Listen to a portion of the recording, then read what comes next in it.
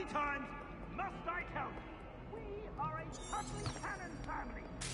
Not simple, Tutley United.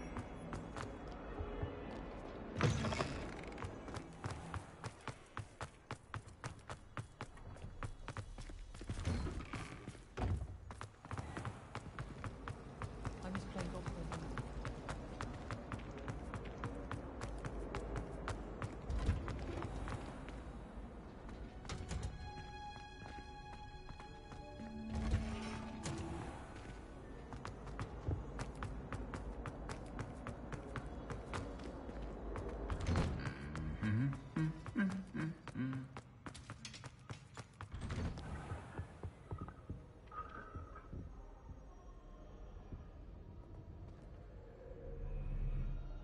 Revelio.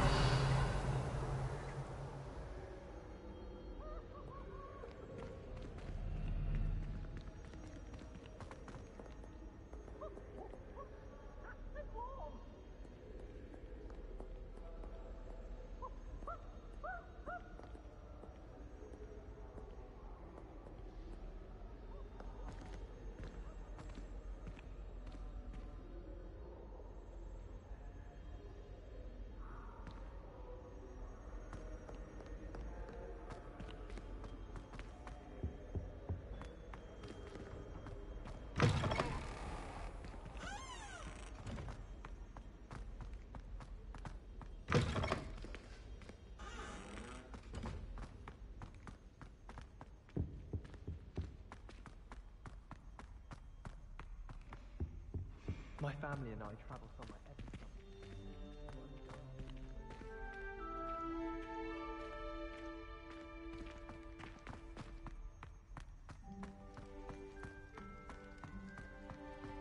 Revelio.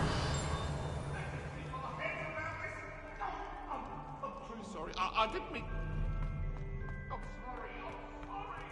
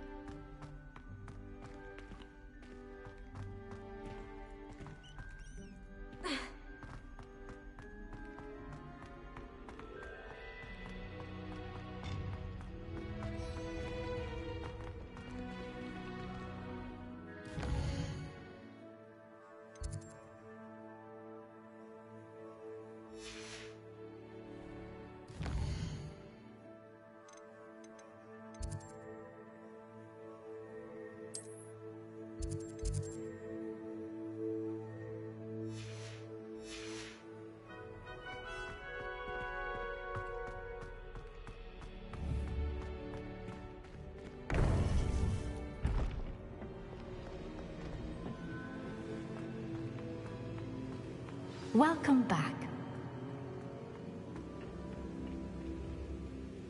Hello, Professor. I have news. The goblins are looking for something. Another repository. They've built drills to help with their search. Most troubling. Are these repositories like the broken container I found at Rookwood Castle?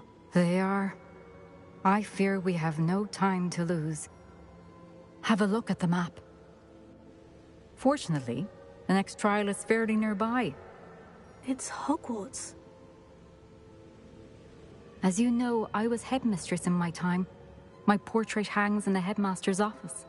In fact, I witnessed Professor Black learn of your arrival. And I'll confess that I wondered about you. Wait, is the next trial in the headmaster's office? It is. I had hoped that when the time came, the occupant of that office would be of help to us. Unfortunately, this headmaster seems wildly unconcerned with anything but himself. You'll need to access the office while he's away. I understand. Very well. We'll find some way to get in. Good. I shall meet you in my portrait there. Until then.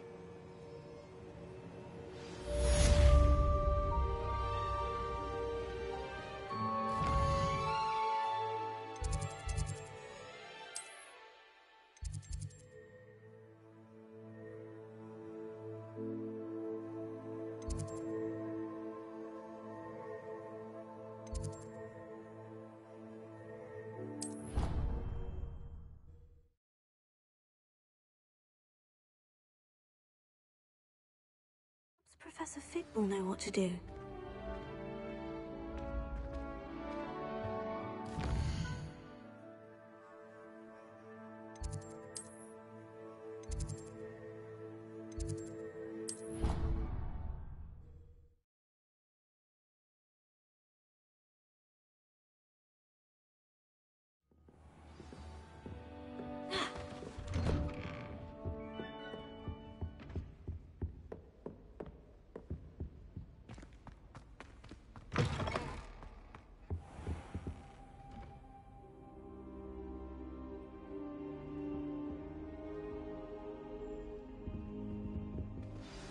Professor Fig, the Keepers have shown me where the next trial is. Has something changed? Lodgok and I have learned that the goblins are searching for another repository, like the one we saw at Rookwood Castle. And I discovered that they're building massive drills to help in their search.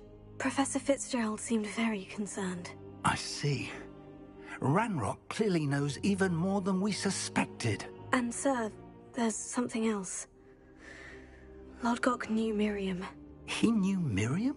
They encountered each other at Rookwood Castle. She was doing research. That's where she found the container with the port key. He liked her so much that he let her leave with it, despite orders from Ranrock. I don't know what to say. She could win over almost anyone. I want to hear more of this. And, in fact, I'd like to speak with Lodgok directly. But we've no time now. Where is the next trial? Believe it or not, it's in the headmaster's office. Incredible. Very well, you'll need the password to get past the stone gargoyle. The headmaster's house elf will know it. I don't know the headmaster's house elf. Will he even speak to me? I imagine he's loyal to the headmaster. He is. So you'll need a disguise. I have just the thing. A polyjuice potion. You'll look and sound like Professor Black. Wait, doesn't polyjuice potion require a bit of the person you want to change into? And take ages to brew? It does. So how do you already have polyjuice potion to change into Professor Black? One never knows when such a thing may come in handy. Let's just say I felt the need to be prepared for anything after my fruitless trip to the Ministry on... is of the essence. Drink up and I shall explain more.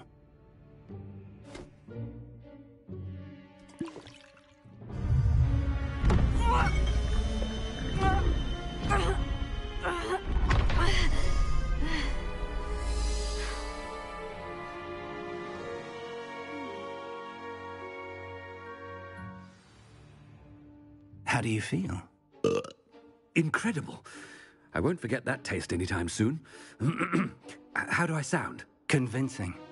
I've taken the liberty of transfiguring your robes. As we discussed, you'll need the password from Scrope, who could be anywhere in the castle. You might look for Professor Kagawa. She's taken to badgering the poor elf about Quidditch in the hopes that he can convince Black to change his mind. Thus far, unsuccessfully. I see. But what if Professor Black sees me? Leave him to me. I shall tell him where to meet a liaison from the Ministry in Hogsmeade. That should give you plenty of time. Thank you, Professor. I suppose we'll meet again in the map chamber. It's rather strange to hear gratitude coming from Professor Black. I'll see you there. Now to find the headmaster's house elf.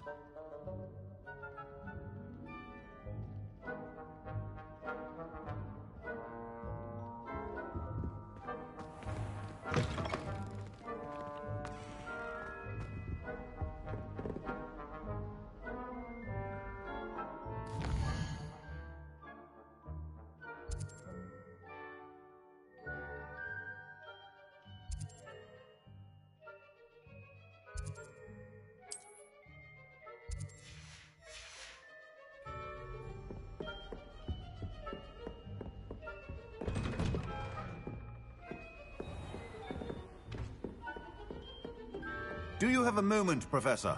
Professor, I was hoping to catch you. Places to be, Professor Sharp. Places to be. Of course, sir. Only... you'd asked me about a particular potion, and I did? I did, yes. Well, spit it out, Sharp. I don't have all day. Probably best not to discuss it here, sir. I assure you, Sharp, you may speak freely. Very well. I've brewed the cure for boils you wanted. I can drop it by your office when it's convenient. Of course, yes. No need for all the cloak and dagger. Simply have a student deliver it. A student. Very well, sir, if you insist. I do. And thank you, Sharp. I just hope you've brewed enough for all my boils. Now, to determine which student gets this rather unenviable task. Chewing with your mouth open? Where are your manners? I wonder almost daily why I accepted this appointment from the Ministry.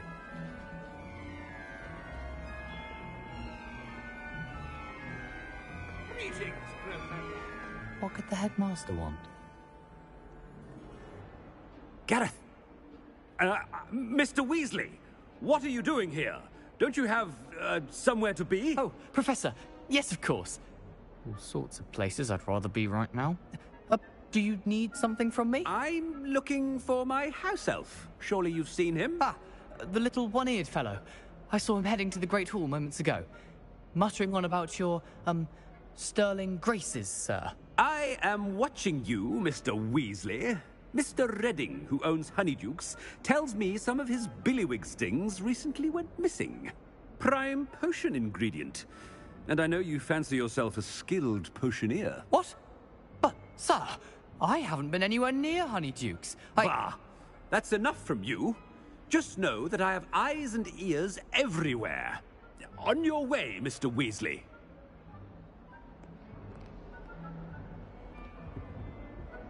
Well, there's one for my diary.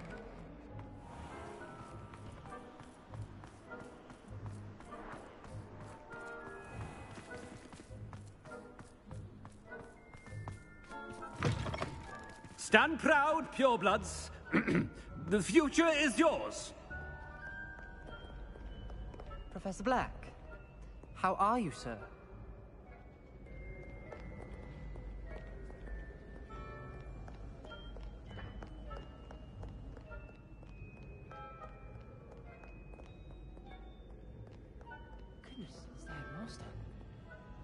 Mr. Gaunt, where do you think you're going? I beg your pardon, sir. I'm simply on my way outside. Taking the day off, eh?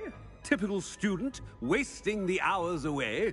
I have to write 20 inches on Dittany and its uses. Was heading to the greenhouse. Ah, yes. Mixed with bubo tuber pus makes a fine mustache paste. Yes, mustache paste. I find. Are you feeling all right, sir? You don't seem yourself. I assure you I am quite healthy, Gaunt. If I need a medical diagnosis, I shall head to St. Mungo's.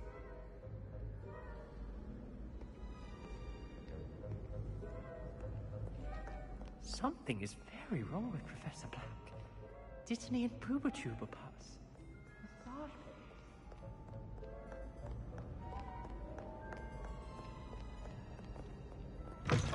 When I witness what passes for magic in these halls, I simply mourn for the future of the wizarding world. Professor, a word? Professor Black, again, it is not too late to reconsider your decision regarding Quidditch. We could still have trials and a somewhat shortened season. It would be better than none at all. But the injury, Madam Kogawa. Professor, more than one student has taken a bludger to the head on our pitch. I dare say it knocked some sense into them. And they're fine now. The fact that it happened to be a pureblood, well, that's no reason to... What nonsense! That you would trivialize the health of a student over a silly game. A silly game? You are quite impossible sometimes. Sir, I've a good mind to write to the Department of Magical Games and Sports at the Ministry about you.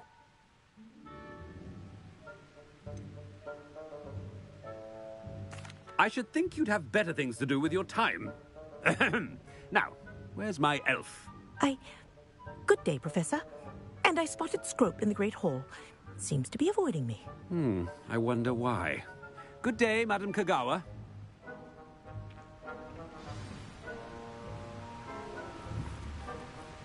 What did we do to deserve him as a headmaster? You call that a shine on those boots? Do better!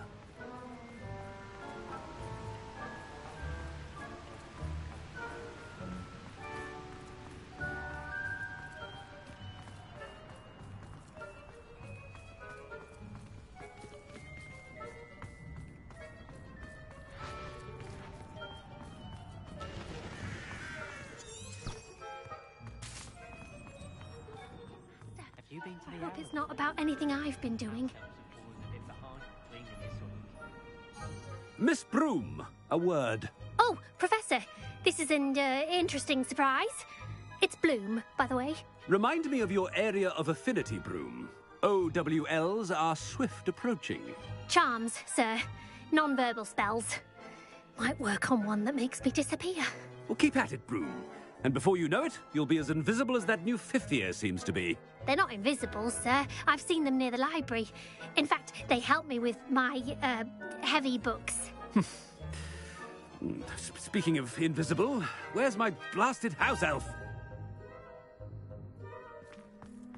Something seems a little off with the headmaster.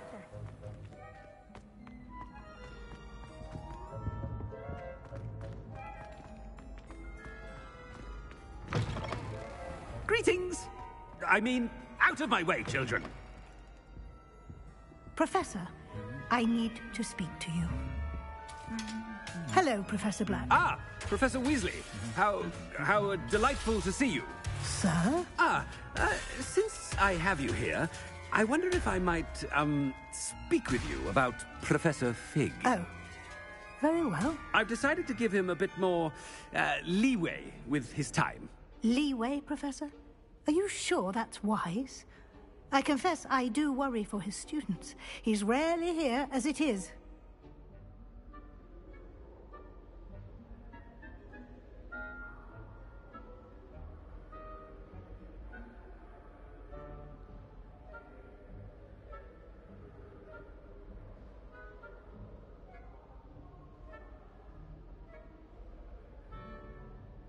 Ah, well, yes. He's handling some official ministry business for me. I see. But, sir, if I may, I am wary of how much time the new fifth year seems to be spending away from the castle, supposedly on Professor Fig's behalf. I've heard unsettling rumors of their escapades. Everything from sneaking into the Forbidden Forest to confronting Ranrock's loyalists and Rookwood's lot. What? Goodness. You cannot believe everything you hear, Professor. No, you cannot. I mean, I shall keep an eye on Fig. You simply keep doing the wonderful job that you're doing. Simply wonderful. Thank you. But I'm happy to look into... Good. That'll be all, Weasley. I mean, Professor Weasley. Good day.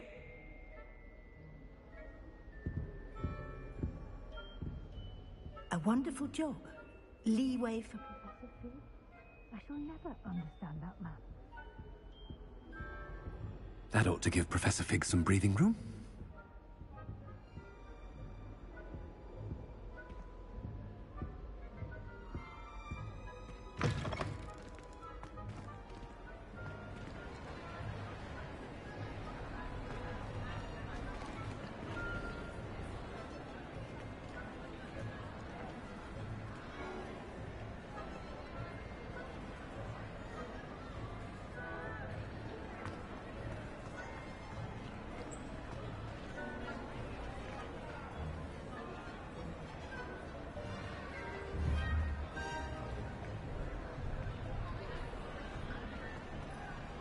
Scrope's as hard a worker as any house elf.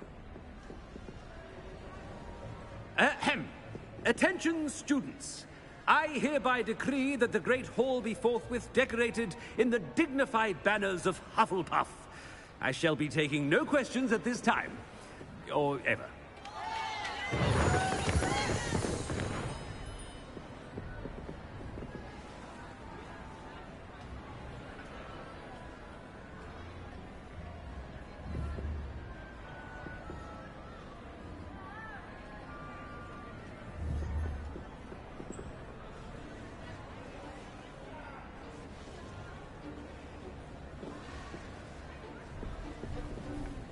Scrope! Oh, greetings, Master. Remind me of the password to my office. Oh, but Master made Scrope swear never to tell anyone, even Master himself.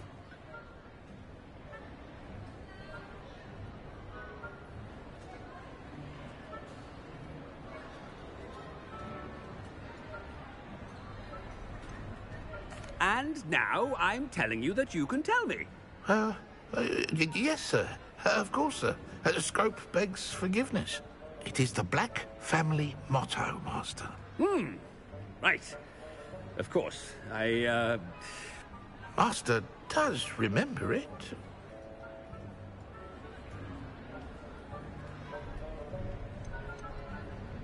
It's pure bloods forever, isn't it? Close, Master. Scrope thinks Master is indeed testing Scrope. It is always pure. Obviously. And, of course, as Master knows, in French. Ah! Yes, of course. I order you to pronounce it for me. Oh, but Master knows that Scrope's French is most pitiful. Oh, very well. Toujours pur. Ha! Thank you. Never speak of this conversation with me or anyone else. Of course, sir. Scrope shall try his best to keep out of Master's way. The polyjuice potion's wearing off. I best get out of sight.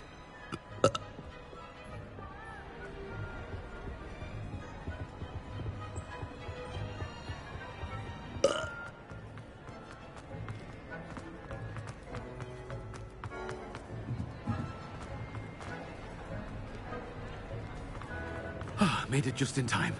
It's wearing off. Fig was right. I can't believe it worked. Now, to speak the password to the gargoyle.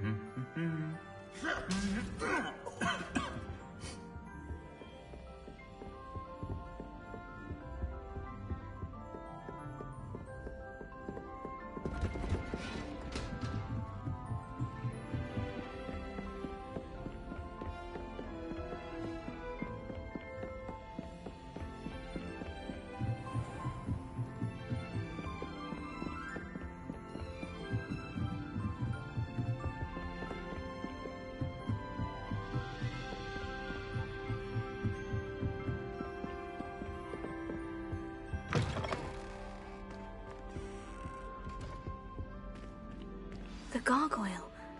That's where I need to speak the password.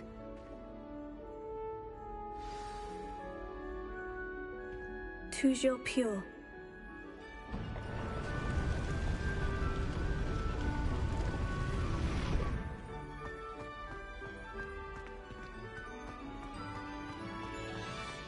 I wonder if all the elite wizarding families have a motto.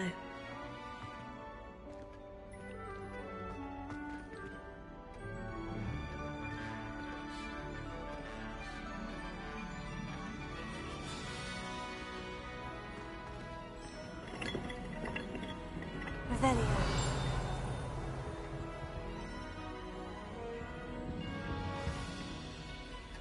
It's good to see you. All thanks to Professor Fig's quick thinking. Now what? Approach the pedestal in the antechamber and read the book that appears. What can I expect to find in the book? A story. I cannot say more. You may recognize some elements of it, as I was inspired by a tale with which many wizarding children are familiar. I suspect there will be more to this than reading a book. Your suspicions are correct. We shall speak when you are finished. Has this been under the headmaster's nose all this time?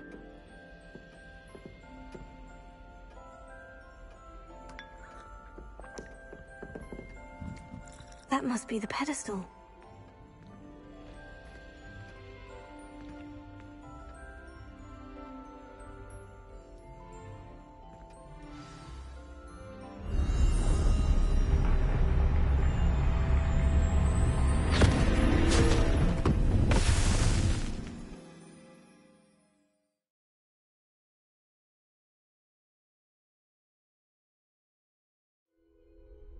Where am I?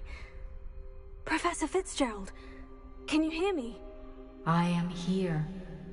In this place, you may call me Neve. You shall be witness to a fable.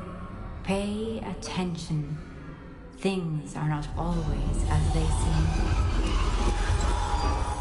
You must move swiftly and cautiously.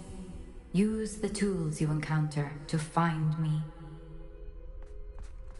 The first you will need is a cloak. In this place, as in life, death takes many forms. Avoid each of them at all costs.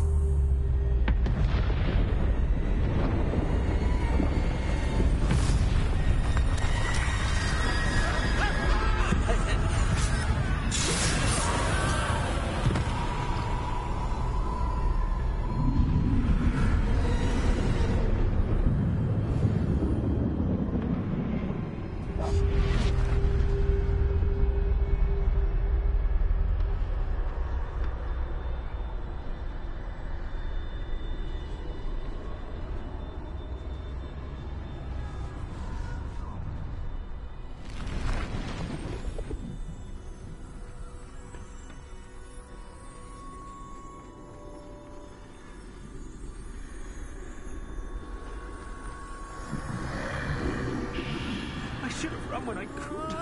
I'd be free by now.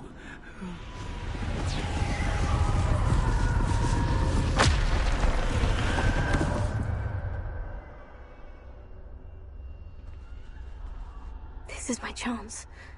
I'm coming, Neve.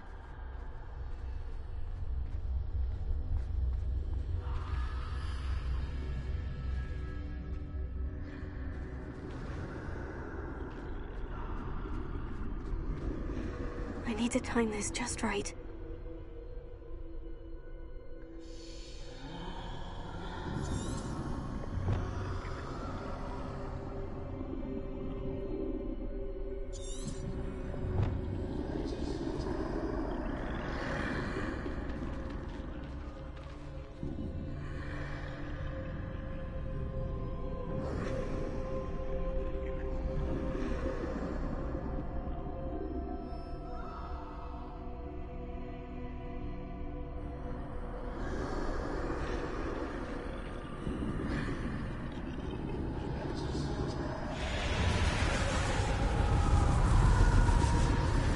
See, a staircase straight ahead.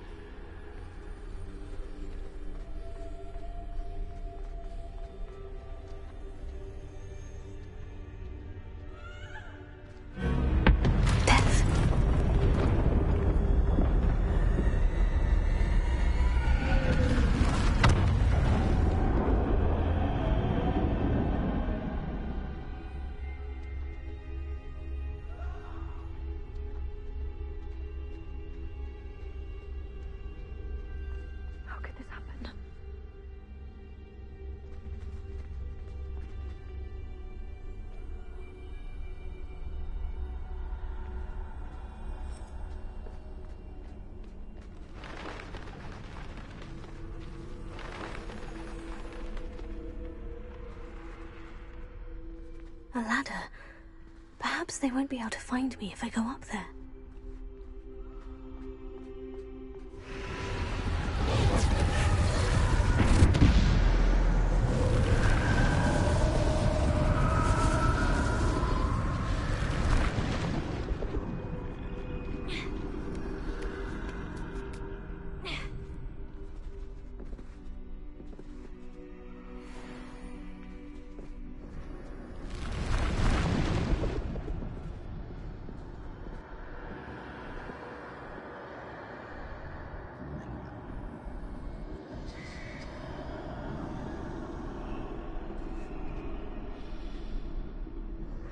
I'd best move while I can.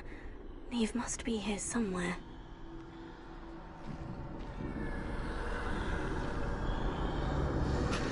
Too many. I must cross this road as fast as I can.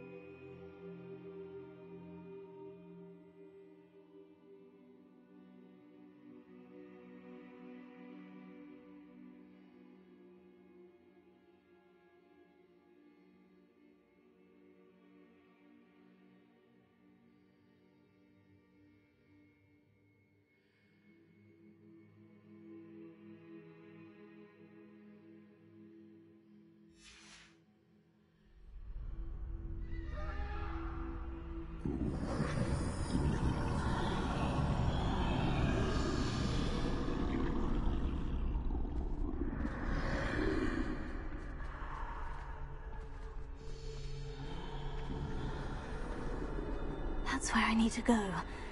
But I need to find a way past them.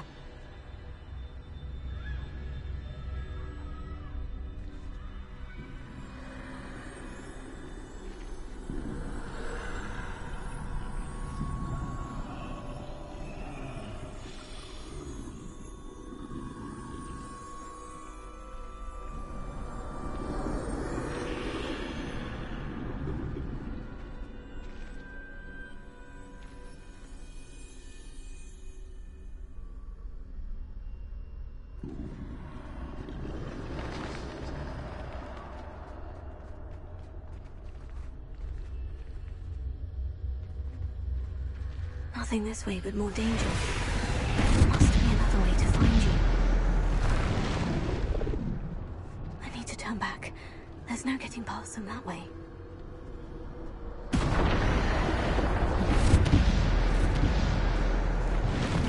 That doorway looks like the only safe way forward.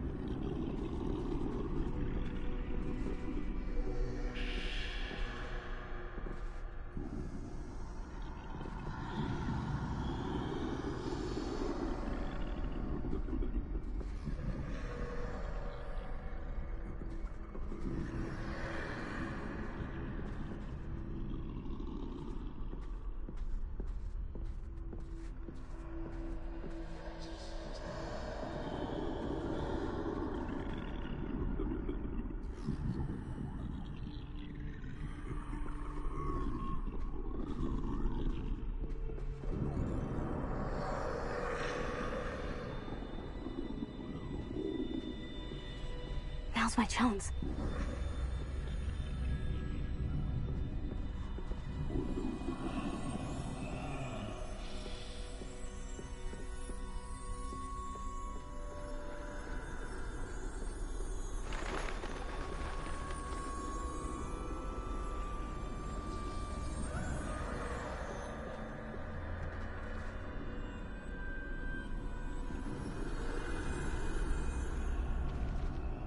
That's the way forward.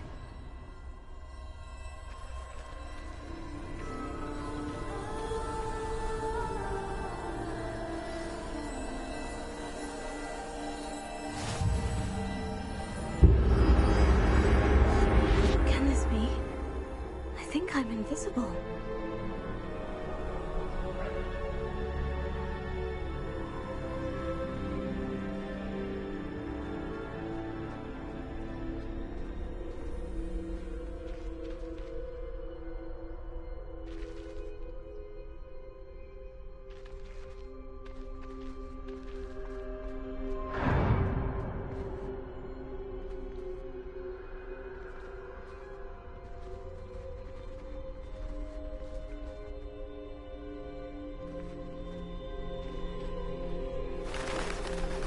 Can't see me at all.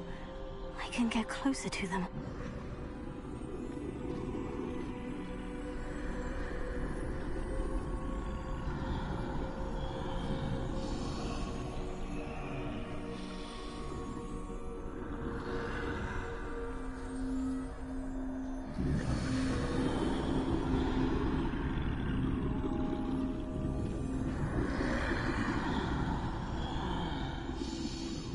This is the way forward.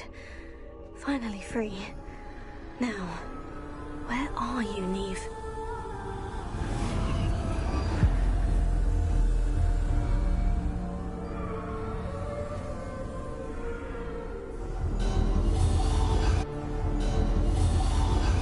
You have run death thus far, but have yet to find me. Keep searching, but this time you will be unable to hide. Wield the wand you see before you. Do not squander its extraordinary power.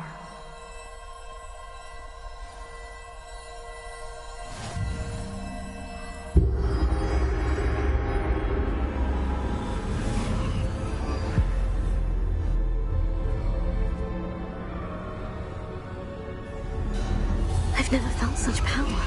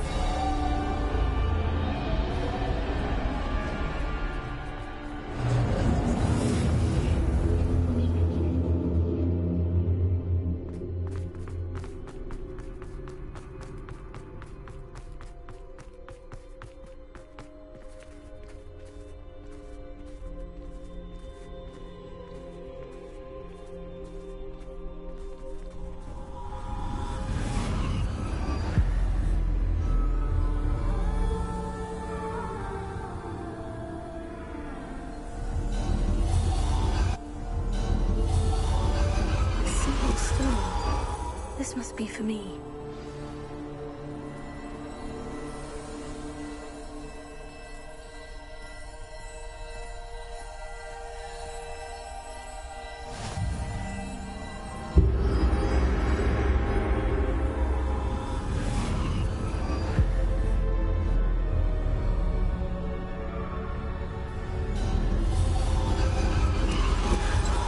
Far from finished. Pass through the mourners ahead. Nothing is what it seems.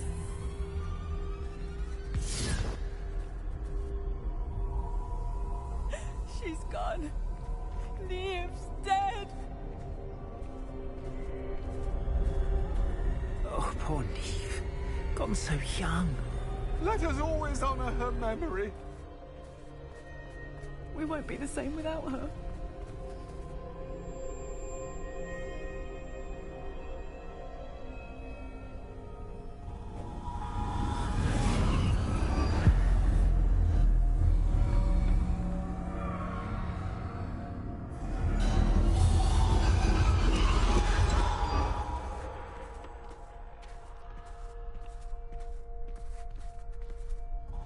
You found me, but you cannot undo what has been done.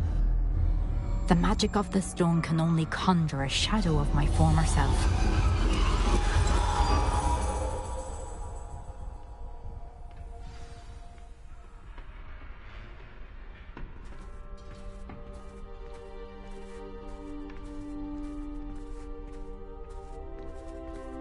But there is no light without shadow, as there is no shadow without light. Simply because you can eliminate darkness does not always mean that you should.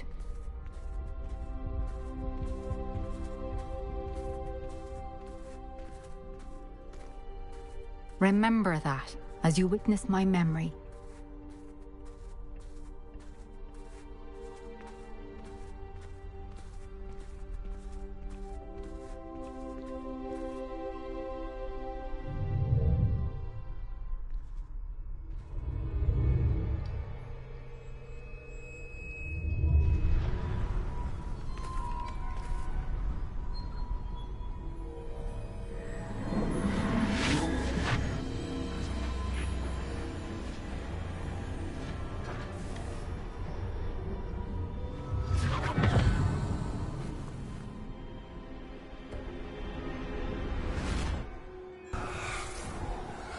Isadora, what you did for your father was remarkable. Well, wasn't it?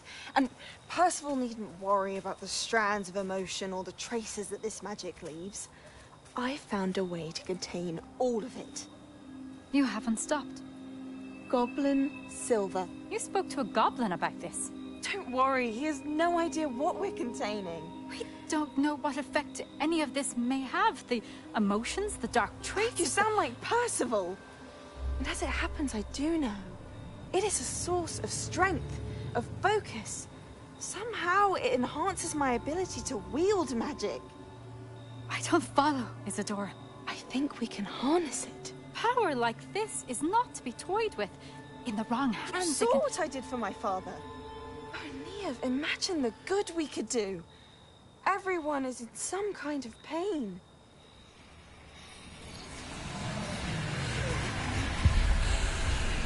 What are you doing?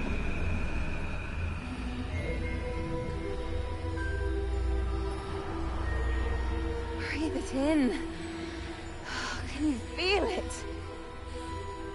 Oh, Isadora. This must stop. All of it. You've kept this power to yourselves for so long because you fear it.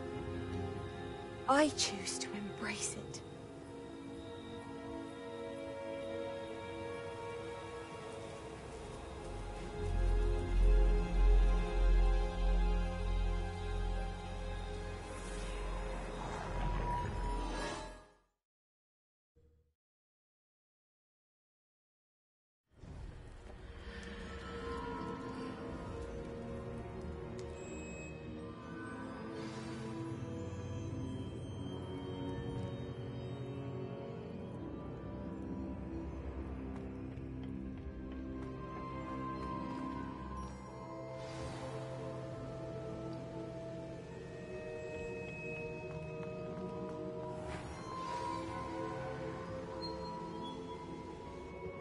it true?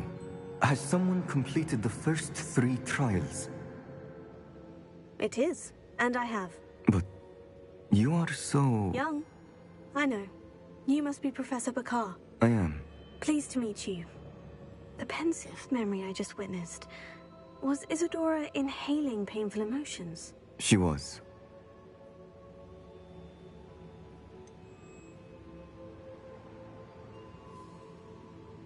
I found it disturbing. But how did she gain power from it? How did she harness it? It was disturbing. Although, I wonder that you are asking about her power. I hesitate to reveal the location of my pensive to someone who, perhaps, has yet to understand the responsibility of power. I can assure you, Professor, I do. In fact, what you don't yet know is that a dangerous goblin called Ranrock has accessed the repository at Rookwood Castle. He has learned to harness the contents of it as a source of immense power. He plans to use that power against wizard kind. We have no time to waste. I see. Nonetheless, the knowledge you shall gain after you witness my memories is too valuable to share without further consideration. I shall require time to confer with the other keepers. It seems we have no choice but to wait, frustrating as it is. I heard what you told Professor Bakar. Isadora was inhaling emotions to gain power? She was, and she pulled emotions, as she did from her father, from Professor Fitzgerald, without permission. Monstrous. What's more, she said that she found a way to store the traces of magic she extracted in goblin silver. The repositories? Possibly. There's something I didn't get a chance to tell you earlier. Ranrock has been digging at locations tied to the 5 names he found in the journals of a goblin metalworker named Bragbor. 5 names? The Keepers, and who else? Isadora Morganac? Precisely. That's how he's been one step ahead of us. Gringotts, the Tower, Rookwood Castle. If the Keepers won't tell you where the next trial is yet, I say we at least maintain a watch on Ranrock. Perhaps he'll lead us to more information. Perhaps. I hope to hear from Lodgok soon. I haven't heard anything since I learned of the drills. Oh, and as you've probably guessed by now, your Polyjuice plan worked like a charm. I knew it would. I may have done too good a job distracting Black. I had no idea he can't hold his fire whiskey.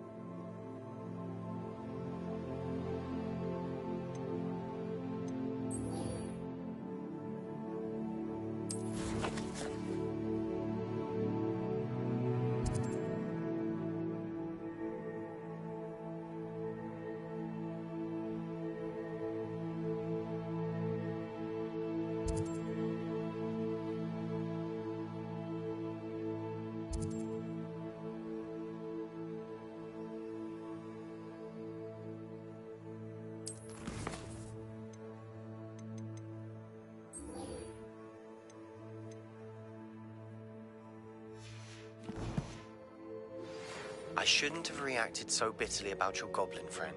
I apologize. I hope we can finish what we started with the triptych. Please meet me at the southern coast. We can search for the final canvas piece.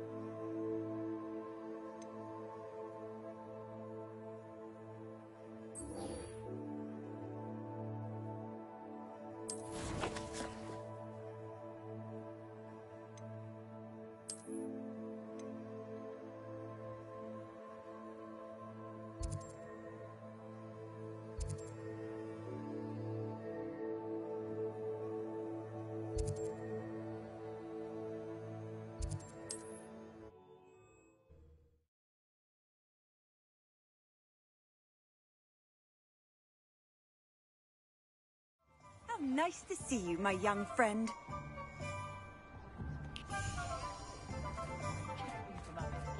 Hello, pardon me? Hello there. Was there something you needed? Hello, I was wondering if you would be interested in having your own shop and a house elf to help you with it. Penny's the name. Penny's mistress is selling this shop, and Penny is most eager to start working with the new owner. It might surprise you to know that Penny can sell practically anything. Oh, it would be wonderful to have a place to sell things and someone to help me. You'll be able to give Penny almost anything that you want to sell. It will be no work at all for you once the shop is up and running. If you want the shop and Penny hopes that you do, you should talk to Penny's mistress as soon as you can. Her name is Cassandra Mason. Why is your mistress selling the shop? And you? Penny cannot be certain, as Mistress Mason so rarely confides in her. However, she repeatedly mentions how tired she has become of trying to let the shop. She has had rotten bad luck with the last few tenants.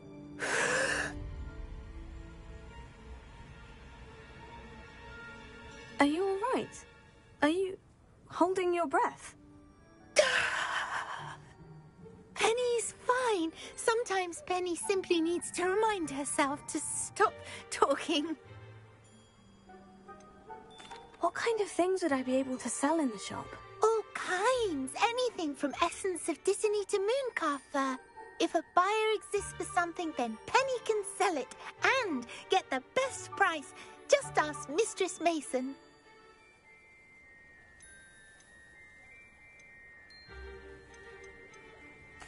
All right, I shall go and find Madame Mason. Oh, this is splendid news indeed. You won't be sorry.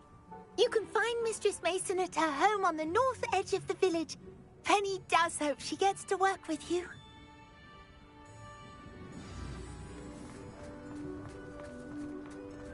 My mother used to say I was lazy.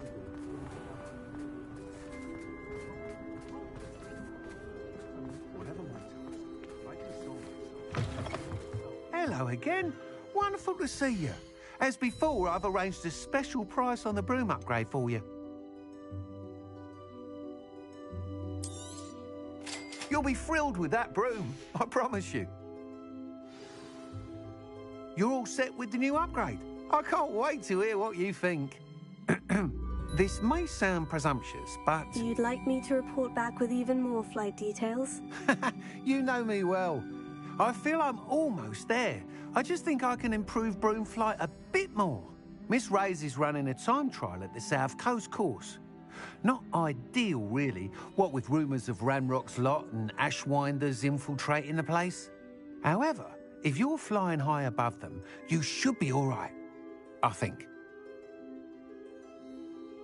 I'm not worried, Mr. Weeks. I'll see if I can find Imelda. I hope you are able to complete these trials. I have a feeling this final upgrade is going to be a sweeping success. Do be careful, of course. I shall look forward to hearing from you soon. I look forward to our next meeting.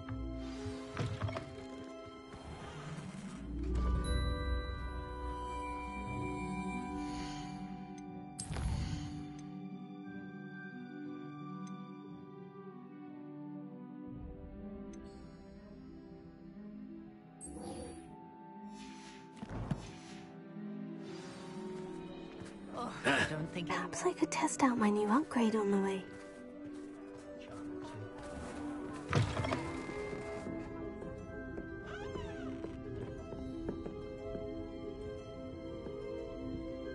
Over here. This is a change of pace from our last outing. Don't remind me. The thought of that tent still makes my blood boil.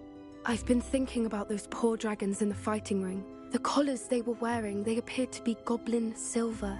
I think a collar is precisely what we found at that poacher camp. I've never known poachers to use anything like that before. The dragon that attacked my carriage was wearing a collar. And Professor Fig was genuinely baffled by its behavior. That attack always did strike me as a little strange, seemingly coming out of nowhere.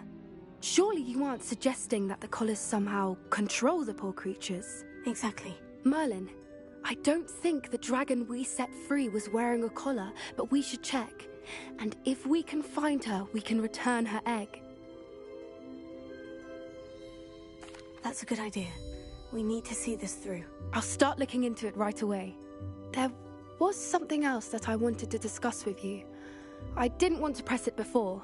It seems I may have caused you more trouble with Victor Rookwood. Why is he after you?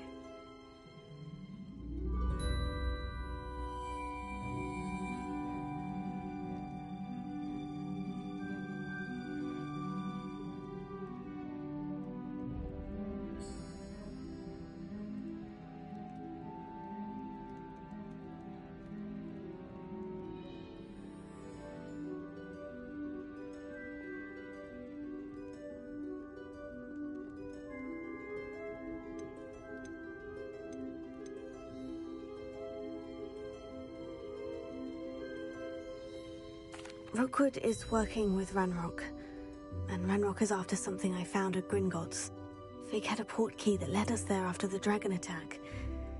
It's a bit of a long story, and Fig had asked that I not speak of it yet. Goodness. Well, that certainly helps to shed light on what we saw at the tent. Don't worry, I'll guard your secret as if it were my own. I shan't press for more details. In fact, I should probably be going. I'd like to track that dragon down as soon as I can. I'll let you know when I have news of her location. I hate to see a creature get put down like that, but trolls have no business in Hogsmeade.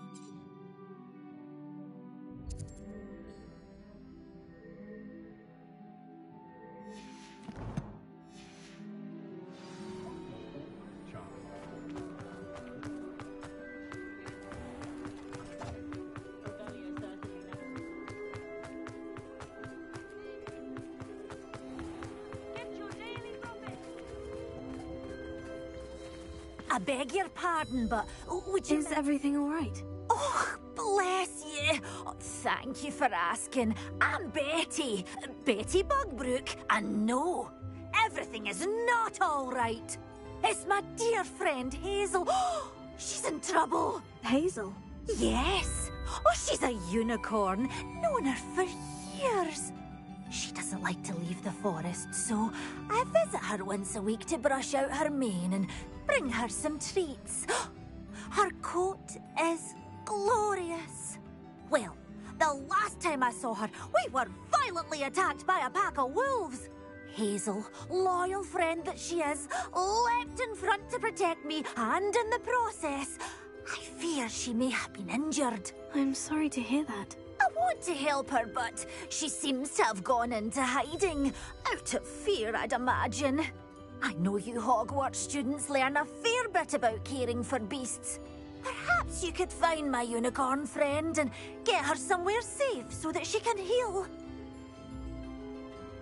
I'll keep an eye out for your unicorn friend and take her to safety if I see her. Oh, you've a good soul. I can always tell. Please, don't risk your own safety, though. I don't know precisely where she is, but I can tell you that her den is north of Hogsmeade. And although I haven't been able to brush her lately, I imagine she still has the brightest, most beautiful coat of her entire herd. Remember, you'll know her by her brilliant coat, and be warned.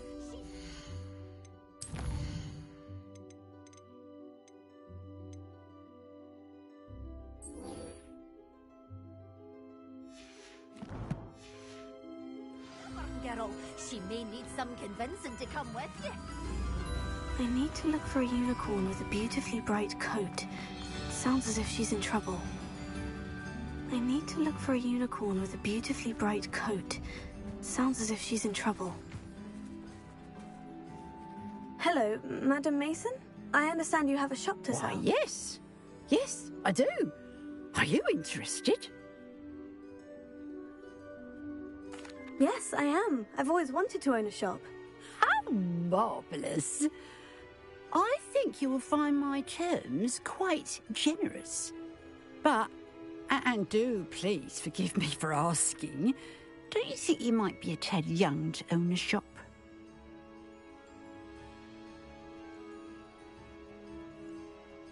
I have a knack for this sort of thing, if I do say so myself. If I can meet your terms, I hope that you'll sell to me. Well, I reckon you have the confidence needed for such a venture. And of course you'll have Penny to help you. That elf could sell tea to a troll. I assume she told you she comes with the place. She did indeed. I like you. Tell you what, I shall sell you the space for an exceedingly fair price. I think you might just be shrewd enough to make a go of it. An exceedingly fair price for a shop and an elf. What's the catch? Huh? You are wise to be wary in business dealings. No catch, really. I simply ask that you allow me to do you the favour of buying the shop back. At a discount, of course, should your efforts fail.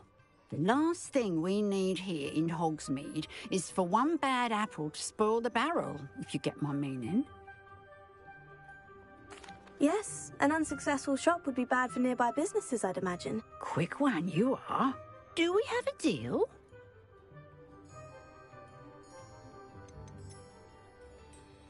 It looks to be rather a mess. Why haven't other tenants been able to make a go of it there? As you've no doubt considered, running a shop is not as simple as those less savvy might think. The new owner, however, will have something that previous tenants did not.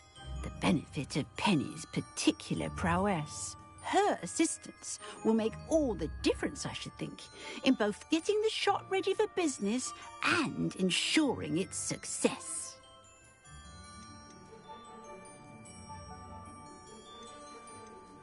It does sound intriguing, but I need to consider my finances first. I'll come and find you if I'm interested. Very well, but I won't be able to keep the shop available for too long.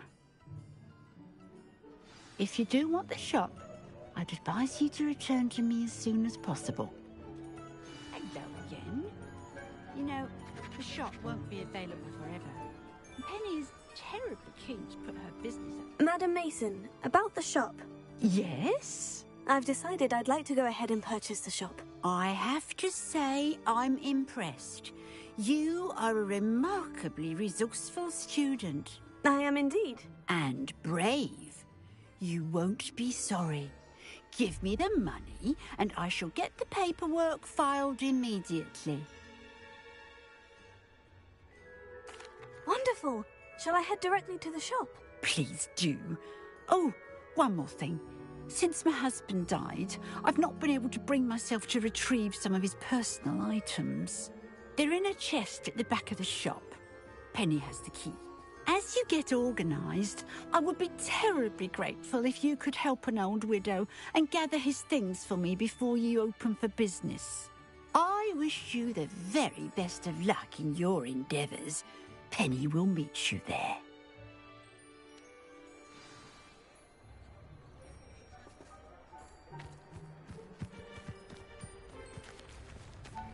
Revelio.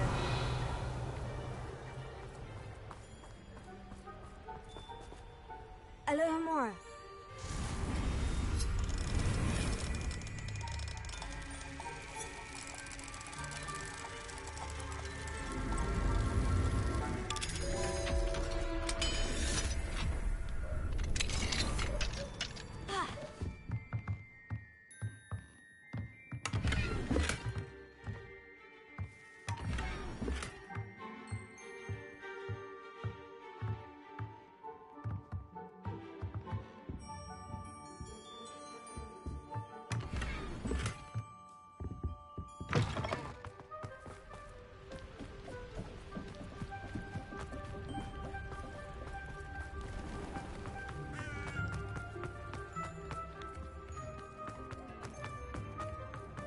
Did you find my point? I need to look for a unicorn with a beautifully bright coat. Sounds as if she's in trouble. Revelio. Alohomora.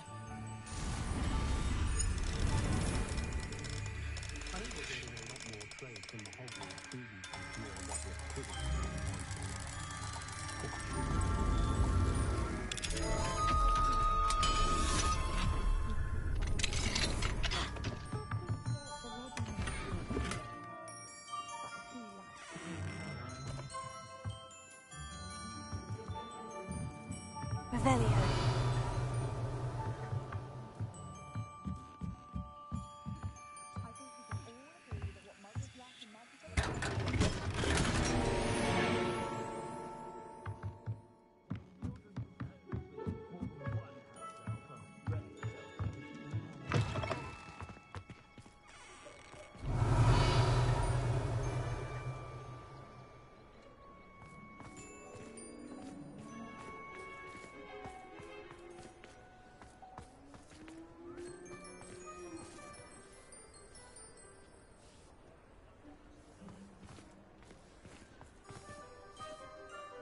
Well, I've done it, Penny. The shop is mine.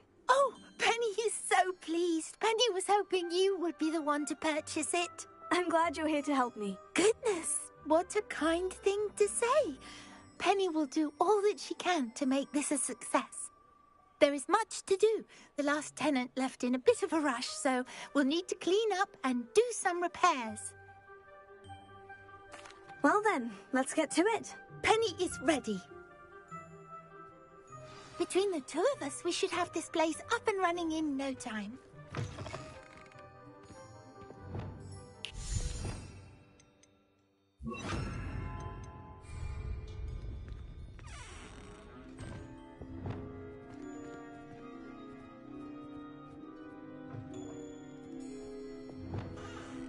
Reparo.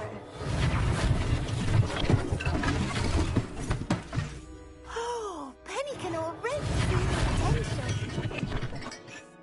This will surely be the most successful shop in Hogsmeade. Mistress Mason wanted Penny to be sure and give you this key. It opens a chest in the back room of this shop. Oh, yes. She mentioned it to me. It contains some of her late husband's belongings. Penny wonders if you should open the chest. Are you holding your breath again?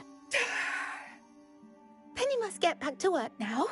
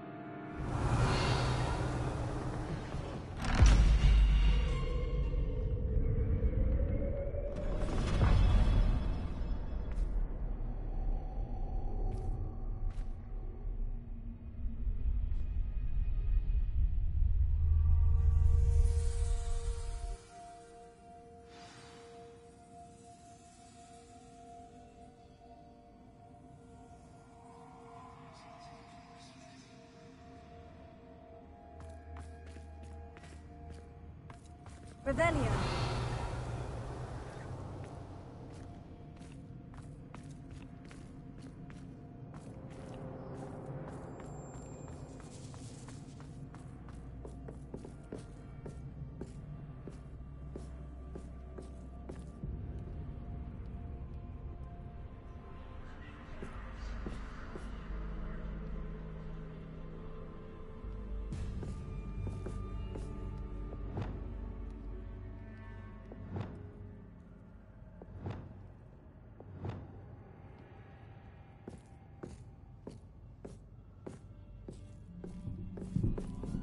That's odd.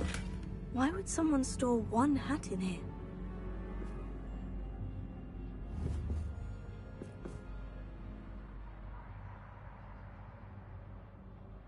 Revelio.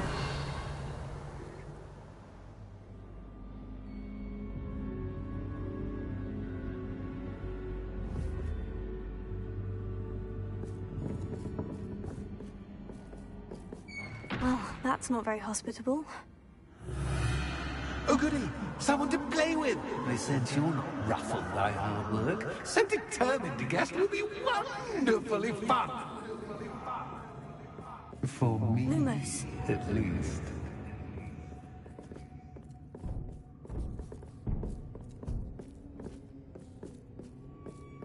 Revelio. Lumos.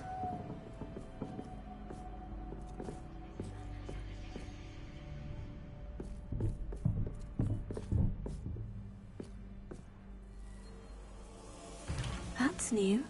Onwards, I suppose.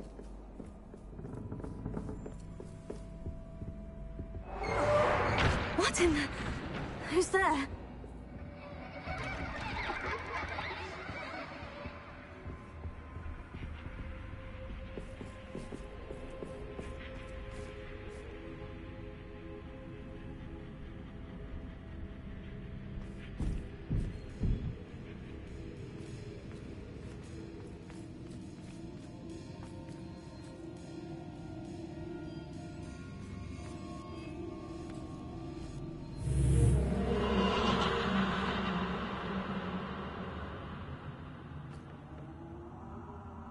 Revelio.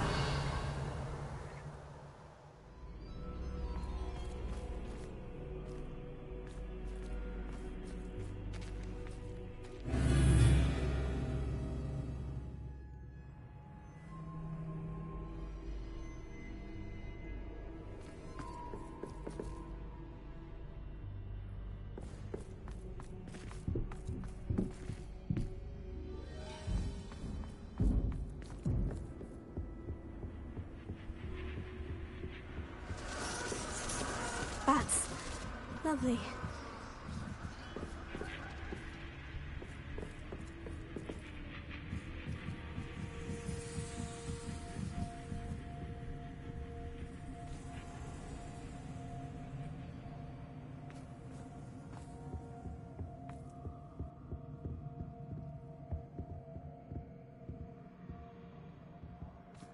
Lumos. Seems as if I should hang something there.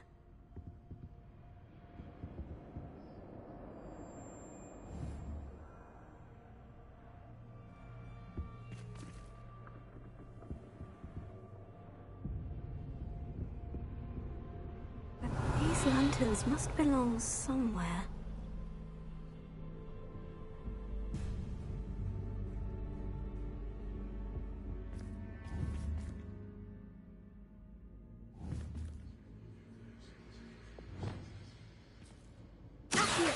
The lanterns are meant to be hung on the hands.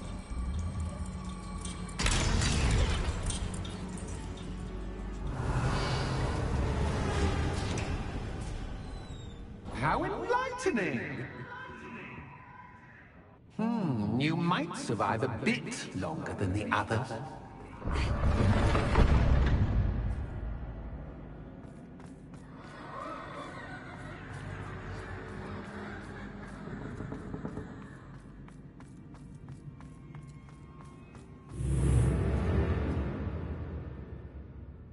Lumos.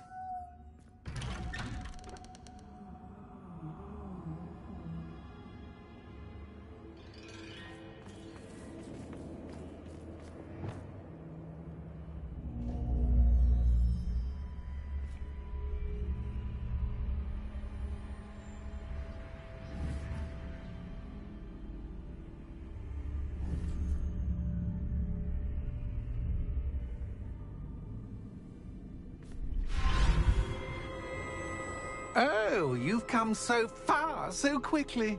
Well done. You might be just the playmate I've been looking for. I do hope you enjoy my playground. I encourage you to tell everyone about it. If you make it out, that is. Please try. If you get to the end, perhaps we can come to some sort of arrangement. I do want your shop to succeed, after all. What's the saying? Two sides to every story. Unfortunately for you, both sides hear it to my story. And you'll have to complete both to get to the end.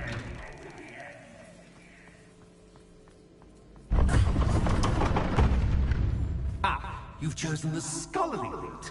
You'll need more than you've learned from books to best me. Revelio.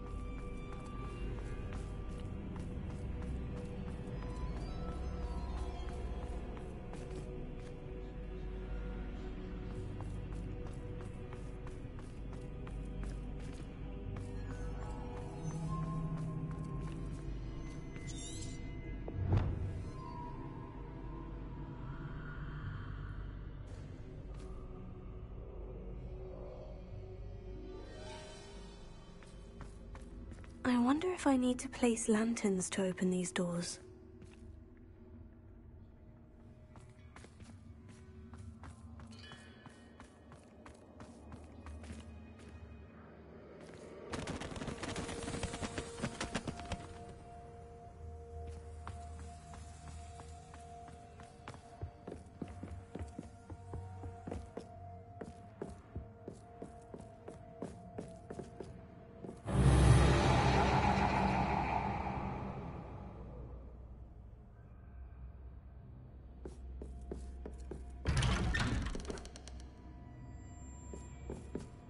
Lumos.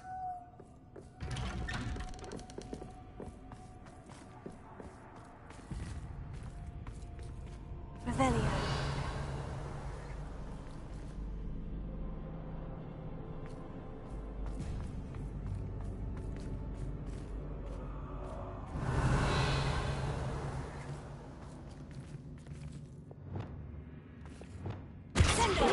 Deja vu.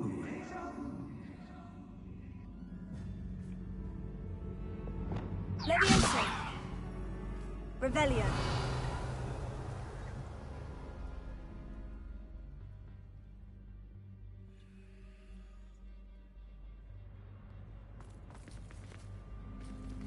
Watch it.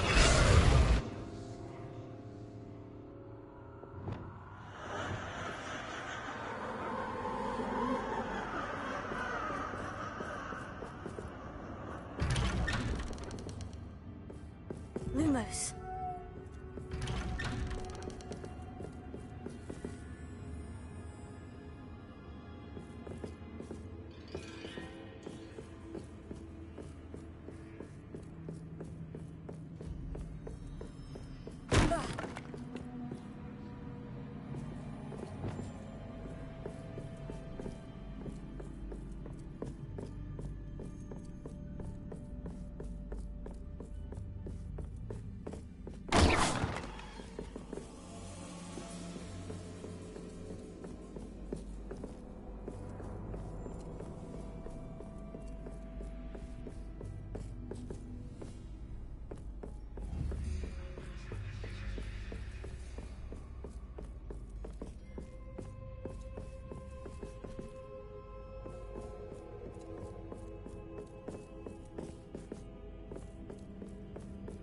Lumos.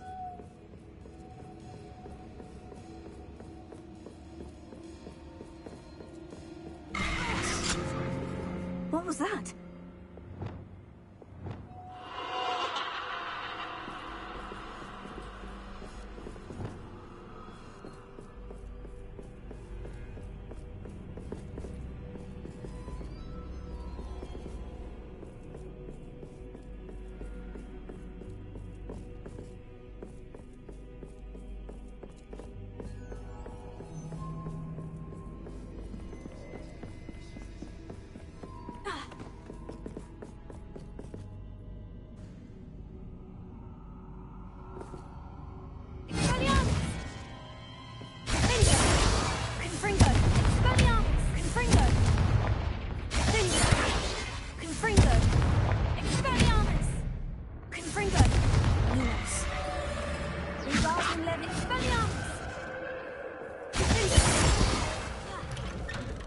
Lumos.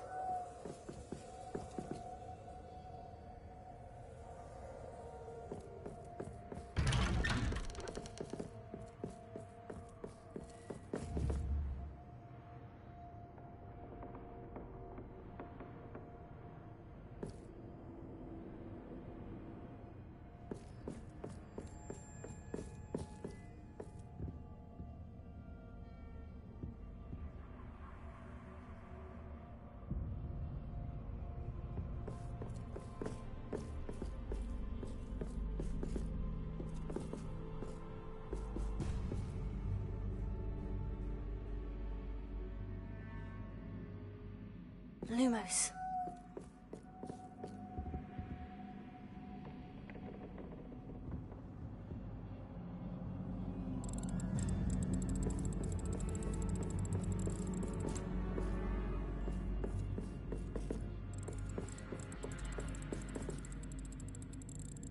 Revelio.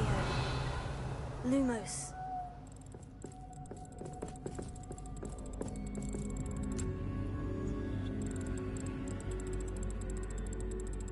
Oh, how nice of him to pop in.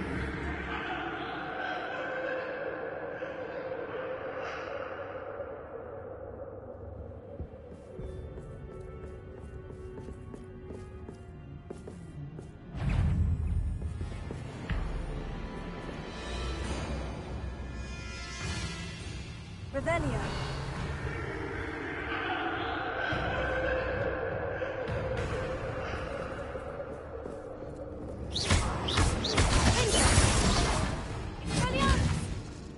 Revelio. Confringo.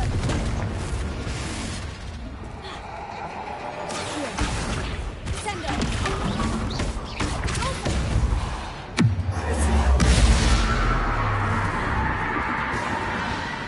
Expelliarmus.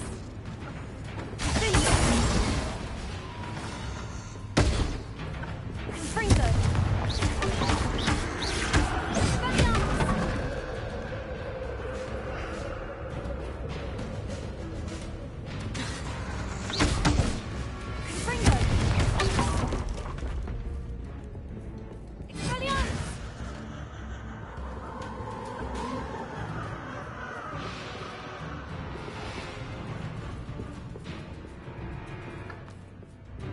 Revelio.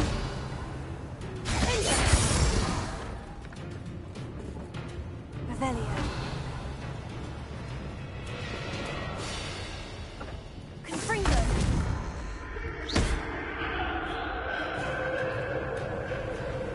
Expelliarmus.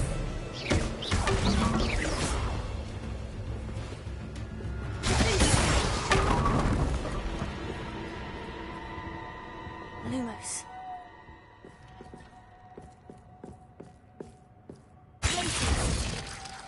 Lumos.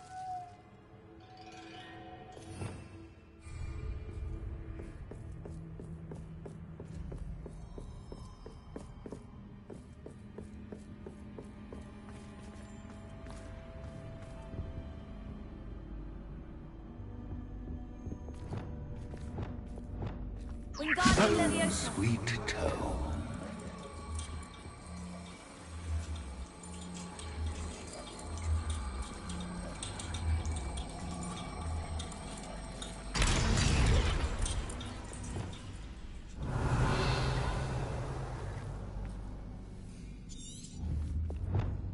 Revelio.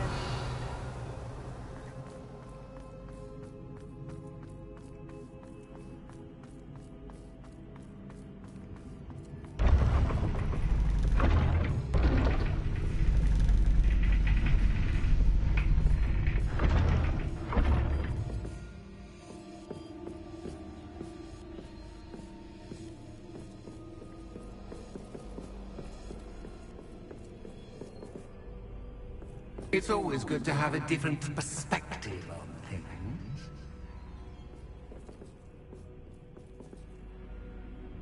Revelio.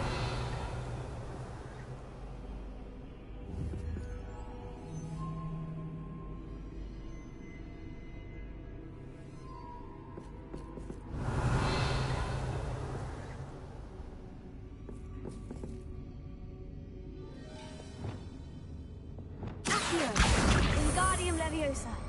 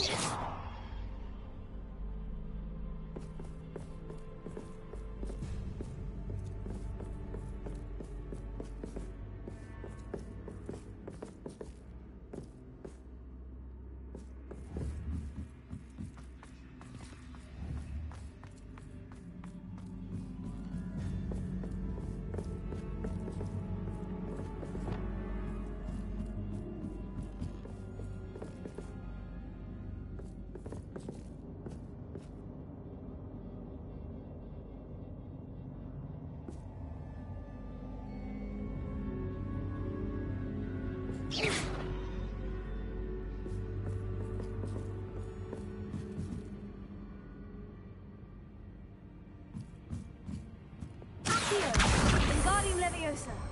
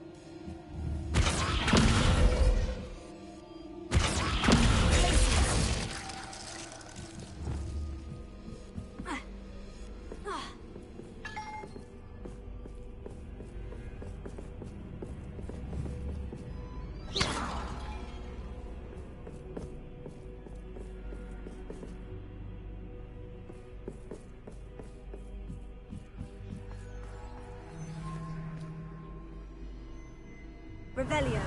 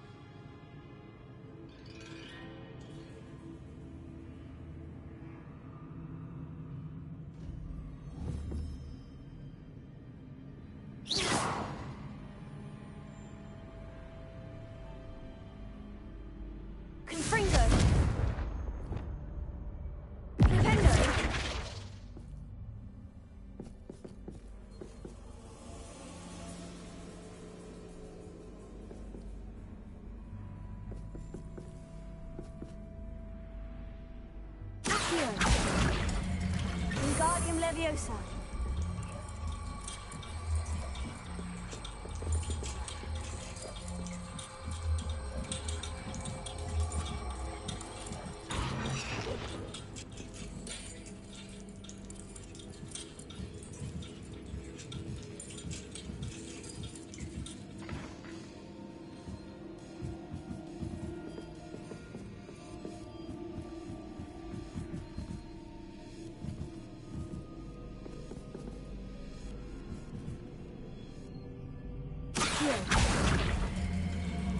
Wingardium Leviosa.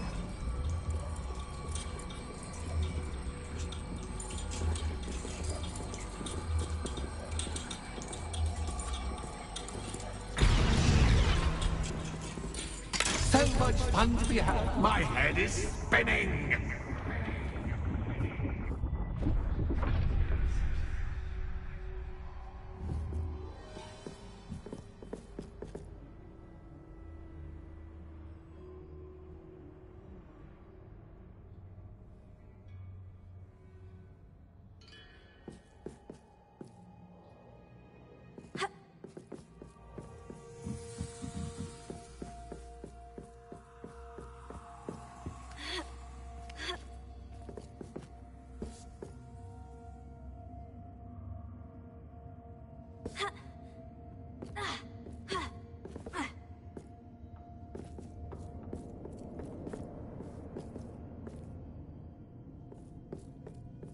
Lumos.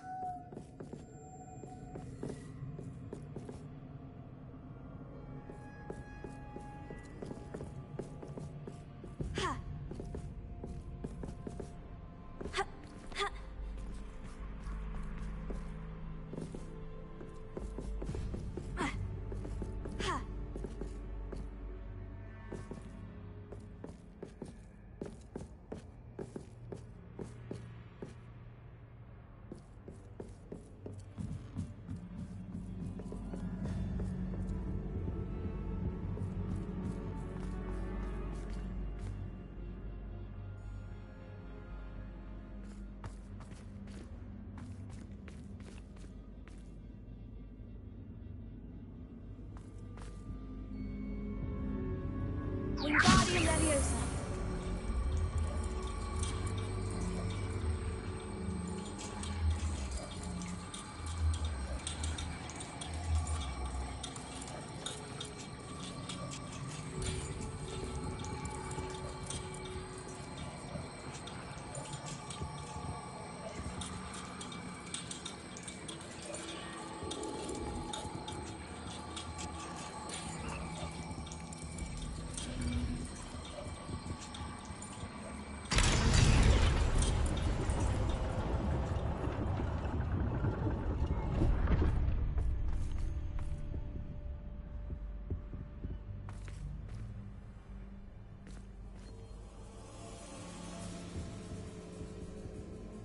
Perhaps I should pull the lantern into this room to cause the room to rotate again.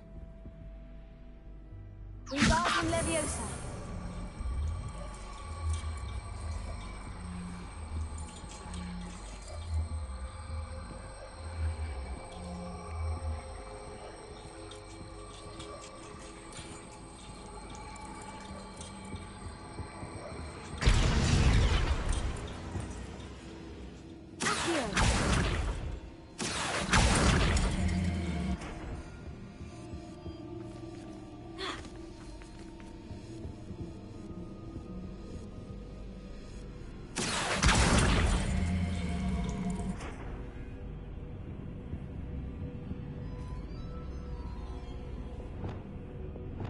Wingardium Leviosa.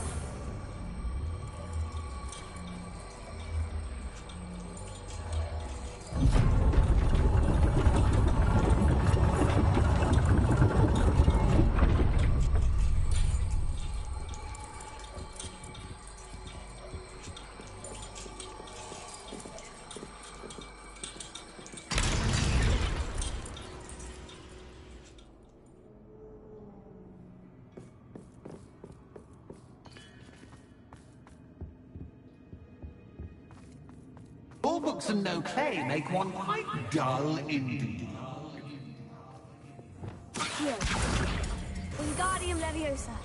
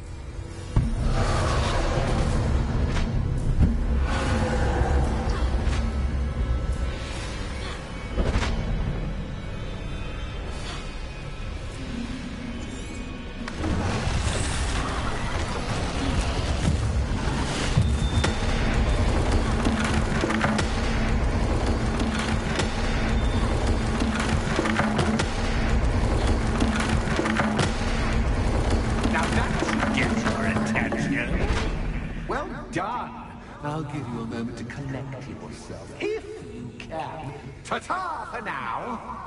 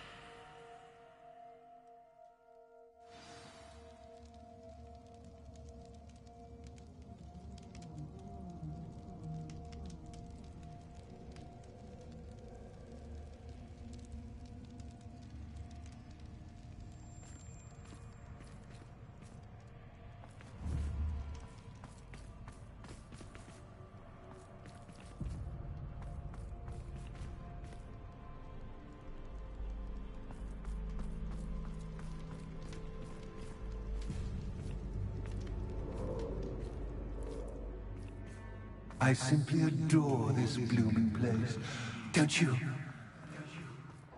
You know, foliage, like most living things, won't survive for long in the darkness.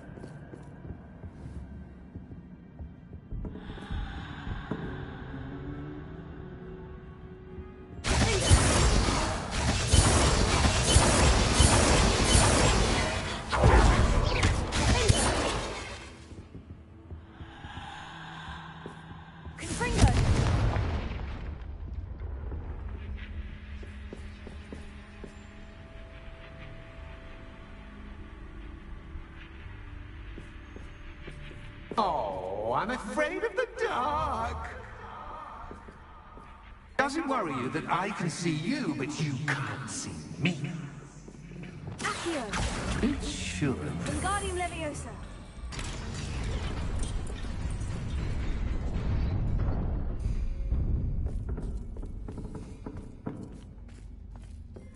I'd offer you a seat, but I'm rearranging the furniture. Plus, don't want you getting too comfortable for once. What do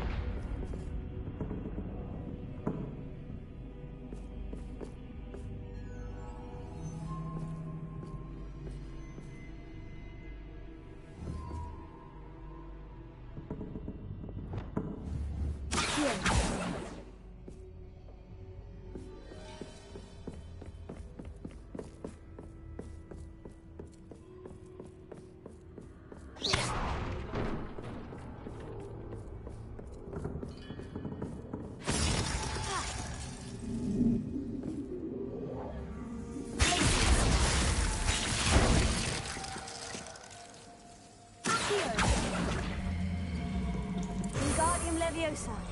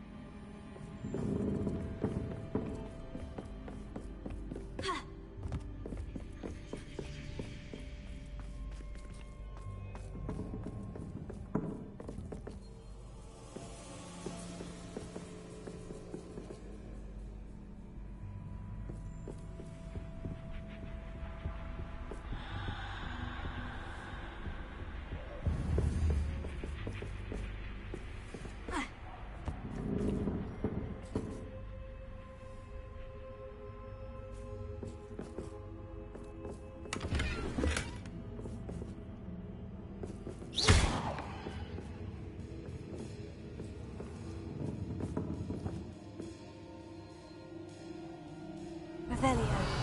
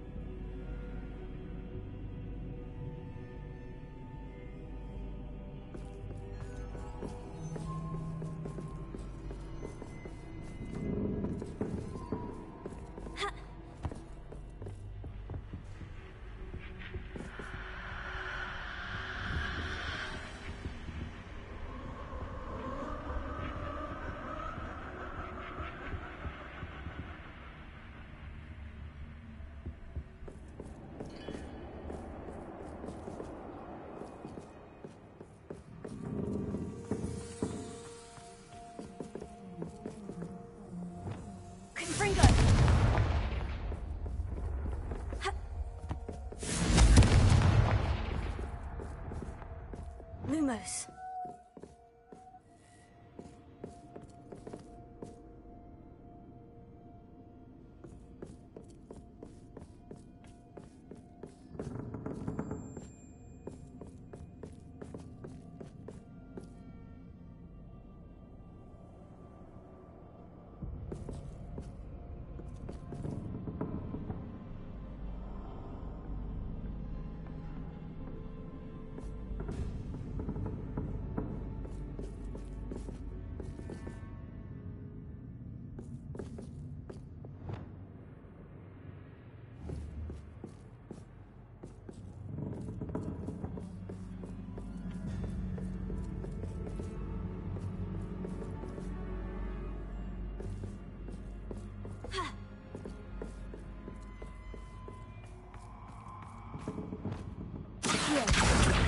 Wingardium Leviosa.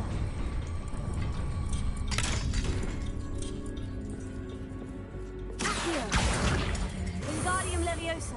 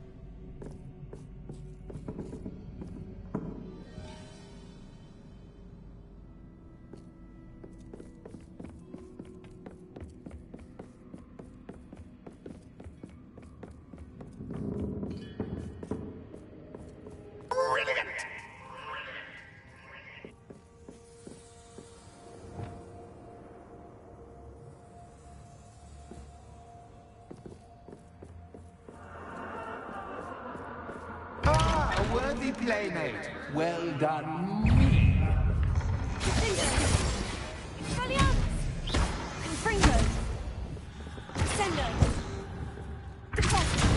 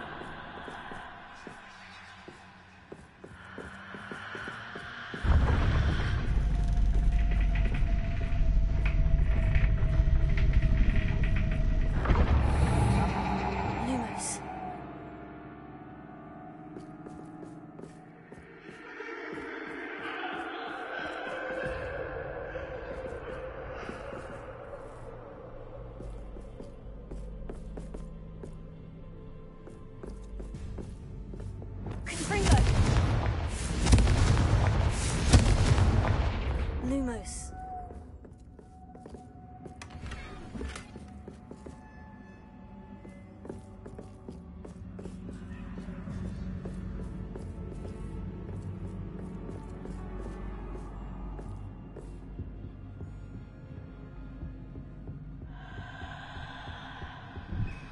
Wingardium Leviosa.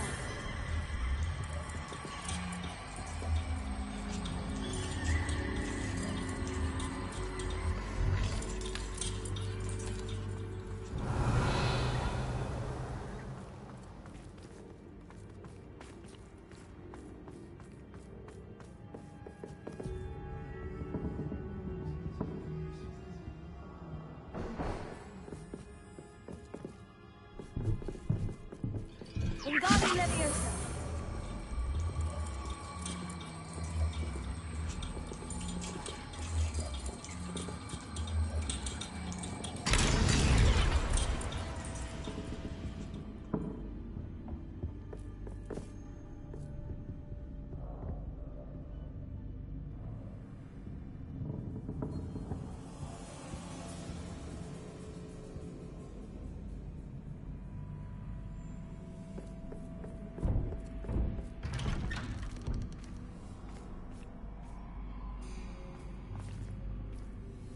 Revelio.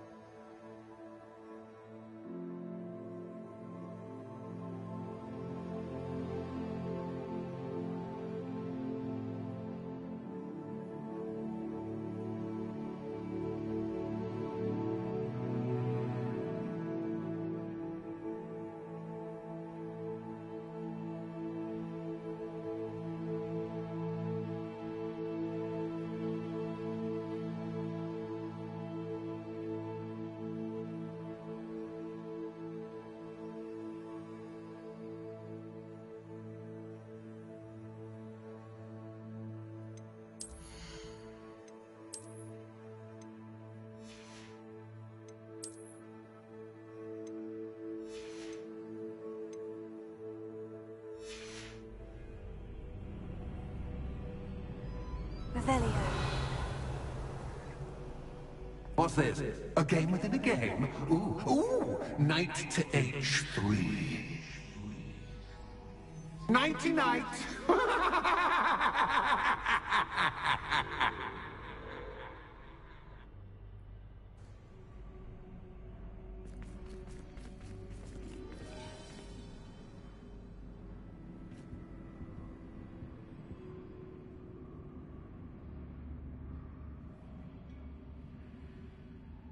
Revelio.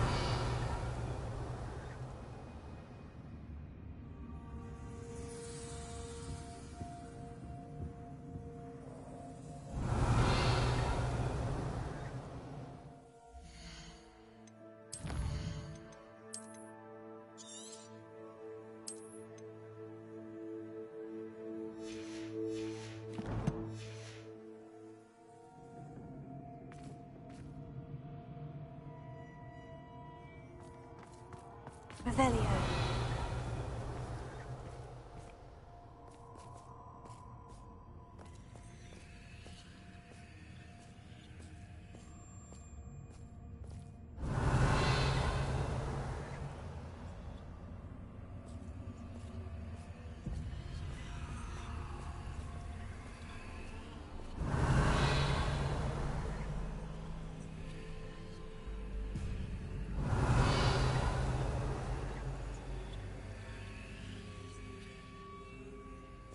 Revelio.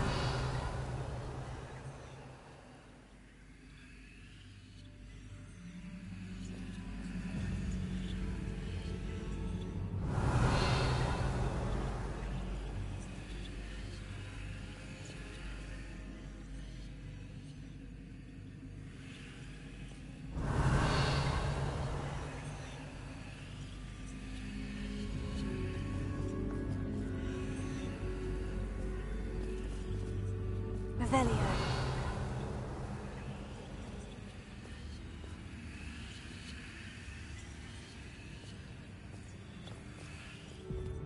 That wasn't too difficult.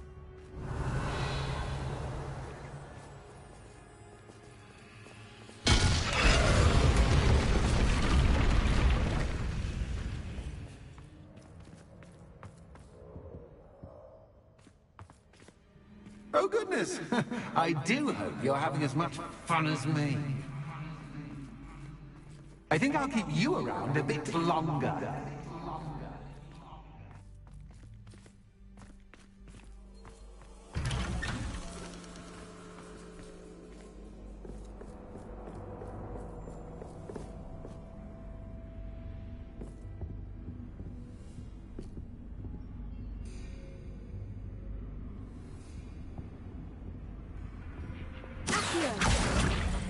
Wingardium Leviosa.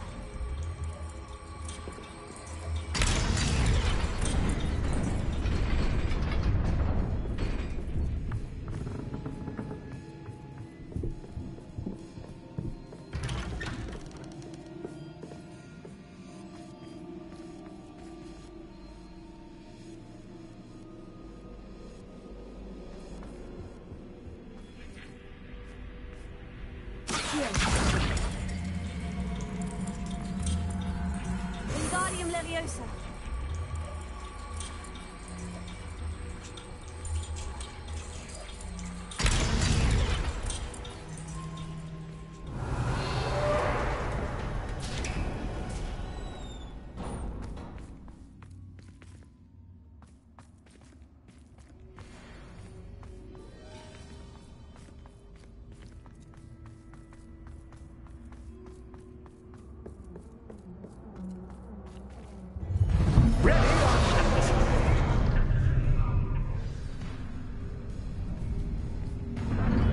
Time to raise the stakes, so to speak.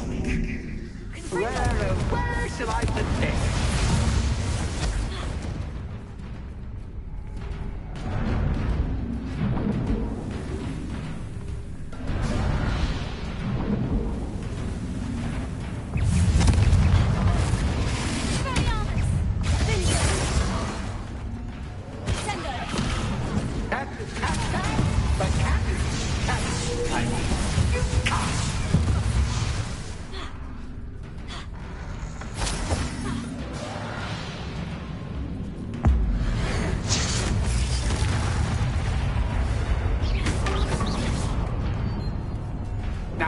should get your attention.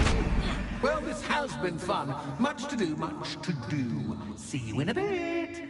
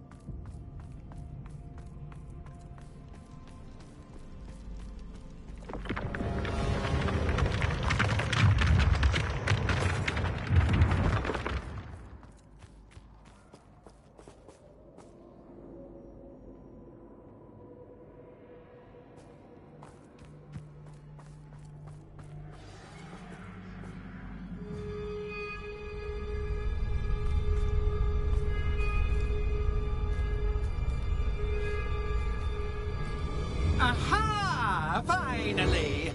You, my inordinately clever friend, appear to have traversed this seemingly never-ending dungeon relatively unscathed.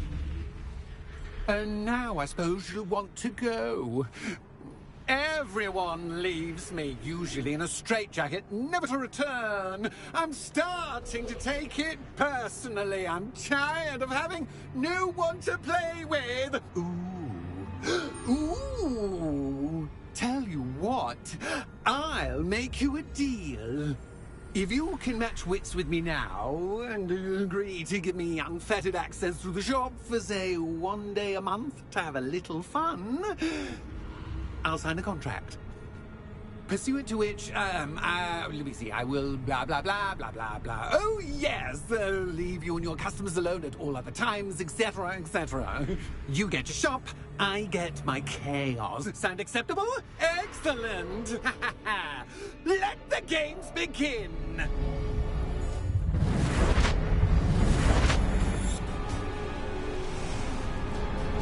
Fringo! Catch is cat, but cat is cat. I mean, you cat!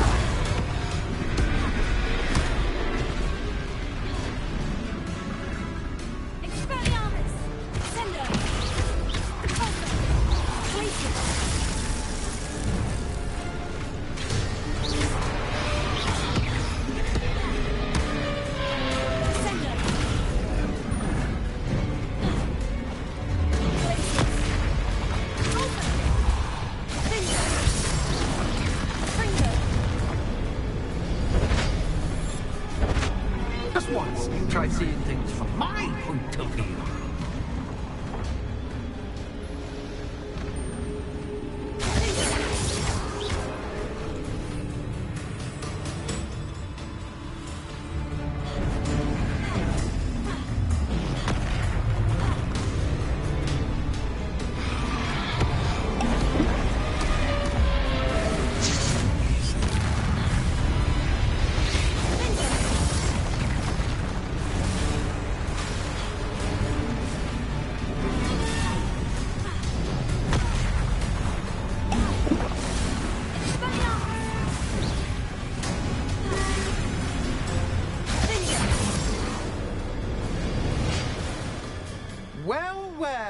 Finally, someone deserving of the playground I so meticulously crafted.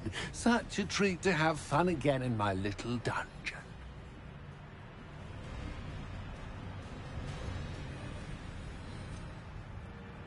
I wouldn't call it fun, really. Wouldn't you? To each their own, I suppose. So, about that contract. I am a poltergeist of my word.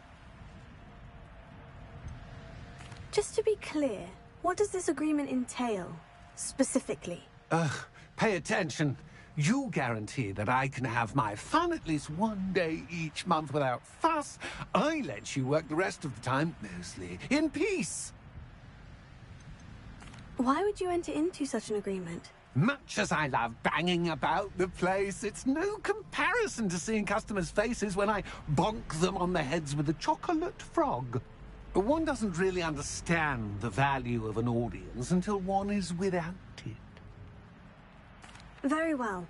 I shall agree to your contract, with one small addendum. Hooray! No more of this unsatisfying banging about all day in a pitiful void. Wait, did you say one small addendum?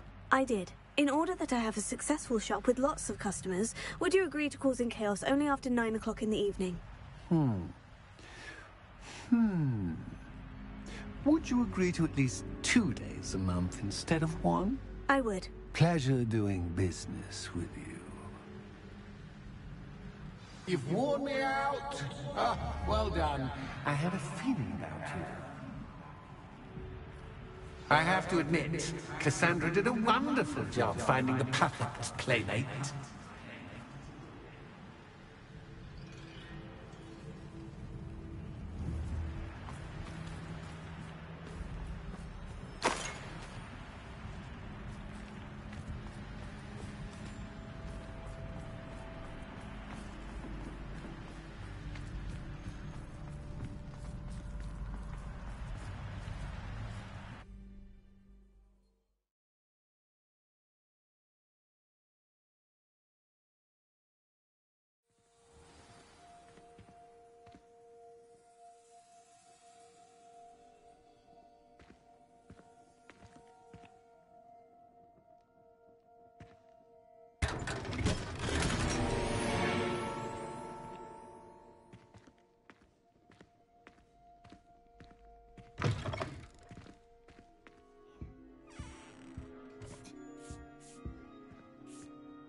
Hello, Penny.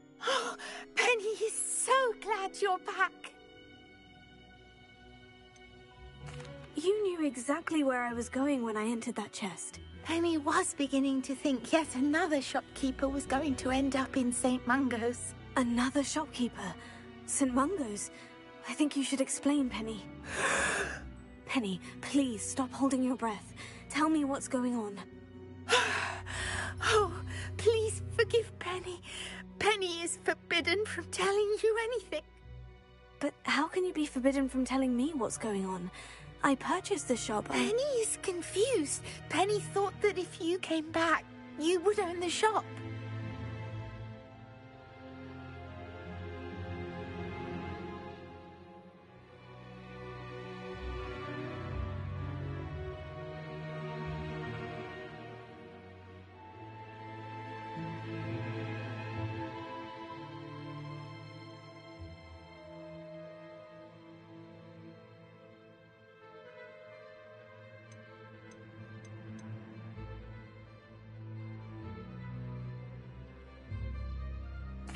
Thank you, Penny. I think I'm going to need to talk to the authorities. Oh, Penny is certain that's a brilliant idea. Officer Singer will know what to do.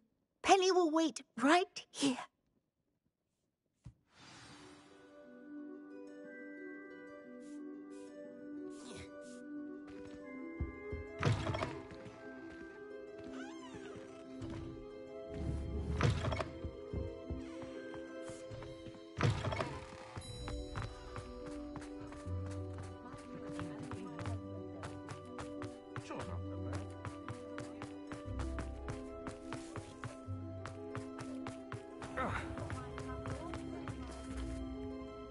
Officer Singer, I have some information you might be interested in. Ah, good to see you again.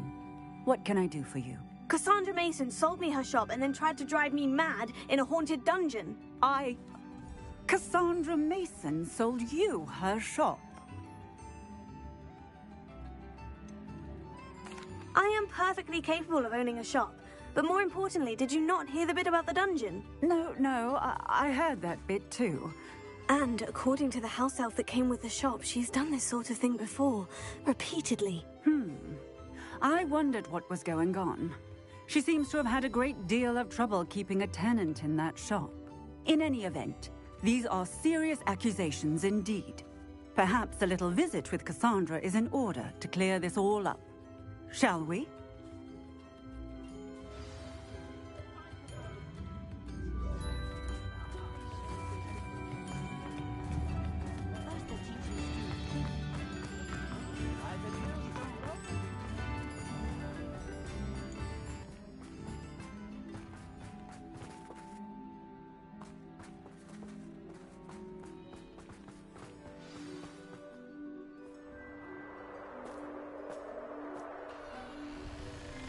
Oh, hello, Ruth. I see you've met my new tenant. Cassandra, it's my understanding that you sold your shop and your elf to this student. Now, they've been telling me some very interesting stories about your business practices. Perhaps you should come with me.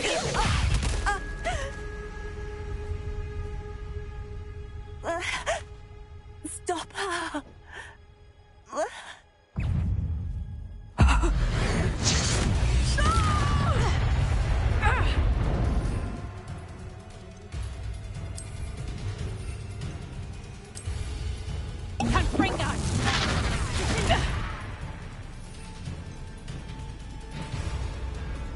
What on earth are they? You were at school these days. Confringo!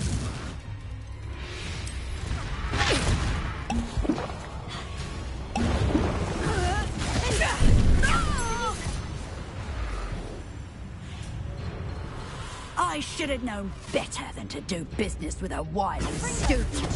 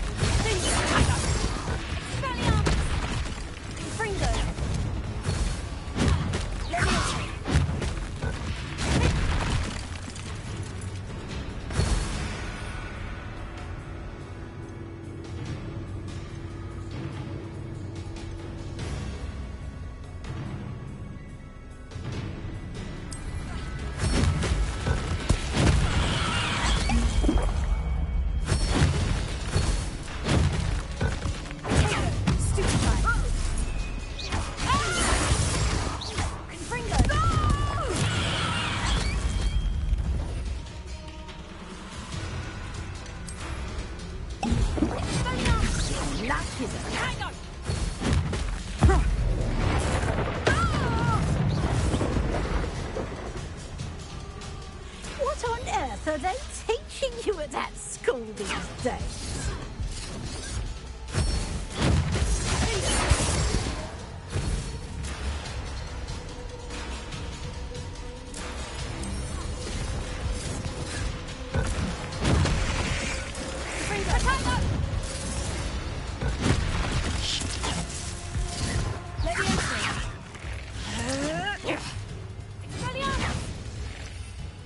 Confringo!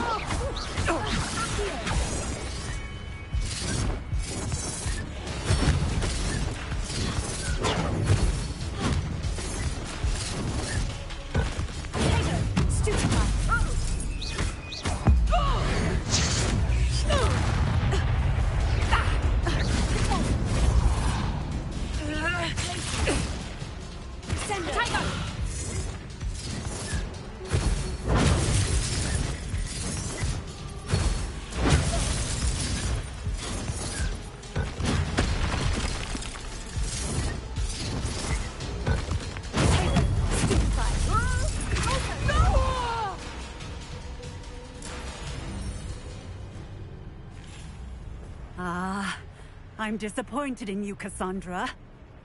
Incarcerate! You don't know what you're doing! Don't I?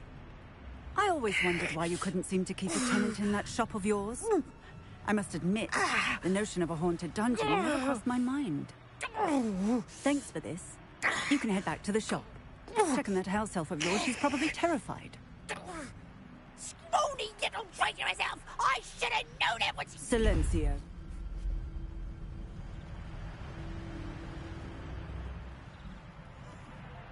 Oh, and not to worry. Cassandra will immediately file the paperwork needed to grant you ownership of both the shop and the elf. On her way to Azkaban. Thank you, Officer Singer. Best of luck to you as the newest shop owner in Hogsmeade.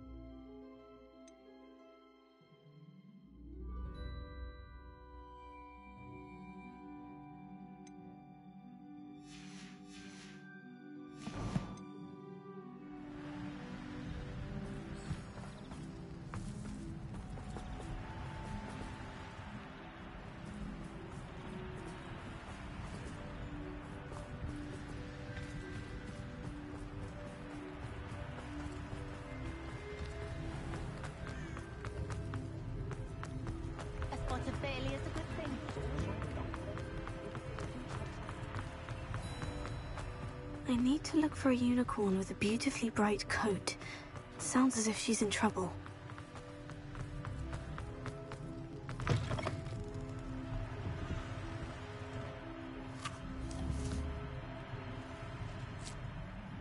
Penny, I have what I hope will be good news.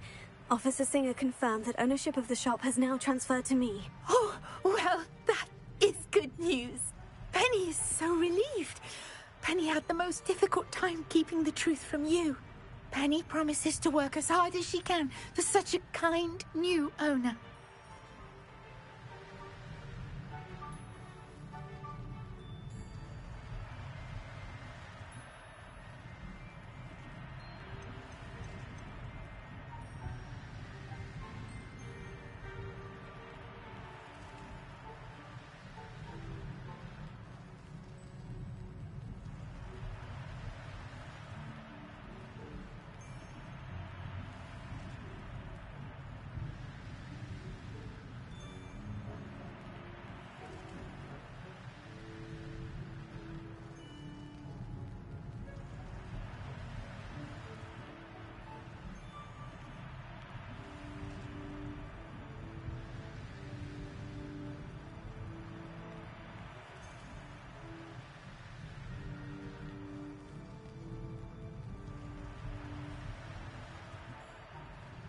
Penny, I found an item of clothing in the dungeon that I'd like to give you.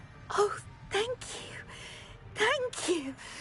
Penny never thought she would be given clothing and become a free elf. It's my pleasure. You deserve it. Of course, Penny will be staying on and managing the shop for you. Penny, you're free. You can do anything you've ever wanted to. But all Penny has ever wanted to do is run a shop with a friend and sell to the villagers in Hogsmeade. If that's what you want to do, Penny, then nothing would make me happier. I'm genuinely glad you'll be staying on. Penny is too. All that's left is for you to choose a sign for your new shop, and Penny will take care of the rest.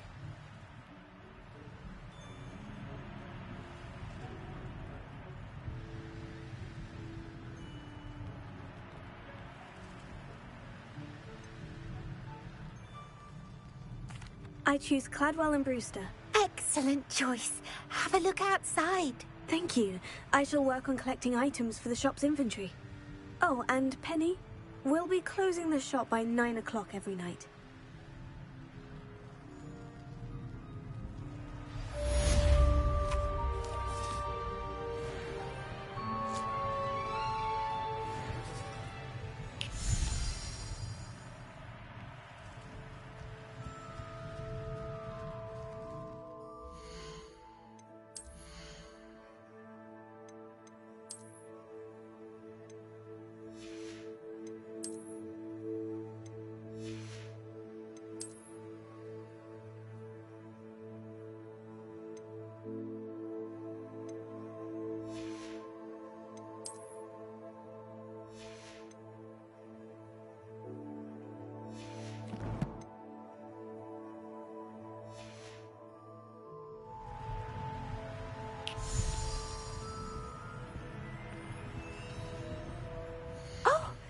today you have something you'd like Penny to sell for you?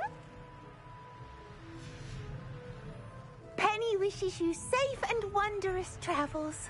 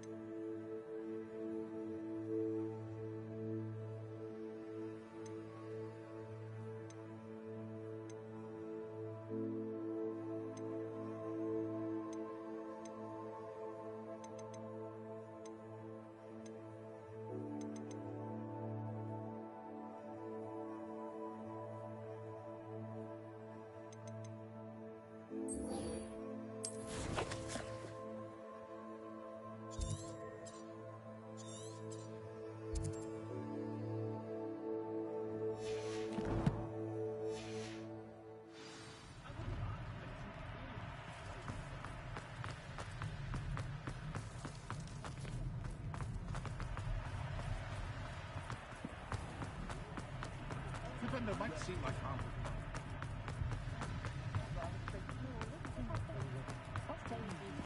My plan.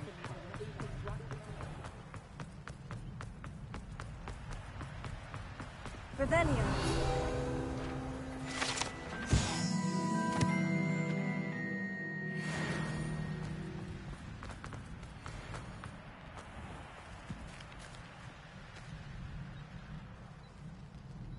Are you ready to put an end to Harlow?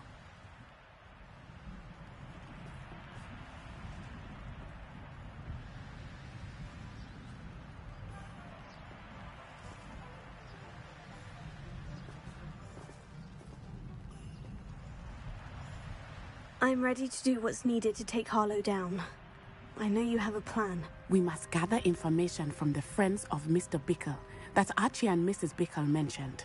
Agabus Filbert, Otto Dibble, and Mr. and Mrs. Rabe. All right. I suggest that you speak with each of them while I head to the Hogshead. I saw some Ashwinders heading there. And as my mother would never go near the Hogshead, she is less likely to learn of my activities than if I were to wander the village questioning its residents.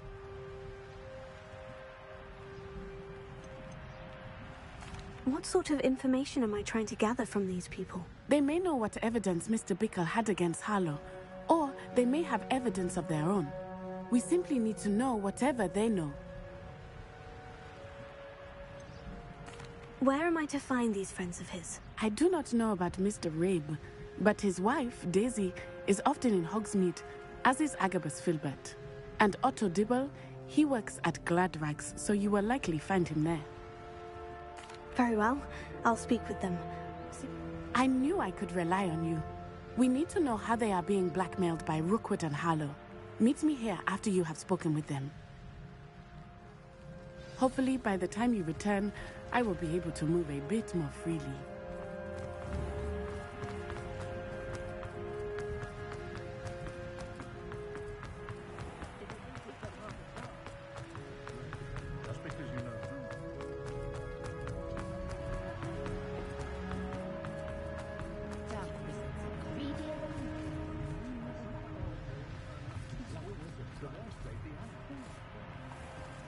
Revelio.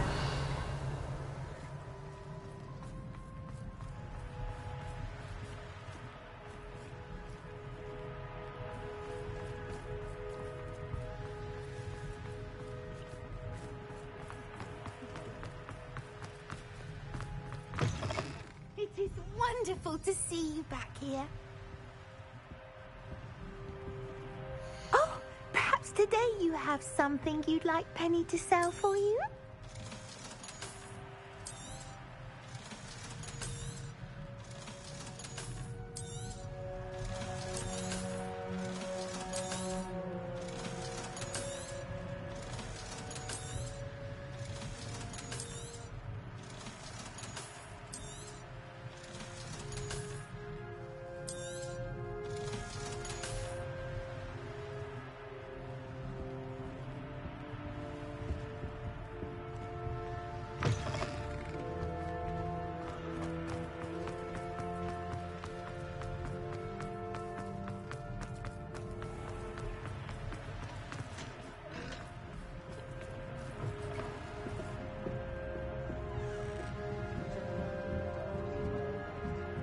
Mrs. Rabe should be nearby.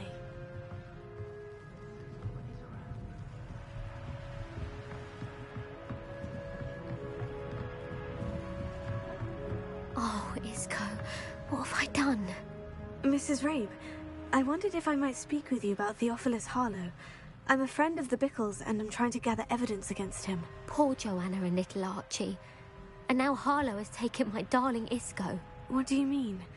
Why? I'm a security guard at Gringotts, and my husband is a curse breaker for them.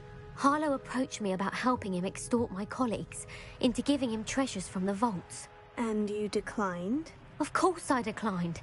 Repeatedly.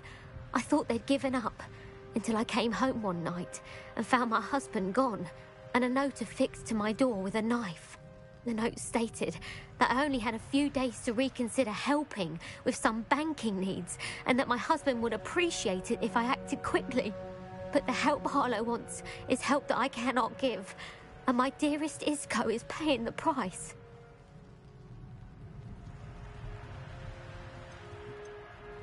Have you helped Harlow since your husband was taken? No. I'm worried sick about Isco, but he'd never want me to compromise my integrity. I also know that he's extremely clever. That said, I was hoping he would have escaped by now. It makes me concerned as to why he hasn't.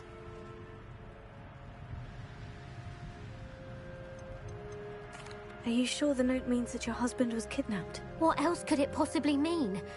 Besides, I came home to find that someone had trampled the daisies in our garden.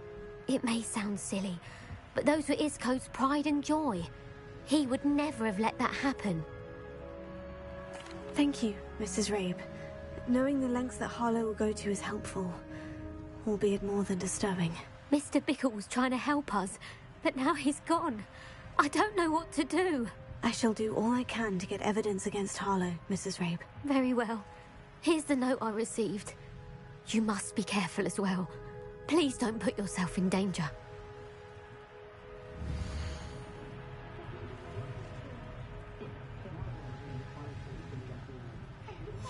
Some evidence worth hanging on to. Thank you. I hope it's not too late. Now to find Mr. Bickle's other two friends.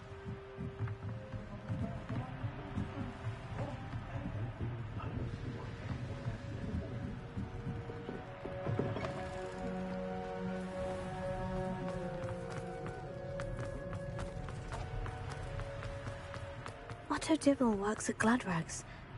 I should check there. Please tell me you didn't take it. But perhaps it's been here all along. Mr. Dibble, may I speak with you? It's about Theophilus Harlow. I've nothing to say about him. May I interest you in a stunning cravat today? Please, sir, I would like to help. I spoke to Mrs. Bickle. You know the Bickles? All right. But we must be discreet. Can't have Mr. Hill hearing this. I know Mr. Hill. He was kind to me the day of the troll attack. Oh, he's a good man. But even he wouldn't understand about Harlow. It started a few weeks ago. I was distracted, reading a note, when you-know-who came into the shop. I hid the note behind the counter and offered to help him. He stared at me for a moment, then asked me to check on an order he'd placed. I went into the storeroom to check on what turned out to be a non-existent order. When I returned, he was holding the note. What was in the note? It was a note from Rosie Hill, Mr. Hill's daughter.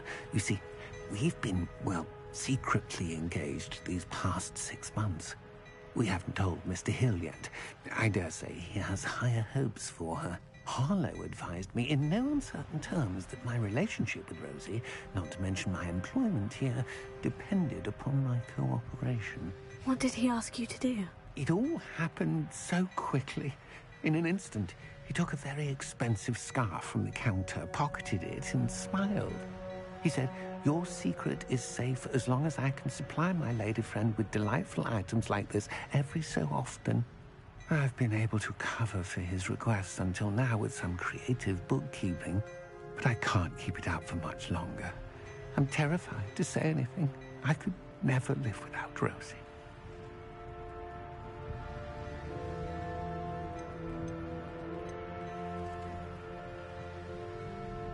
I met Mr. Hill the day of the troll attack. He was kind to me. Why don't you just tell him? He's a lovely man. But when it comes to Rosie, I fear he loses all perspective. He'd see this as a grave betrayal. I'd lose my job instantly, and Rosie as well. What have you been doing to keep the extortion a secret? Well, as I mentioned, creative bookkeeping. And I've also been trying to cover the costs with my own savings, but I'm running out of money. Of course, none of this bodes well for my efforts to improve my circumstances and to be worthy of Rosie. Could you give me a bit more detail about the note that might help me to identify it should I come across it? It's on Rosie's special pink stationery. It has her monogram at the top, RH. That's how Mr. Hill would know it was real. Thank you for telling me. I'm gathering evidence to take Harlow down. I would love nothing more than to see him rotting in Azkaban, but be careful. He's an awful man and incredibly dangerous. As for Rosie's letter, should you happen upon it, I have committed it to memory. You may destroy it immediately. Understood. Now hurry off before Mr. Hill returns. Where was I? We're on the right track. Now to find the last of Mr. Bickle's friends.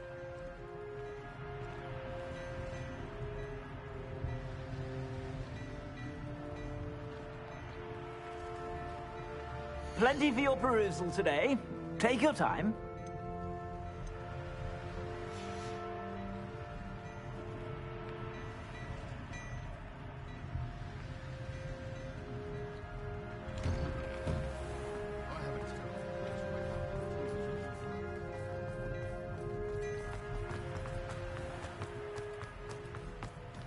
I should think about it.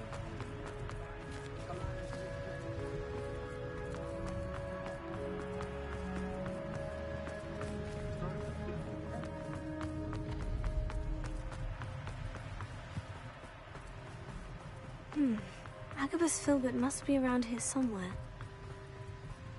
Hello there. Revelio. Excuse me, Mr. Filbert. I wondered if I might speak with you about your dealings with Theophilus Harlow. I hope to ease Mrs. Bickle's mind by gathering evidence against him. Tragic, what happened to Bickle.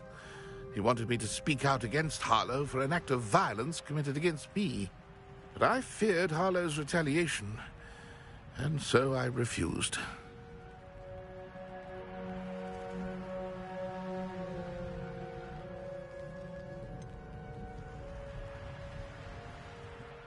You may have shared Mr. Bickle's fate if you had spoken out against Harlow, as he requested. Unfortunately, I suspect you're right. You said that Harlow committed an act of violence against you. Could you tell me what happened? Before my extraordinary wife, Dulcibella, passed away, she had just completed a small book of poetry. As a surprise for her birthday, one she never had the chance to celebrate, I had the book beautifully bound and plated in gold. One day, Harlow came calling to punish me for having spoken out against the Neanderthals that comprise Rookwood's lot. Before I knew it, I'd been petrified, and Harlow was rifling through my home. He found the book of poetry, with its exquisite gold plating. I watched helplessly, lying there in my entranceway as he walked away with the book, laughing as he went. I was shaken to my core. Still am, to be honest. I imagine you fear Harlow retaliating again. But do you mind if I share this information with Officer Singer? I suppose I have no choice. This extortion can't go on forever. You can pass it on to anyone who may be willing to help. Harlow does not like people talking, as you already know. I've spoken with Mr. Bickle's friends. Now to find Natty.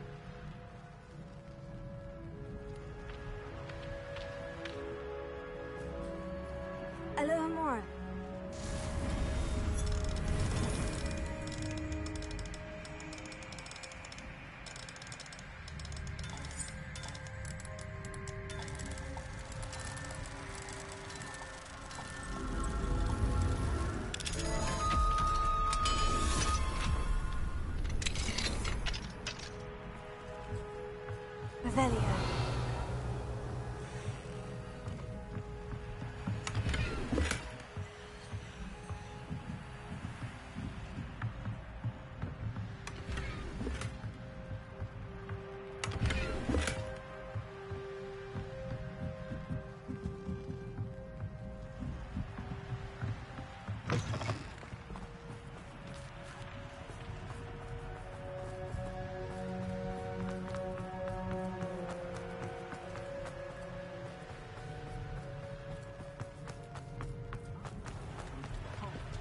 My father always told me. Alohomora.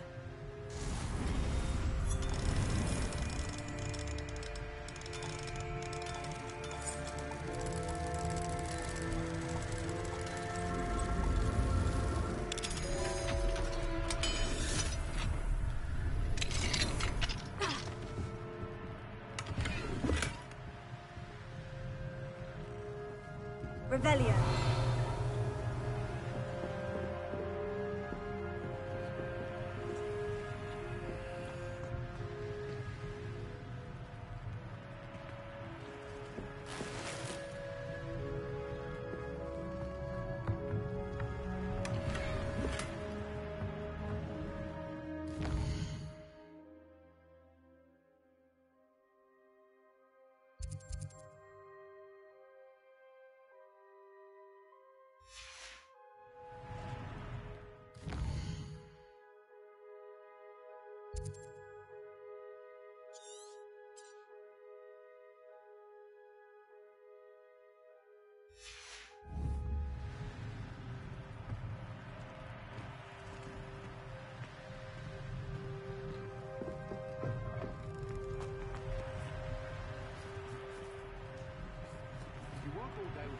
You're no better than a model.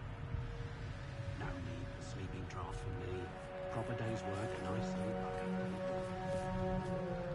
Levioso. An honest day's work. You think knowing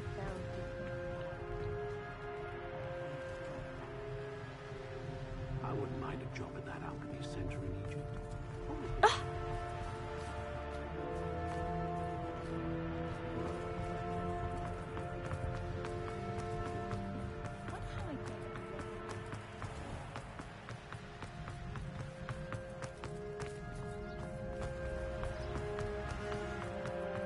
It's not like Natty to be late. She said she was going to the Hog's Head. Perhaps I'll find her there.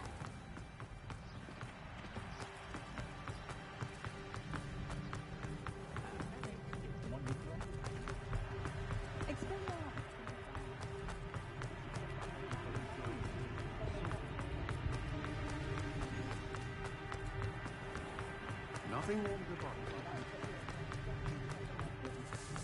Natty must be around here somewhere.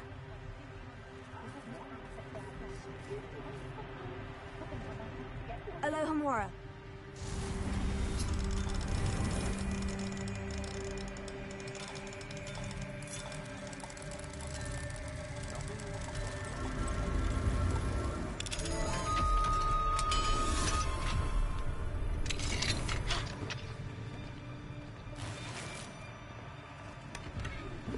Revelio.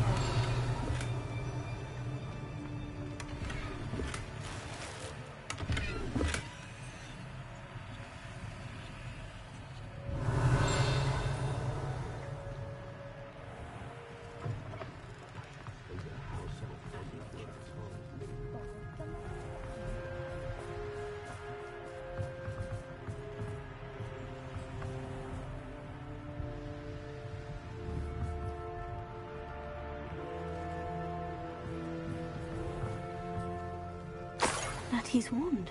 She can cast without it. She wanted me to find this. She's in trouble. Revelio will show me where she was taken. Revelio.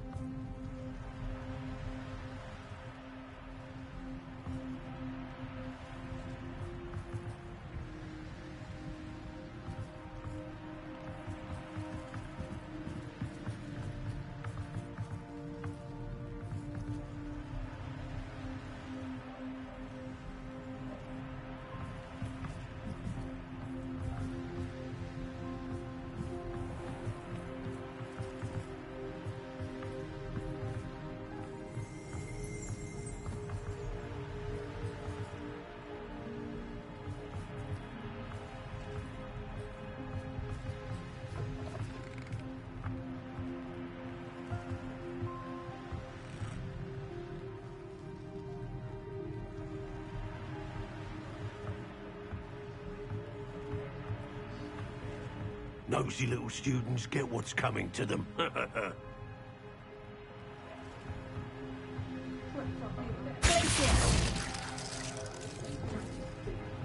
What?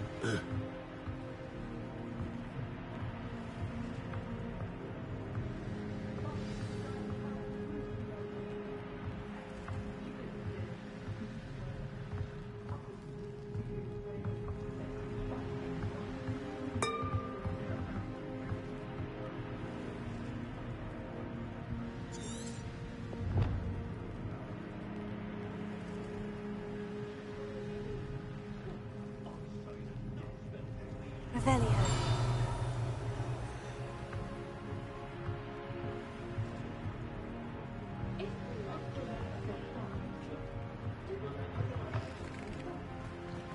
Anyone can run a shop if they I'd take up herbology if it didn't involve so much dung.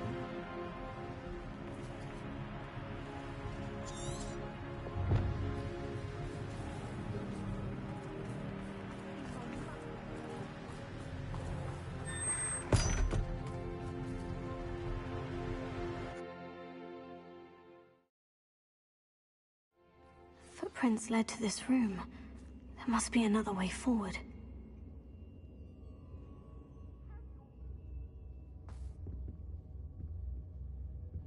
Revelio. Here.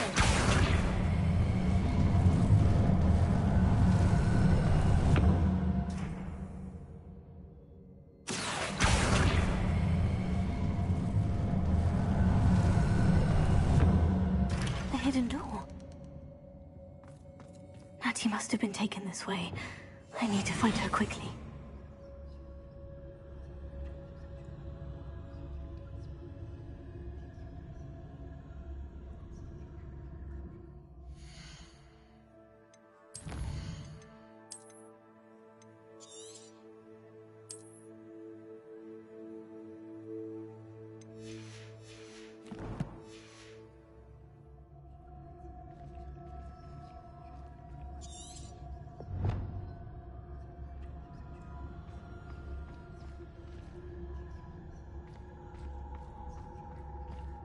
Was it Upper or Lower Hogsfield that we raided last week?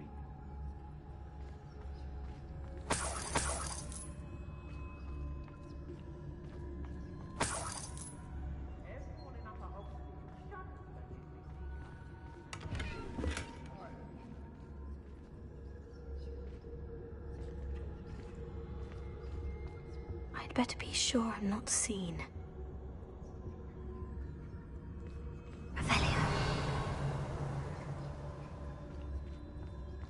Let's finish this job and be done. It's not gonna work. Using that girl as bait, no one's coming for her. We ought to just kill her.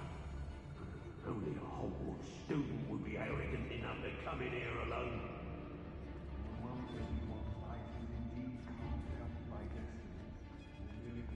Hey.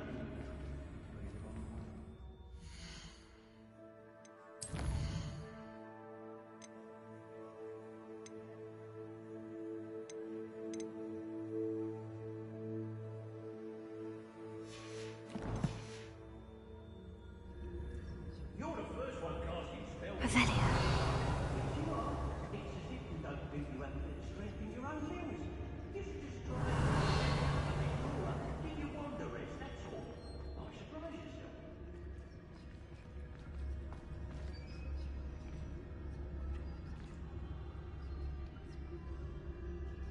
Ladies are so giddy when I'm around, I reckon I should call myself Billy Wig.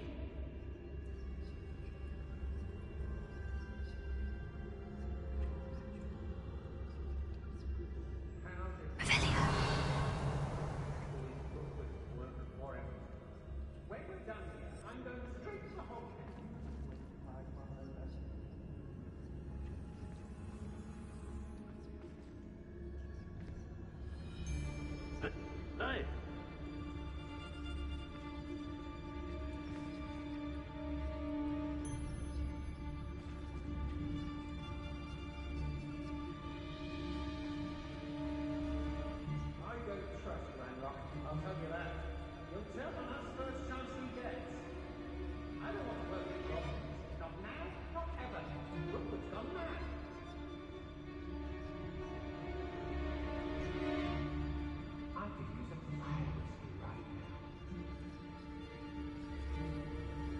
Brockburrow's always a treasure trove. Never failed to fill the sacks. Well, that's me, of course.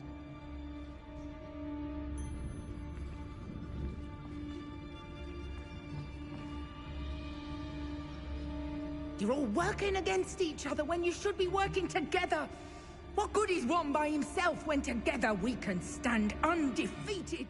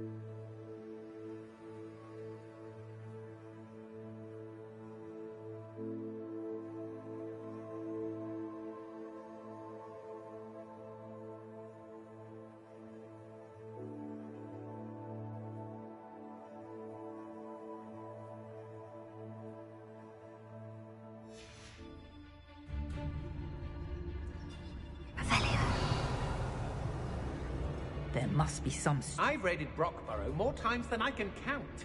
They're incapable of defending themselves.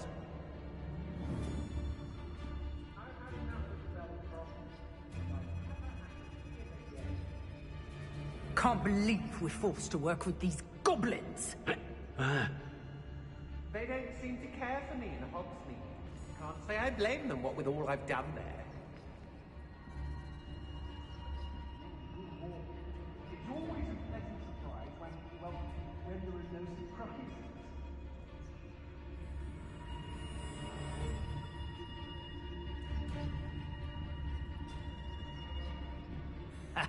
Rookwood will reward us for our loyalty, don't you fret.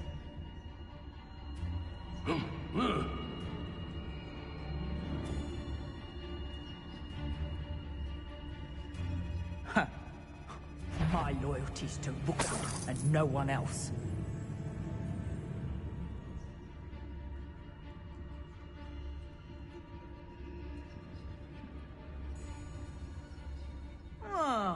I fancy it's time we found a new unsuspecting trader around these parts, don't you?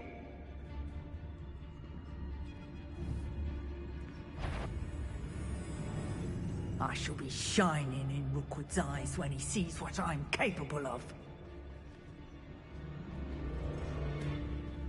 Revelio.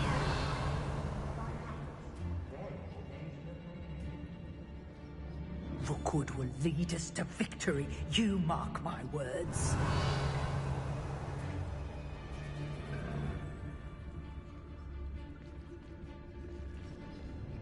I met with the Hogsmeade later. There are some trouble. They need to be reminded that we're still running things. Keep on your toes. Stay alert. What?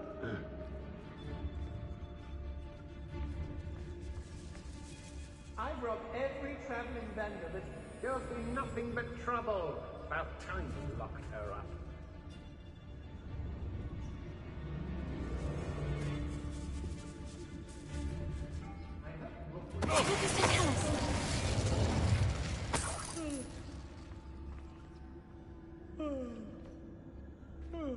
Hey.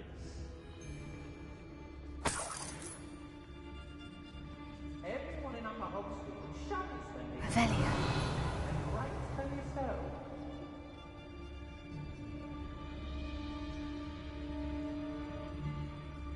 It's exhausting. Yes, there have been mistakes, but I can't complain. I used to be stationed near Irondale, with Selwyn.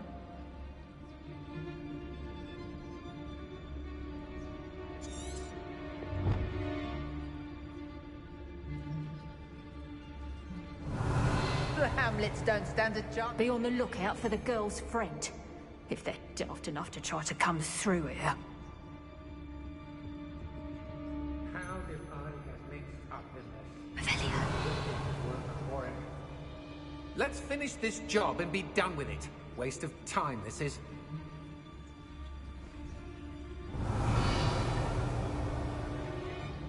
When we're done here, I'm going straight to the Hog's Head. You wouldn't last a week! You see if you can last even a day without us reminding you where you last hid your sacks of gold. Lower Hogsfield needs some salt under our humility.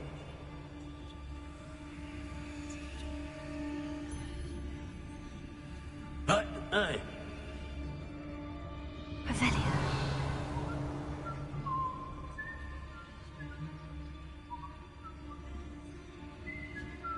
I'll tell you that. You'll tell me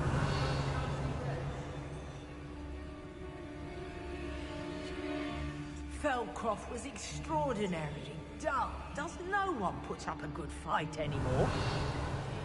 I've raided Roxborough more times than I can count. They're incapable of defending themselves.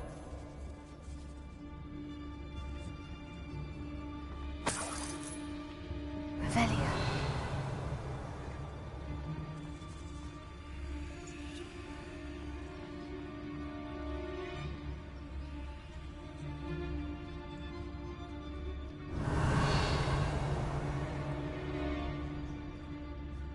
I don't want to work with goblins. Not now, not ever. Rookwood's gone mad. They don't seem to care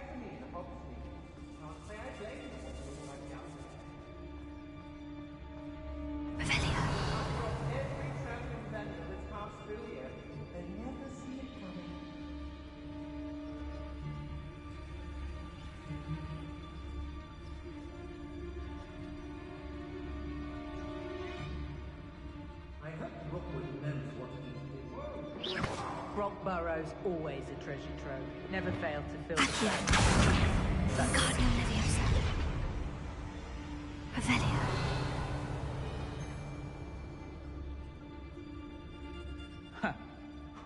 My loyalty's to Rookwood and no one else.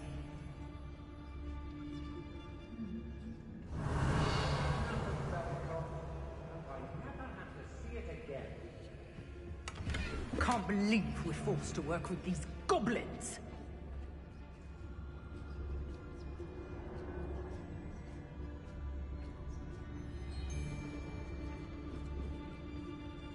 I've seen this coming. I told you all, too many minds at work and not one needed, not one. This is going to be the downfall of us all, this is. Mark my words. Everyone in Upper Hogsmeade, shut up when they see Revelio. We should speak to her again. Perhaps she'll tell us where we can find that friend of hers. She's determined to say nothing. The boss will deal with her when he arrives. Rookwood will reward us for our loyalty, don't you fret.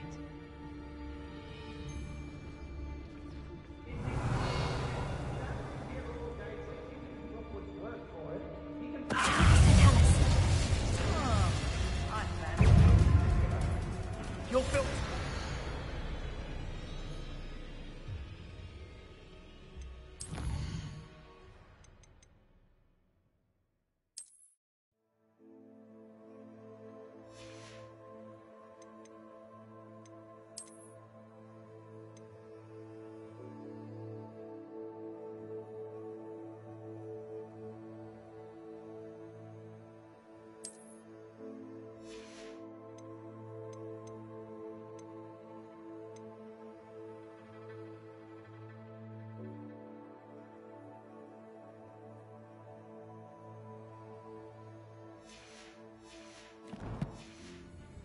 If I have to come and find you... Thought you could hide from me, did ya?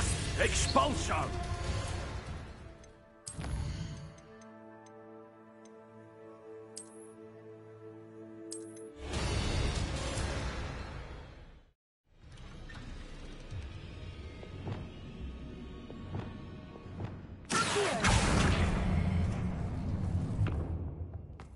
Natty must have been taken this way.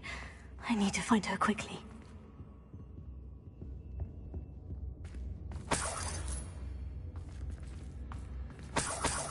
When we're done here, I'm going straight to the Hogshead.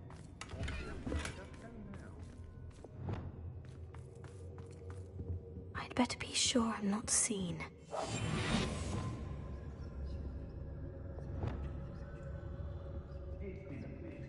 Let's finish this job and be done with it. Waste of time. It's not gonna work. It might. Using that girl as bait, no one's coming for her. We ought to just kill her. Harlow says her friend will be reckless enough. He wants them alive. Only a Hogwarts student would be arrogant enough to come in here alone. Just keep an eye out.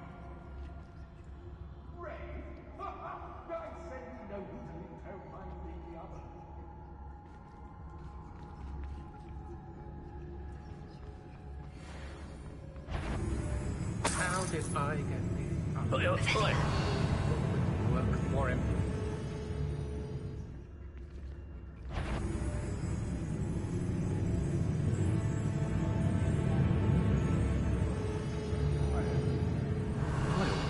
That pretty little shopkeeper in Bagan Tig. A visit.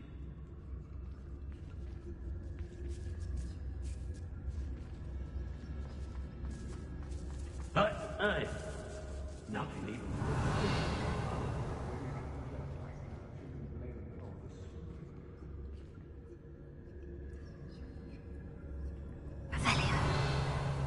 Share and share alike, say I. That's a Robin.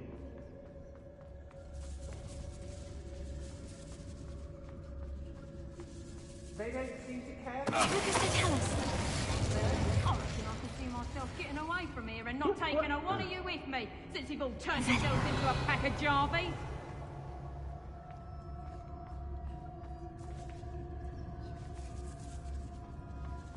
Girls be nothing but trouble. About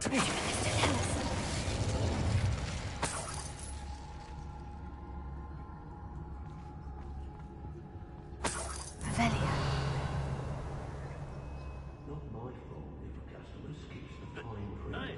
And I had to break a few bones. What are you doing? We ought to get the Hogshead. This is a waste of our time. I hope Rookwood knows what he's doing. I don't mind breaking a few bones if there's a few galleons in it for me. So we're I may go to Hogsmeade later. Be on the lookout for the girl's friend, if they're daft enough to try to come through here.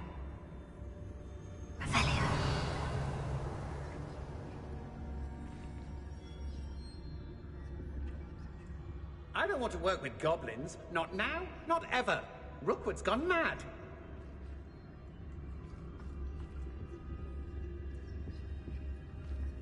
I've had enough. How come I always draw the short straw?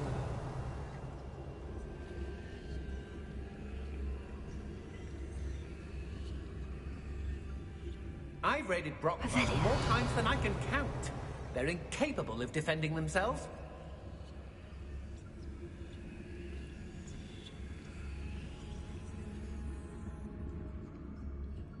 Everyone in Upper Hogsfield shudders when they see me coming, and rightfully so.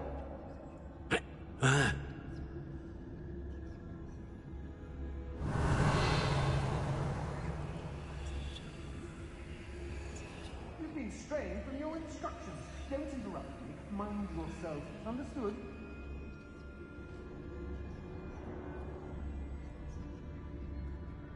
Revelio.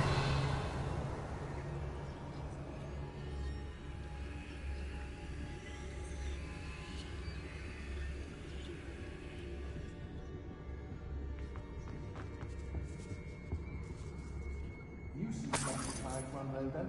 It's exhausting. Standing here all day waiting to do Rookwood's work for him. He can fight his own battles. Students these days, so full of themselves. Revelio. Going on, isn't it? I was a proud man that day, and there's more of those days ahead. I don't trust Ranrock, I'll tell you that. You'll tell on us first chance.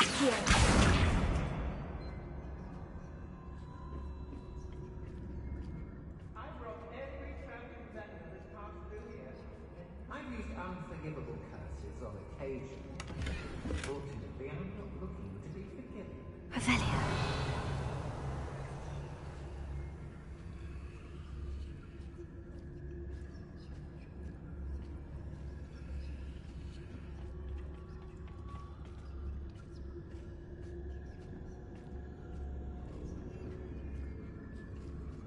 Keep on your toes. Stay alert. They don't seem to care. Hey. Can't say I blame you what we all have done.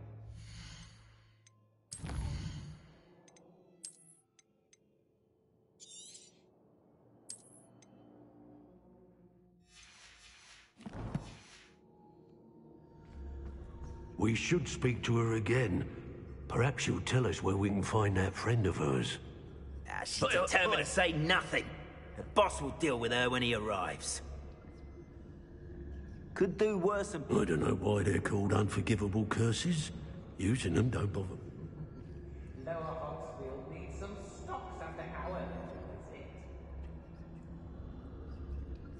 The more graves I fill, the more galleons I get. Won't hear me complaining. I may go to Hogsmeade later. The girl's friend won't come looking. Mr. Tallis. Doing Rookwood's work for him.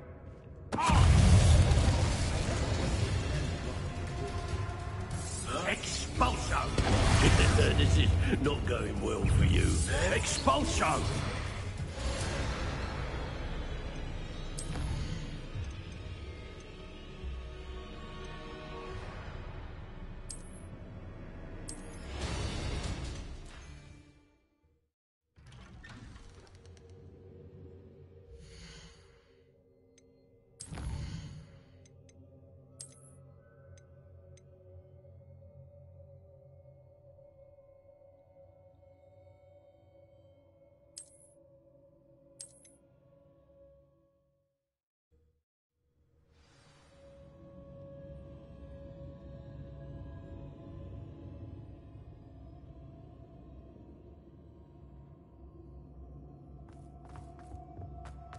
Hattie must have been taken this way.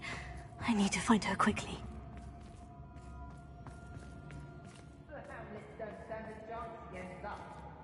I'd better be sure I'm not seen. I've had enough of Feldcroft. Hope I never have to... I've never been afraid of the dark, nor doing dark things. When we're done here, I'm going straight to the Hog's Head. It's not gonna work. Using that girl as bait, no one's coming for her. We ought to just kill her.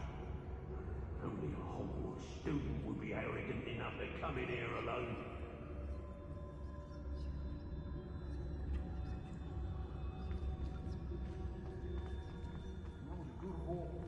It's always a pleasant... Locks and guards can't stop me.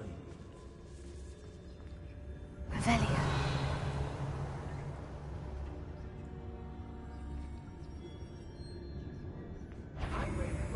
More times than I can count.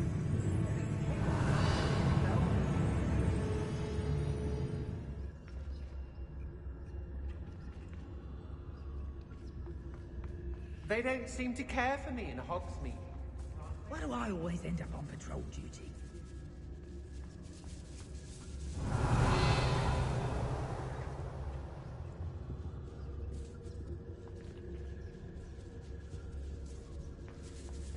I used to be stationed near Irondale with Selwyn.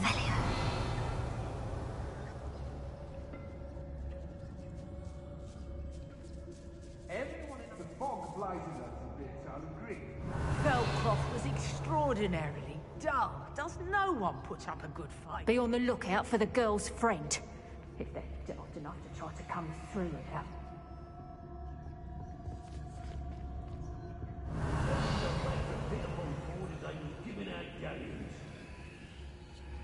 I robbed every traveling vendor this past through here. They never see it coming. It's exhausting. Here all day waiting to do Rookwood's work for him. He can fight his own battles.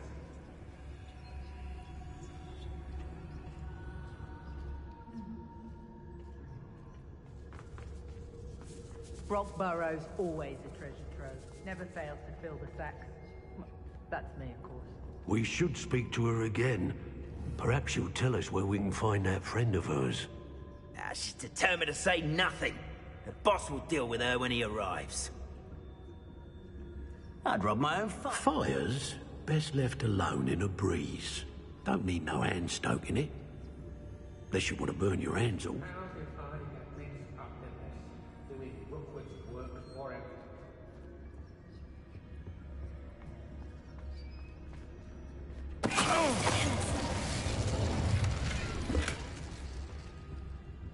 Revelio.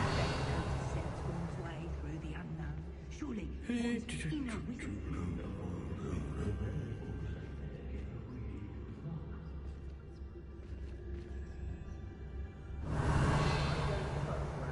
I'll tell you that. He'll jump on us first chance he gets.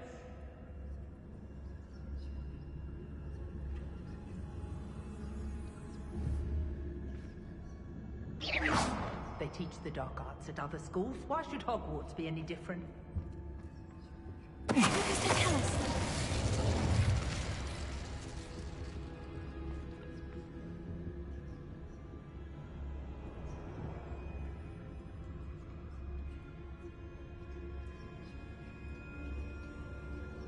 Revelio. Lower Hogsfield needs some stocks after Howard. I don't know. I could use a fire whiskey right now.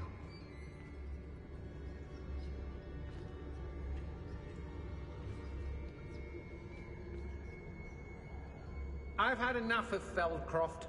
Hope I never have to see it again.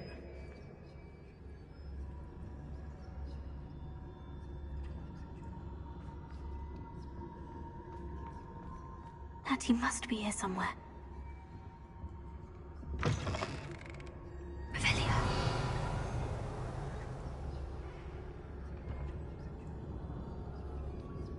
I don't want to work with goblins. Not now, not ever.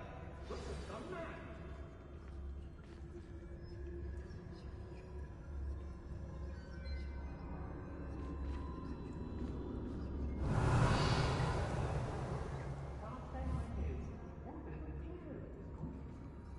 found us! I knew you would realize I had left my wand for you. Speak to Mr. Rabe. He will tell you what you need to do. Over here. I need your help.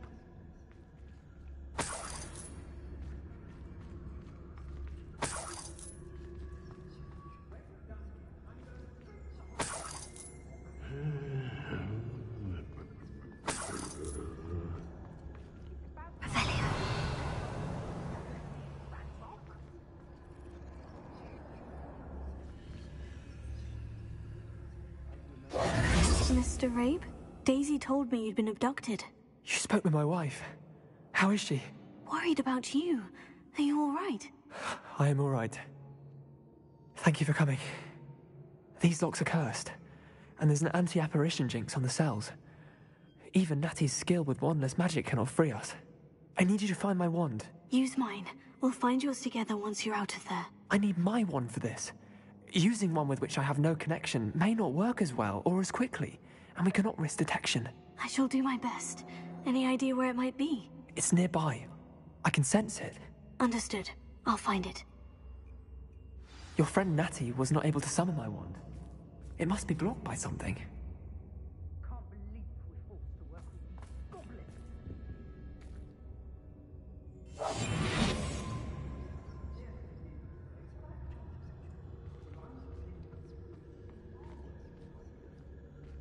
My wand is somewhere in this room. I can tell.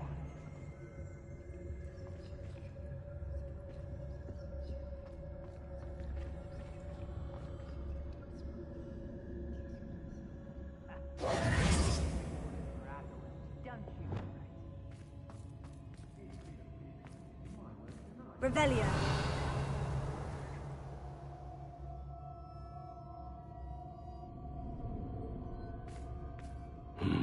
Mr. Abe's wand could be in there.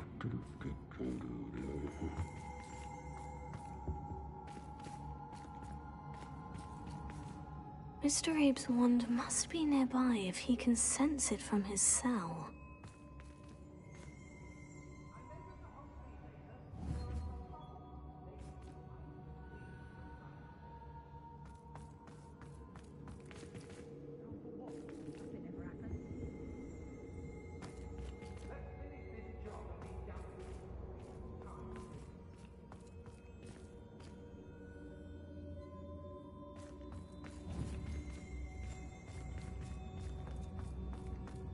Revelio. Alohomora.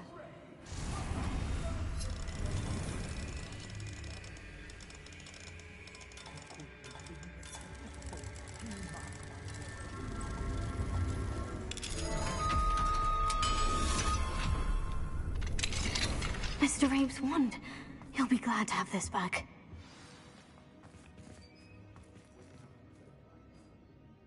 Mr. Abe, I found your wand. Well done. I knew it was nearby. Now, you best stand back. One never knows how a curse will react to being broken.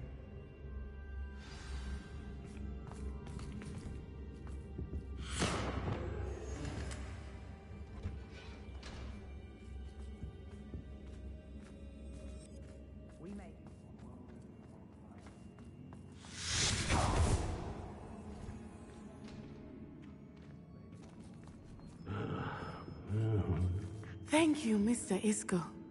My pleasure. And thank you, my friend. We owe our lives to your bravery. I may be too weak to disapparate with you both, but I can try. You go ahead. Find Officer Singer. We will get out of here on our own. Very well. But be careful. Thank you, my young friends. Be prepared for a fight. These Ashwinders must pay.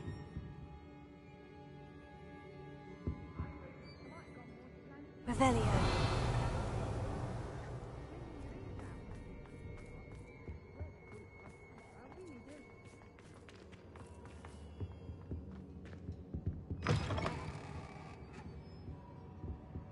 It's exhausting. Standing here. Not much work for him. He can fight his own battles. They don't seem to care for me in Hogsmeade. Can't You do talk an awful lot about weather. Did you know that?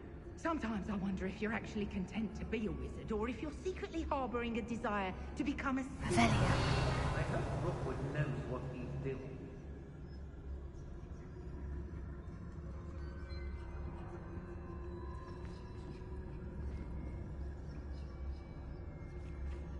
Has your brain been infested with Bundemans?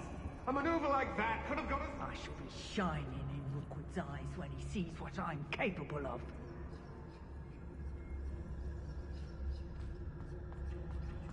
I've had enough of Feldcroft. Hope I never have to see it again.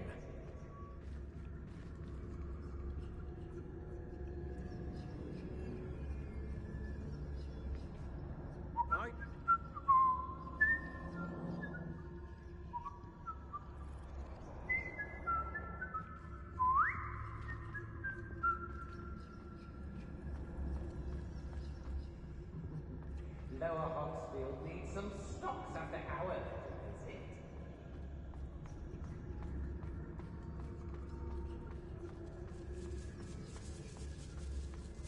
I don't want to work with goblins. Not now, not ever. Rookwood's gone mad. The Hamlets don't stand a chance against us. Revelia. Can't understand why more don't. They're remarkable.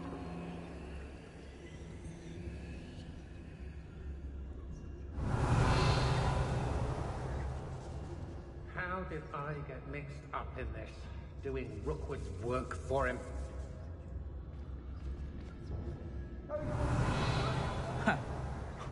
My students these days, so full of themselves.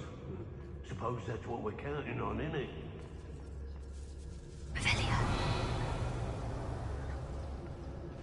I used to be stationed near Irondale with Selwyn.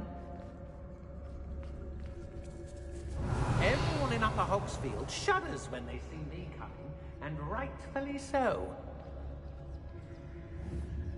It's about time Rookwood took control. He doesn't need... What was that sound? Revelia. I've robbed every traveling vendor that's passed through here. Somebody out there? Feldcroft was extraordinarily dark. Does no one put up a good fight anymore? Revelia.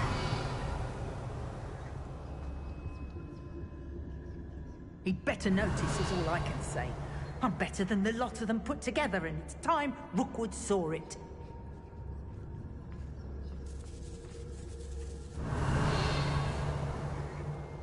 Can't believe we're forced to work with these goblins.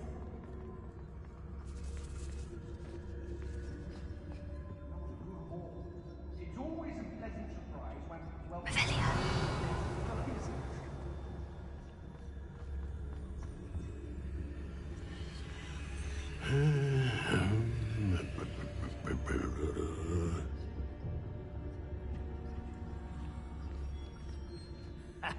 Rookwood will reward us for our loyalty, don't you fret.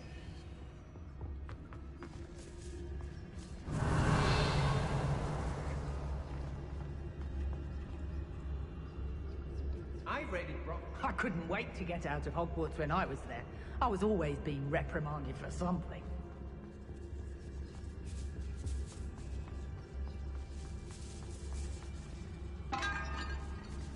Rookwood will lead us to victory. You mark my words.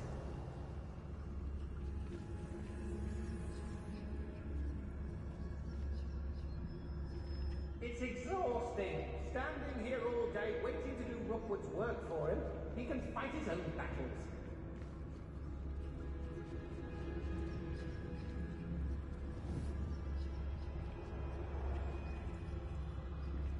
Man becomes who he surrounds. I know, I'm not... Revelia.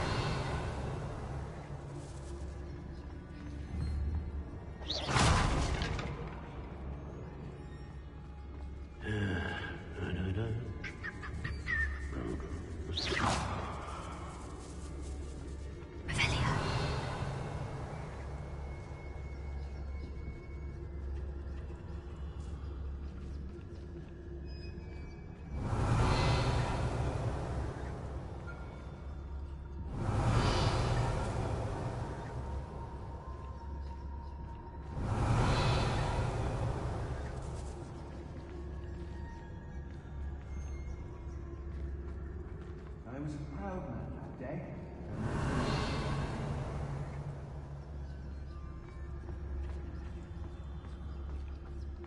Revelia.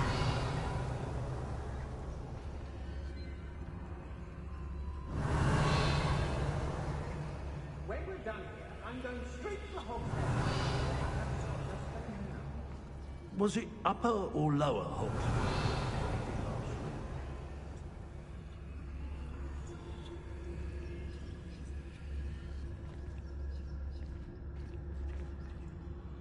I've never seen such a look of fear in your eyes. Eh? I should think an ant would show more mettle. Book of poems that was taken from Agabus Filbert. He'll be thrilled to have this back. Revelia.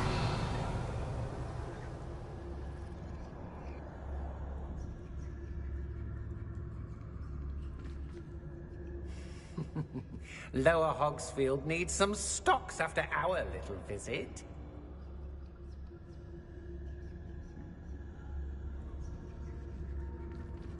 Oh, don't get there!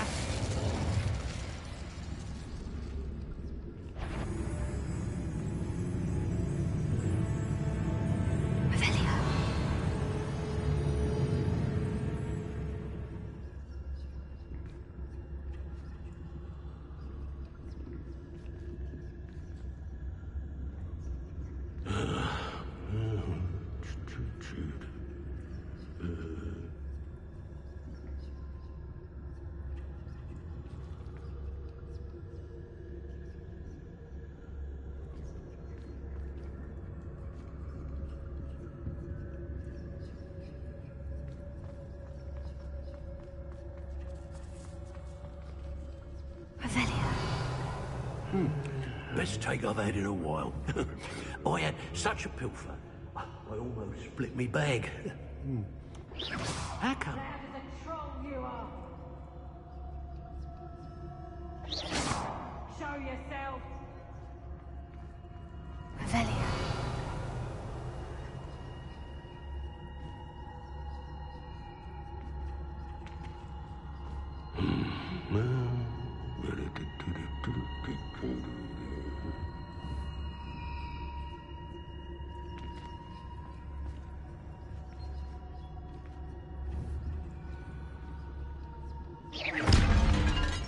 Suppose he's worth a look.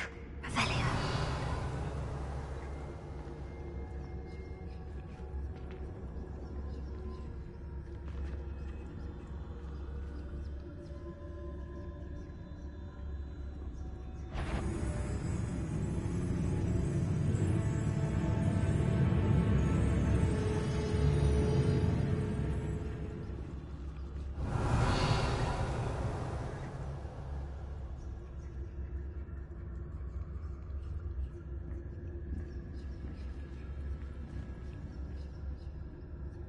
I take what I want.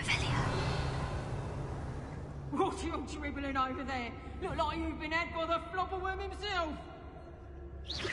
Can't hide from me. Revelia.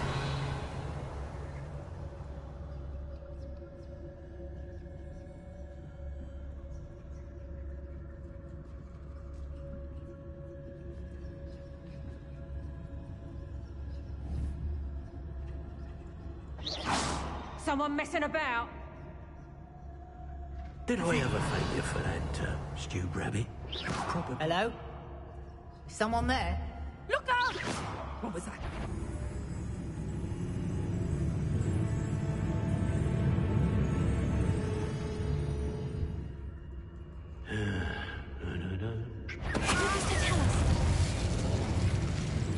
I've heard centaurs quieter than You shy? Now to finish the job.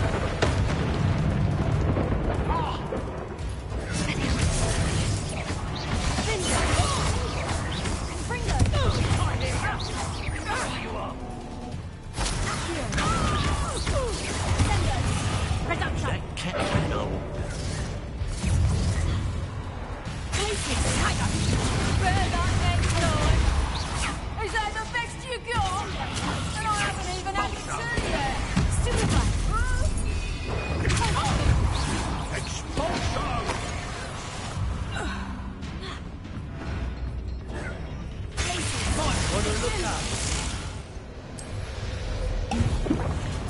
Expulso!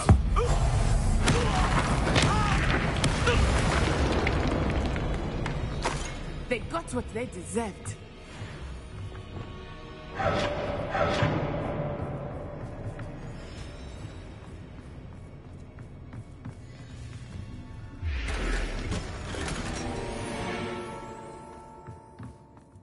Revelio.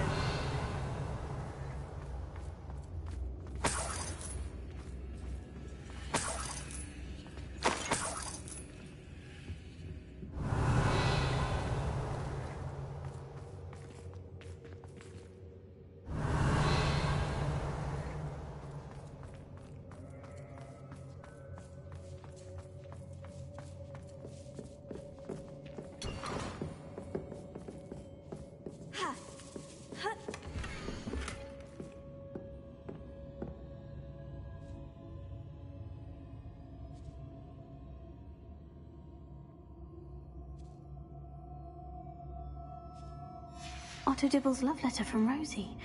He wanted me to destroy this if I found it.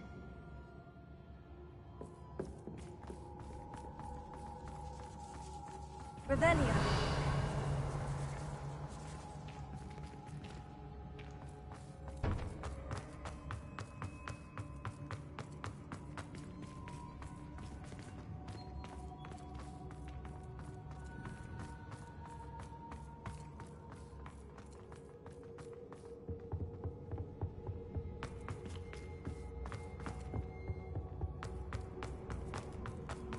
Let's find Officer Singer and put an end to Harlow. What?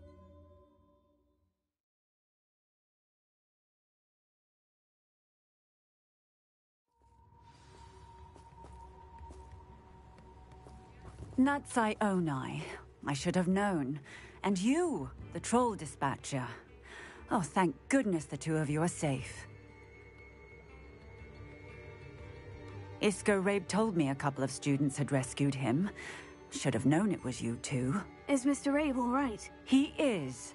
I sent him home to his wife. Miss Onai, your mother will not be pleased to learn that you're still risking your safety pursuing these dangerous men. Actually, Officer Singer, Natty and I learned of several Hogsmeade residents who've had their lives threatened by the Ashwinders. In addition to abducting Mr. Rabe to blackmail his wife and Natty, Rookwood and Harlow have also extorted Agabus Filbert and Otto Dibble. I will look into all of that. As for the two of you, I appreciate what you're trying to do, but you are taking great risk. Next time, please let the authorities handle the Ashwinders. Yes, officer. Do you have enough evidence to take down Harlow and the rest of Rookwood's lot? Well, it's certainly a good start. We shall see. But you can leave this to me now. Natsai, you may wish to speak with your mother about this before I do. My mother will not like this.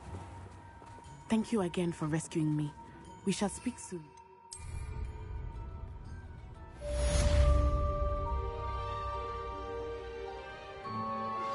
I have some promising news about the location of our Hebridean dragon friend and where to return her you-know-what. Meet me in the town circle in Hogsmeade. Come now, don't be stingy.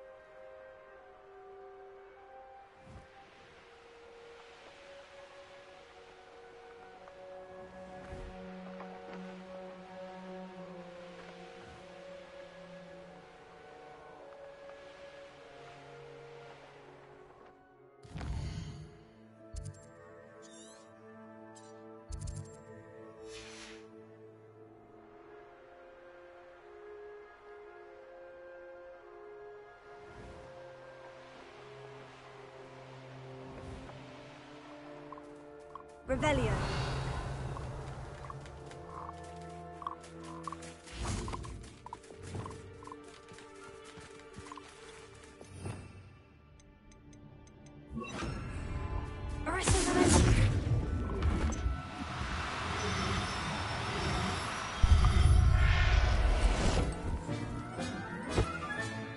Settle yourself. I mean you no harm. Revelio.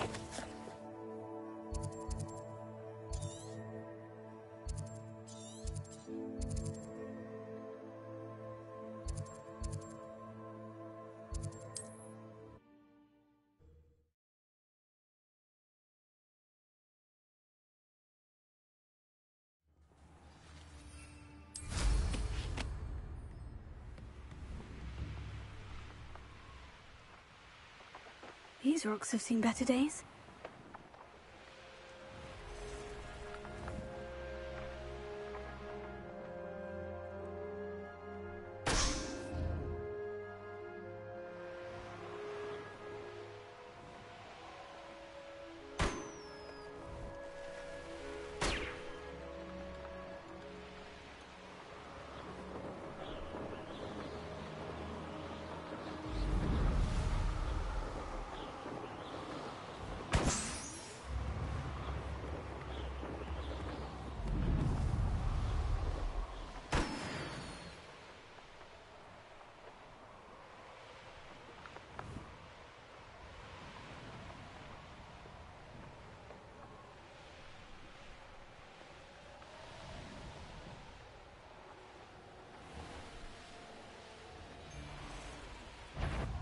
Hazel must be here somewhere. Arrest the woman!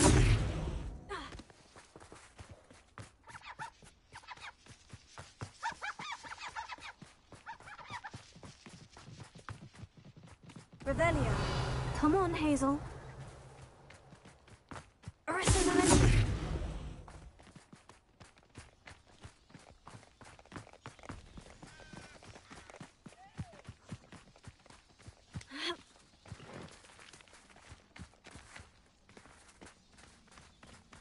Revelio.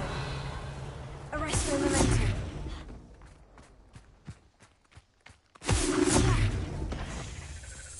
Expelliarmus!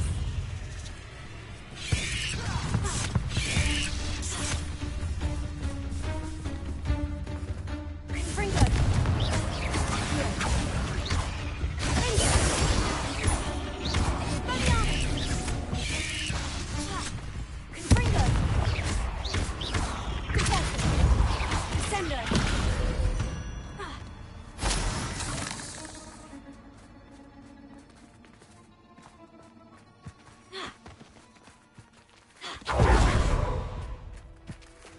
Revelio. Arrest the momentum.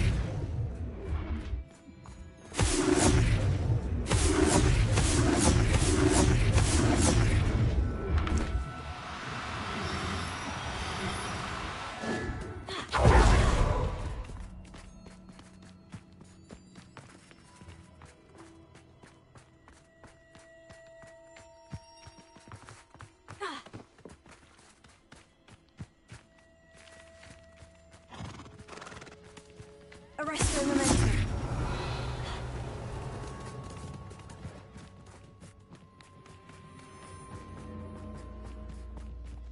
Arrest the momentum.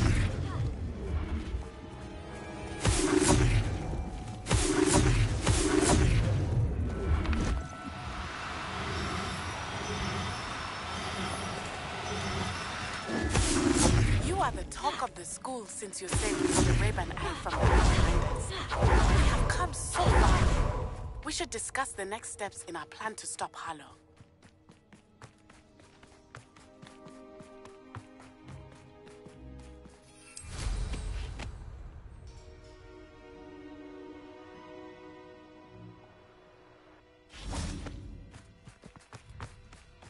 Arrest the momentum.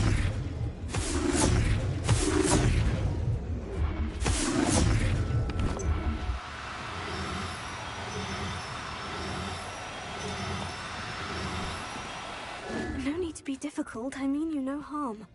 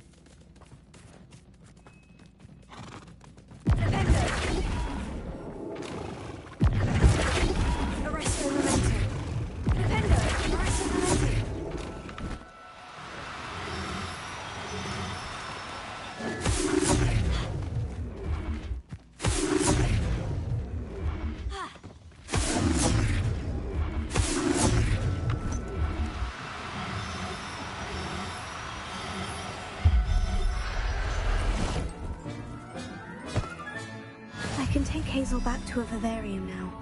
I should let Madame Bugbrook know she's safe.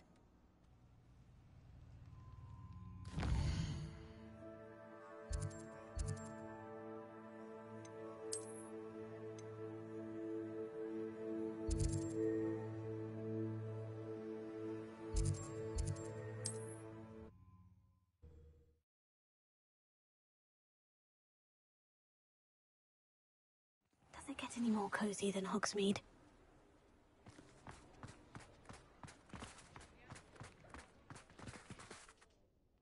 Madame Bugbrook, I found your unicorn friend, Hazel. Oh, what a relief! Is she all right? Are you all right? Do you have a safe place for her to stay? We're both fine, and I have a safe place for her at Hogwarts. You've a kind heart, you do. I'm relieved and thankful that you'll take care of her. I shall miss my sweet pointy pony, but I know she's safer away from the poachers. Do give her a nice brushing for me, won't you? Take good care of Hazel now.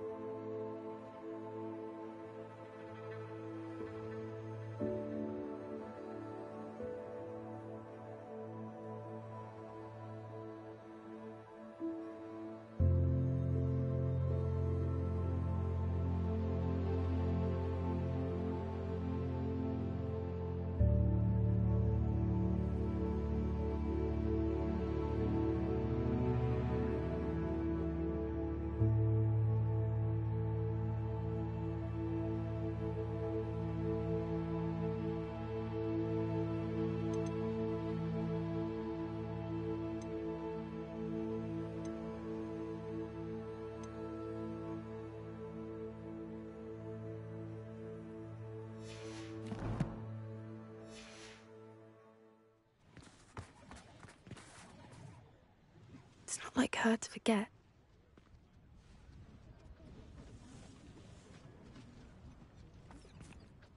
I didn't keep you waiting, did I? Not at all. I was just at the post office. Gran told me to expect a package, but it looks as if she forgot to send it. She didn't send me an owl this week either. Perhaps she's busy with her research.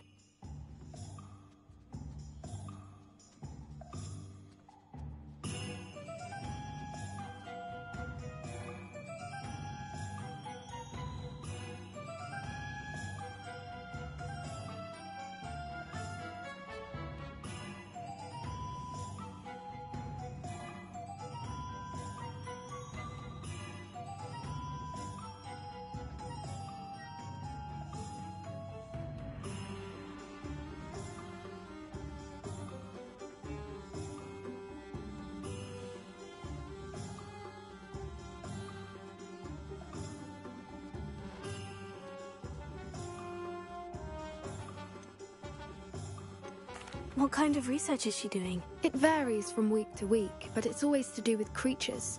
Last week she was studying legnots in Plimpes. What was she sending you? Only some feed she's been developing. I was going to give it to Professor Howen for the measles. What did you find out about the dragon you were tracking? I realised that she didn't know the poachers had her egg, so when she left Horntail Hall, she would have headed straight to her nest. I went back to the tent and tracked her flight.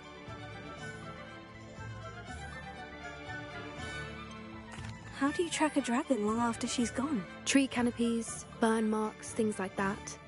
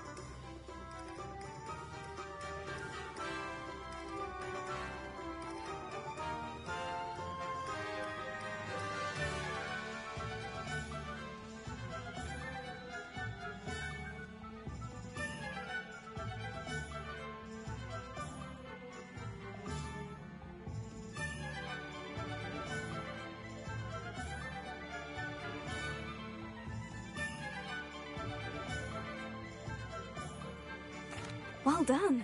You certainly know what you were doing. I can't be certain, but I have an idea of one place she may have been heading. I thought we might go and see it for ourselves. Of course. Shall we leave now? If that's all right. I want to see how she's faring if she had a collar on. And she's likely frantic about her egg.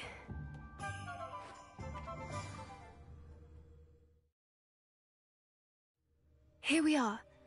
I do think this is where we'll find her. The terrain's typical of where the breed would nest. I suspect it's how the poachers found her to begin with. They likely camped here and logged her patterns. Perhaps nabbed her first and then her egg.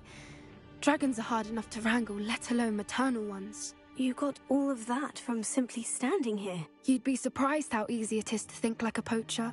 Shall we see if she's home? We only need to return her egg. That sounds straightforward enough. We should be in and out. Then we can be finished with the poachers once and for all.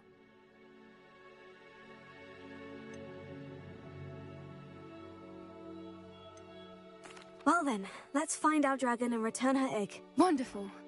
If she sees us flying about, she might take it as a sign of aggression or food. We should stay on foot.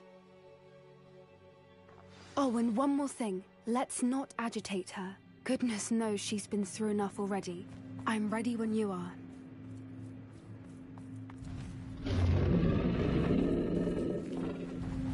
There she is, above us. She did make it home safely. Revelio. Oh, good. It looks as if she wasn't collared like the other dragons.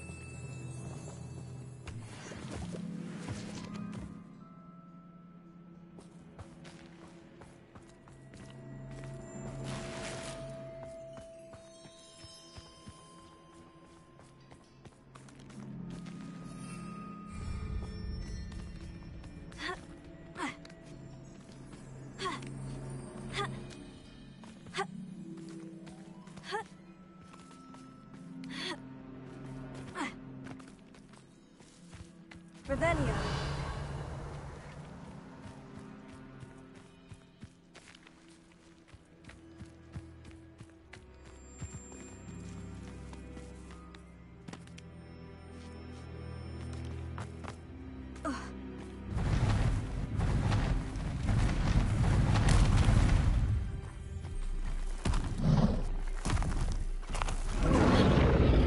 Poor thing must be worried sick, wondering what happened to her egg.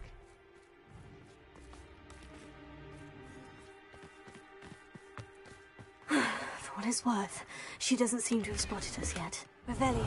Let's hope it stays that way. At least until we've done what we came to do.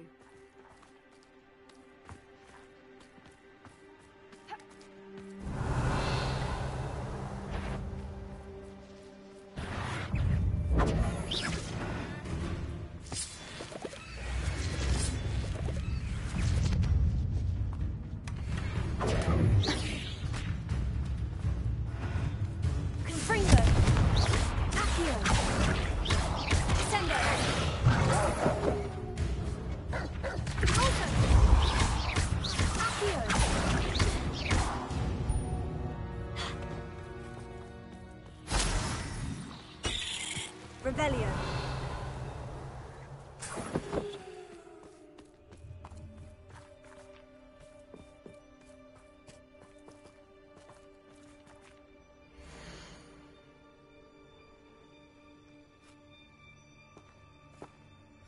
How charming.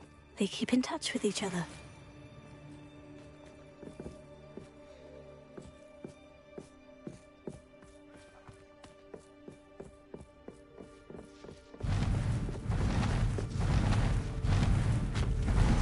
There she is.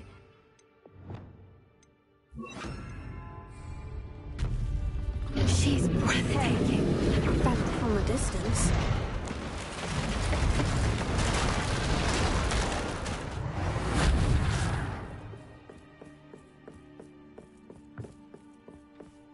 Revelio.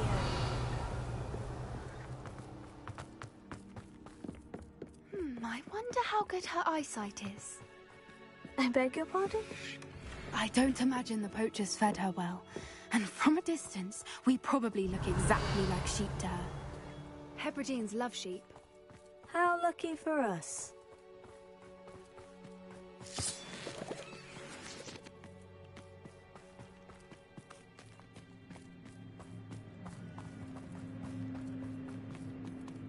Watch your step.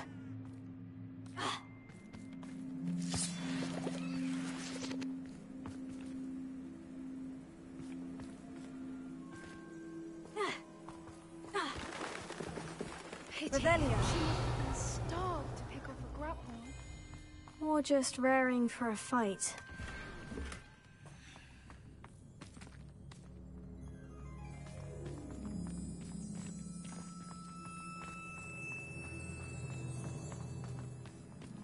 Quiet, what was that?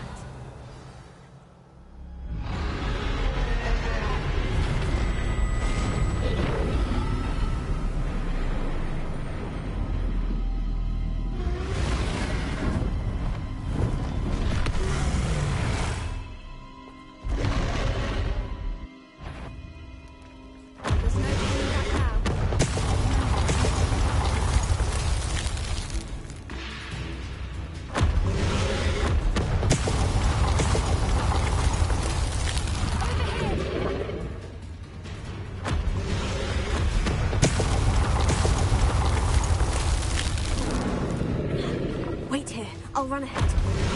Whenever you're ready, I'll follow your lead. I'll draw her attention. Follow when it's safe.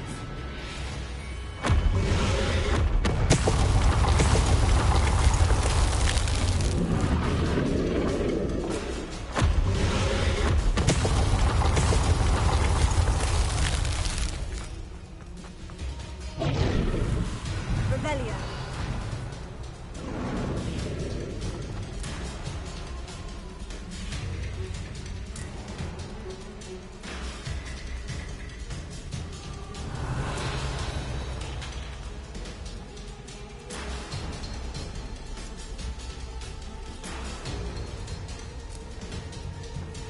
Watch out! It's her domain. She'll make sure we know it.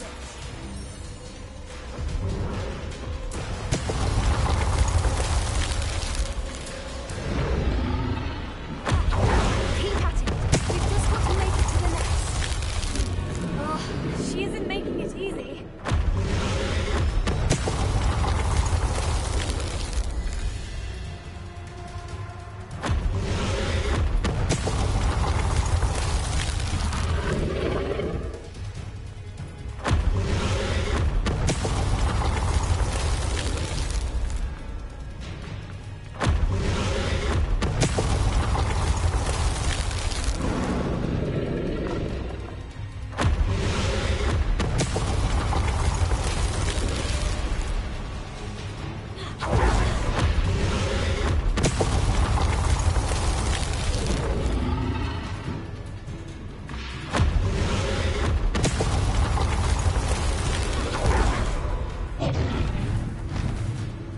Not a warm welcome. It's a little too warm if you ask me. Revelio.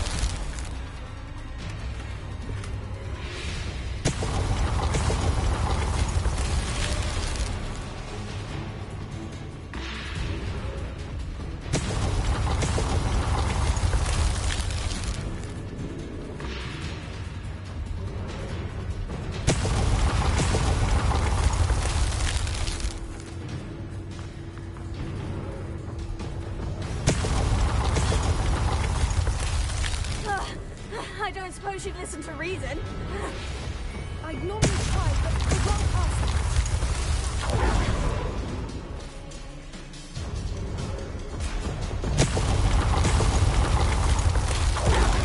Get to that opening below her.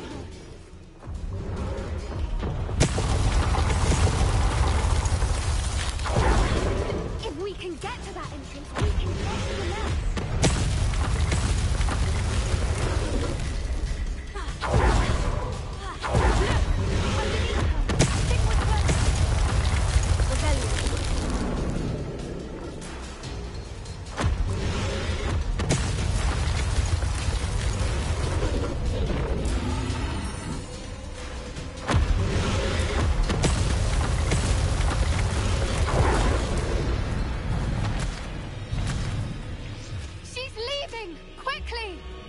Brilliant.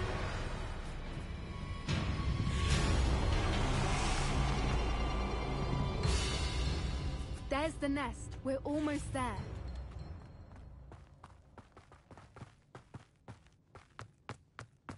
Revelio.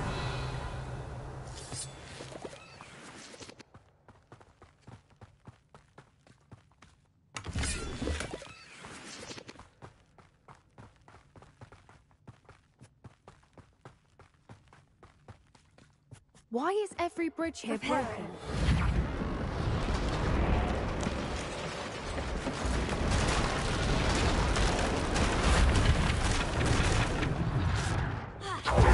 If we just we can hopefully make it out without too much fuss.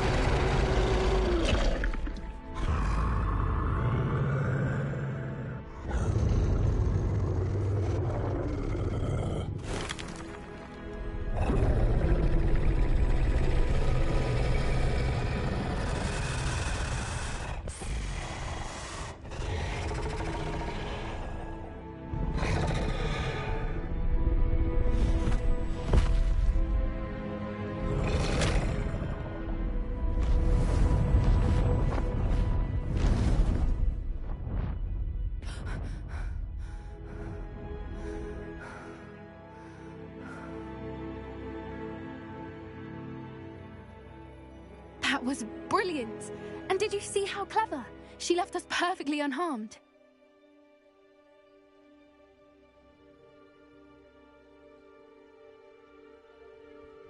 Creatures are a lot cleverer than most people realize. That's what Gran always says.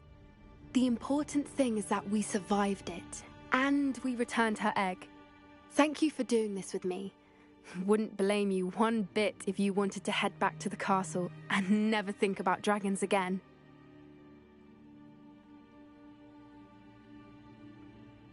Shall we head back? I'm ready if you are. I am. After our dragon rescue at Horndale Hall, I half expect to be ambushed by poachers any time I'm not in the castle. Understandable. We did sabotage their fighting ring and steal a dragon egg from them. True. True. So why haven't they come after us? It's not like them to let things lie.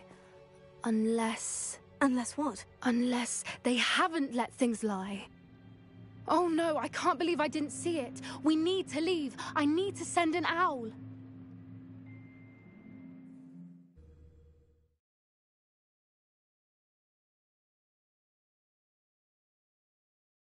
How could I have been so blind?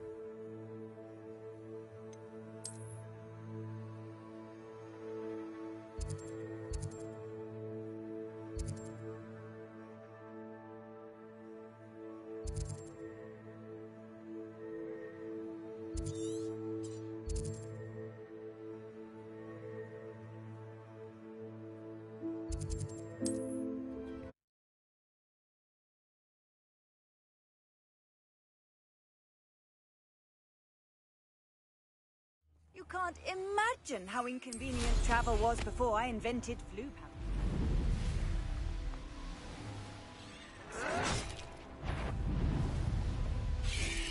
No!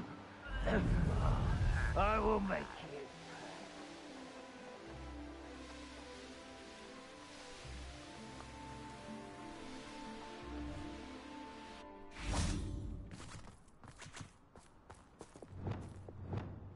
Arresto Memento. Confringo. Expelliarmus.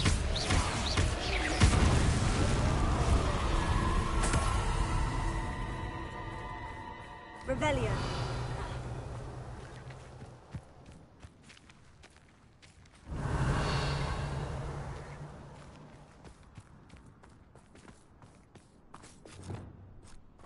Arresto Memento.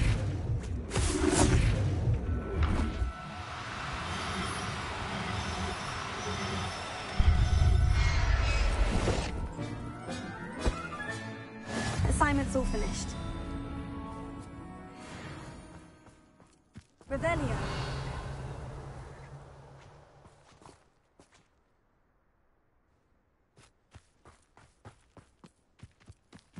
Arresto Memento.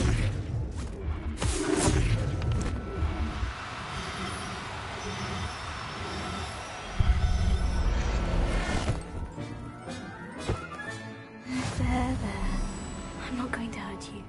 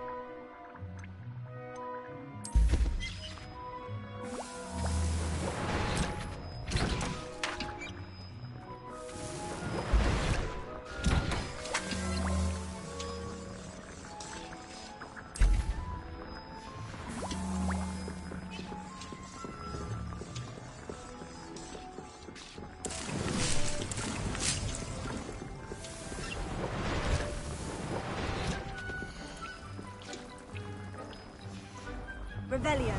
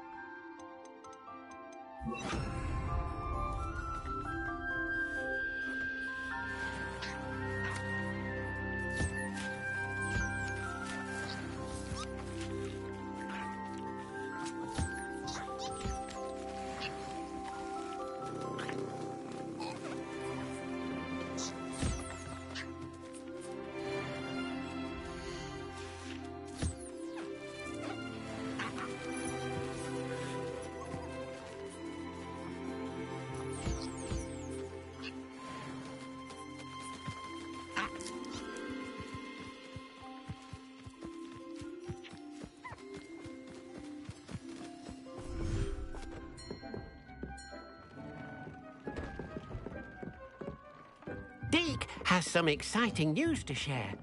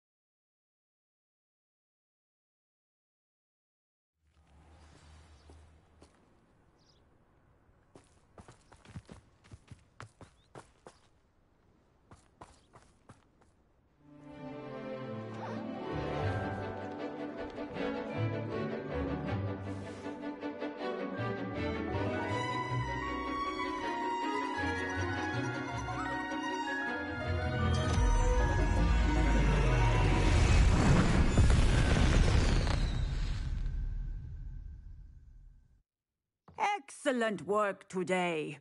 Class dismissed. Can't say I'm terribly fond. I take it you're ready to learn your new spell. I completed your assignment, Professor. I'm ready to learn Bombarda now. Good. Now, this spell comes with a caveat. It should only be used when necessary. The exploding charm, as you might suspect, can hurt people. Use caution when casting it. I will, Professor. I will hold you to that promise. Now, you must be precise in your wand movements. We don't want you blowing your hand off. Go ahead. Nice and steady wand movements. Remember, the exploding charm is highly volatile.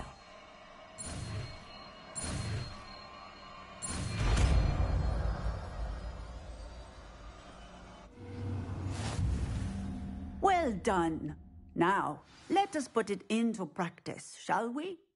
Go ahead and try it on the pumpkins.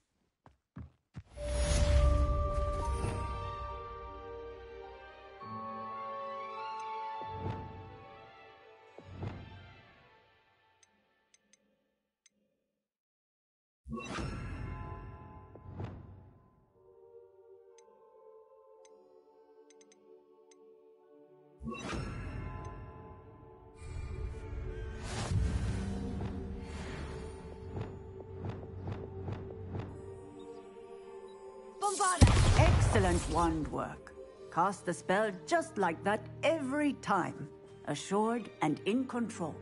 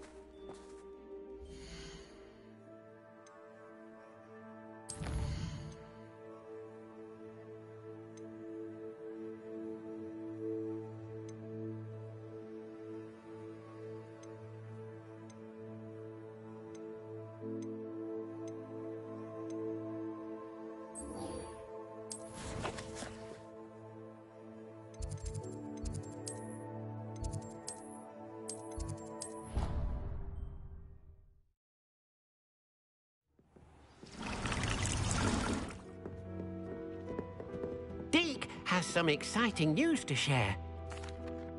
Hello, Deke. Professor Weasley said you had an idea. Indeed, Deek does. Deek knows that you want to learn about all sorts of beasts, and Deek recently heard rumors of a phoenix nest in a nearby mountain. A phoenix nest?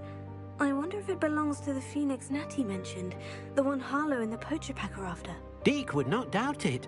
If Deek has heard of it, surely the nasty poachers have as well, which means it could be in danger. Well, I'd better go and rescue it then, hadn't I? Deek thinks so. So majestic a beast should not fall into such vile hands.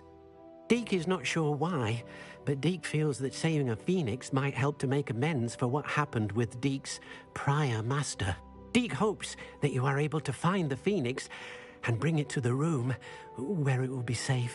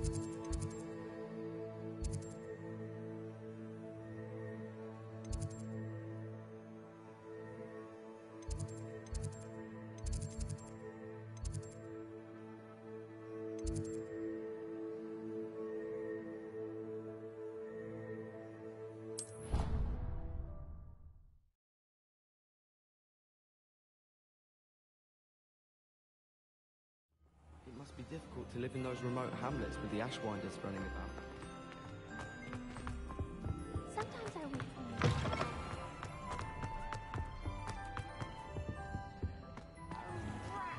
I'm not ready for Professor Bin's lecture.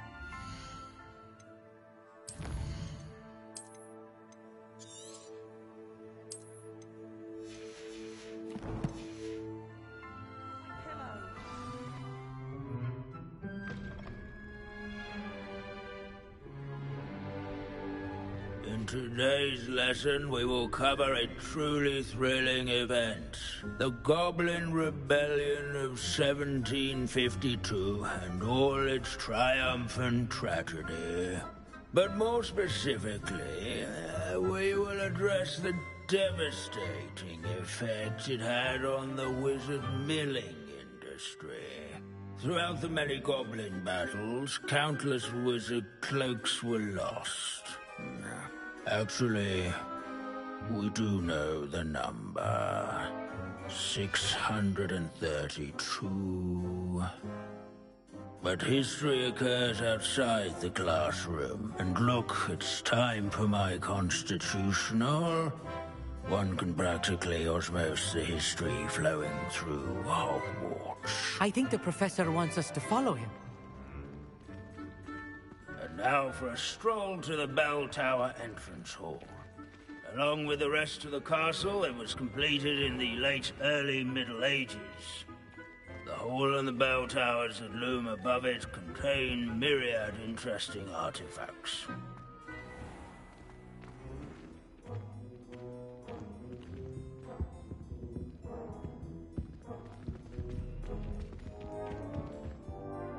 Good to see you again. Recovered from that nasty bout of dragon pox, have we?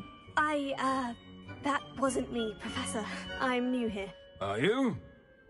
Well then, welcome.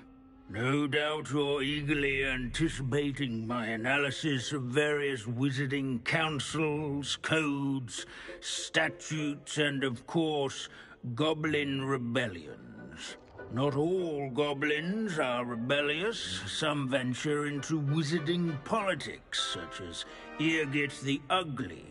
Some are talented artisans, such as Bragbor the Boastful.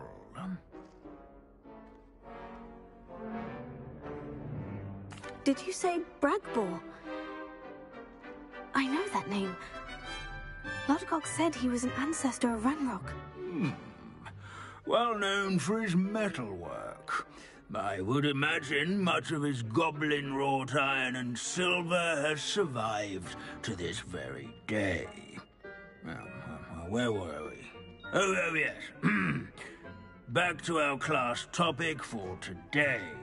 Grimbold Weft. Another notable historical figure. He's right nearby.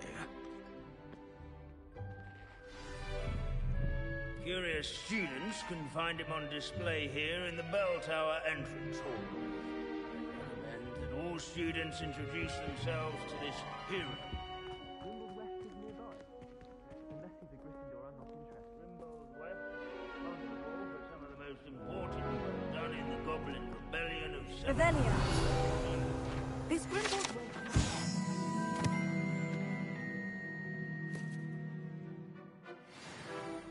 Oh yes, I see you found Grimbold Weft. Yes, I rather enjoyed seeking him out. The thrill of the scholarly pursuit. I know the feeling quite well. Now, let's turn our attention to the agreeability and general good nature of Sir Ashbuttle. He's also nearby. See what you can learn from him for your next assignment. Standing in eternal but symbolic watch over the bell tower is a retinue of loyal knights, or rather, statues of knights, I should clarify. Keen-eyed students will spot the statue of Sir This is a centuries-old likeness of Pangadon. Fearless mouse hunter and devoted study companion. People have always loved their pets. I find that comforting. Nor by slaying bloodthirsty dragons, but rather in training yards and sculleries, where his warm and approachable demeanor was celebrated by old friends and newcomers alike. Sir Skagglethorpe the Heedless once challenged a mountain troll to a game of musical chairs. Care to guess who won? These bits of broom are all that's left of a witch called Celine Wartnaby. Rumour has it, she was demonstrating her experimental lunar apparition charm. She was never seen again. Perhaps she succeeded. I suppose we'll never know.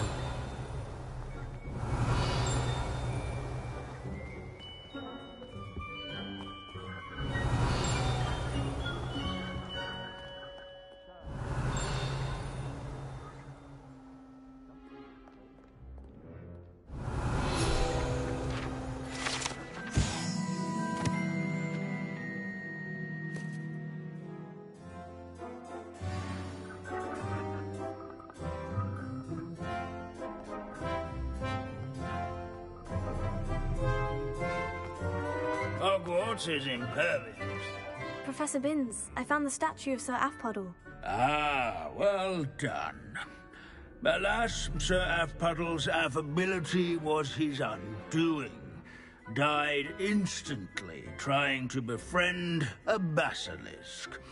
Eye contact is not always to be encouraged. So beloved was he that even some goblins mourned his passing. Of course, that did not bode well with the rest of the goblins, most of whom could not abide mourning the loss of a wizard.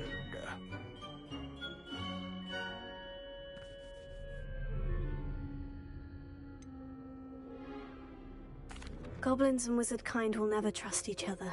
Yes, well, it takes a cauldron to raise a chisperful, as they say. History does tend to repeat. It is a series of patterns, a thought both comforting and disconcerting. The wise students, such as yourself, will learn from it.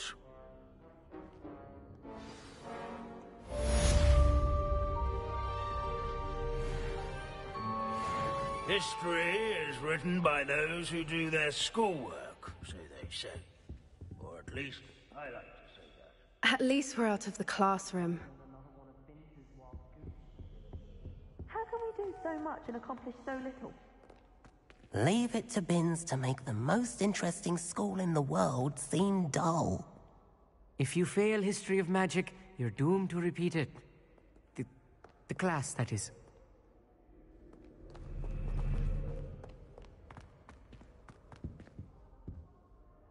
I still can't believe we escaped the Ashwinders. You may not realize it, but you are the talk of the school since you saved me that day. I wonder how everyone knows about it. I told my mother in the hope that she would be more forgiving of what I have been up to if it came from me. She likely told other professors, and news travels quickly. Unfortunately, she might, in fact, have been even less forgiving than I'd hoped.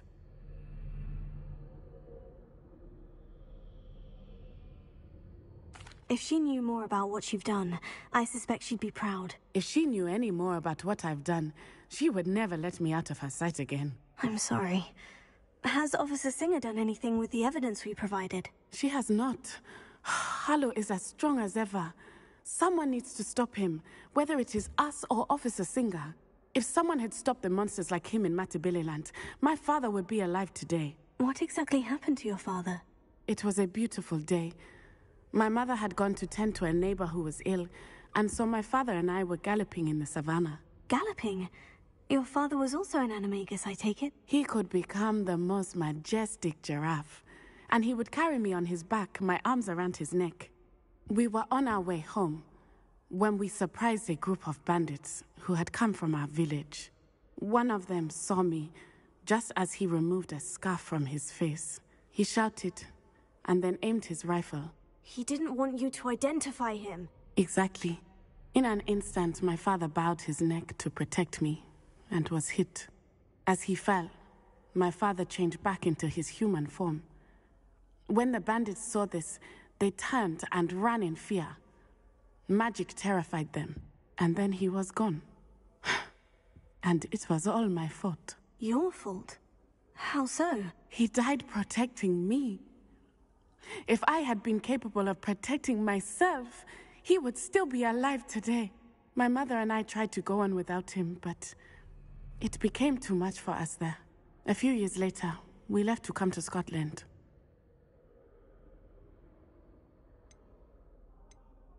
What does your mother think about all of this? Well, as you saw, she worries a great deal.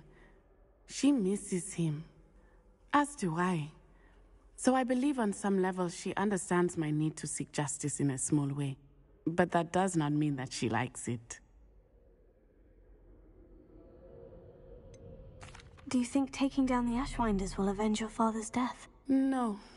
Vengeance is not what drives me. My father would not want that. He and my mother raised me to believe that it is a privilege to be able to fight for those who cannot. I know there is risk involved, but I feel it is worth it. I am glad you seem to think so too.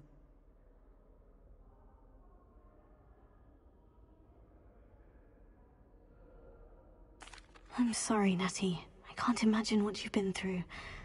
Your father sounds exceptional. He was. Truly extraordinary. And thank you for your kind words. We all have our burdens. My father had a saying about that. Yes, I remember. Rain does not fall on one roof alone. Exactly. Soon you and I will put an end to the Ashwinders, beginning with Harlow. And once he is gone, we will turn our attention to Rookwood. We are making progress, and we will succeed. Thank you again for saving me. You deserve all of the praise you have received.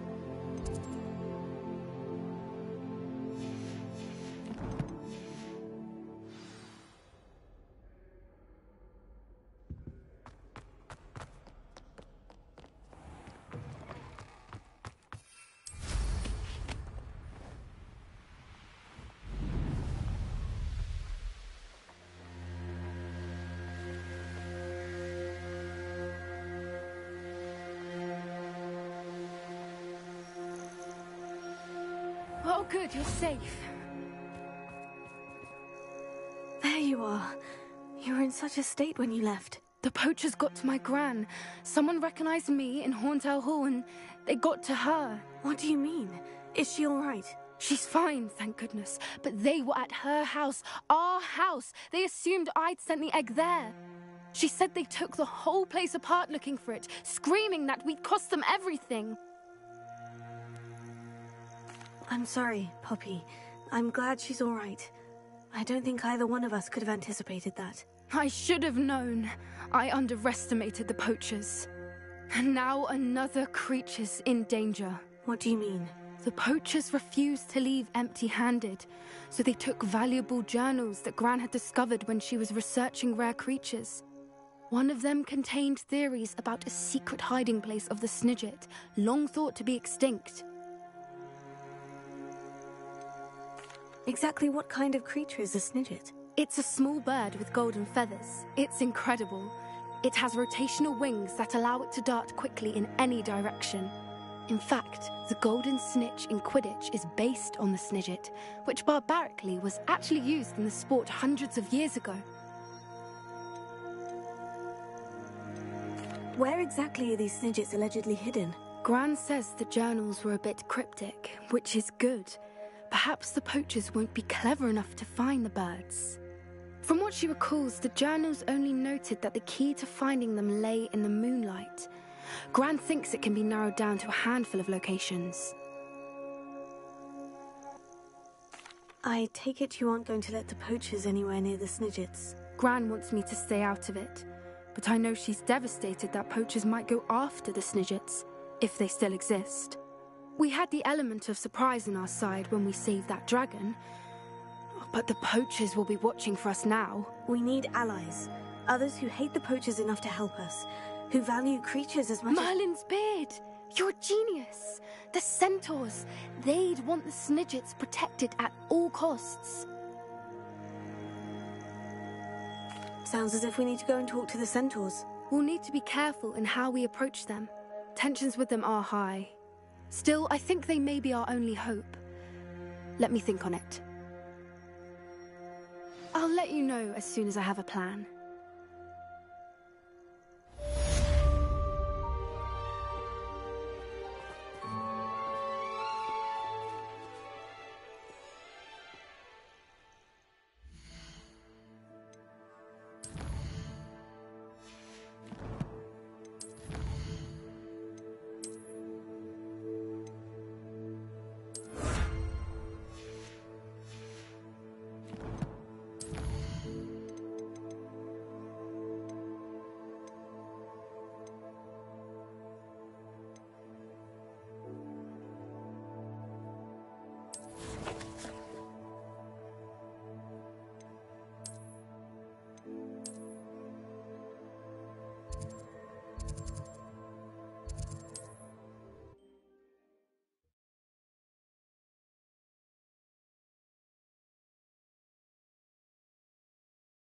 Handy resource indeed, your field guide.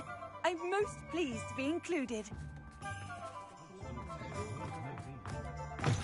It is wonderful to see you back here.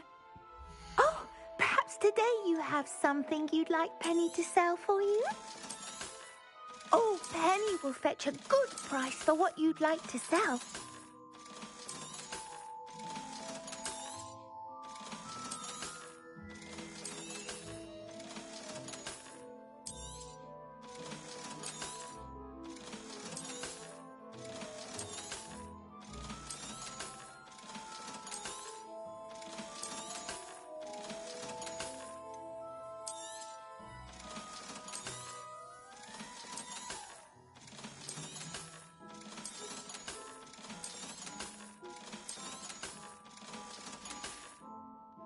Penny wishes you safe and wondrous travels.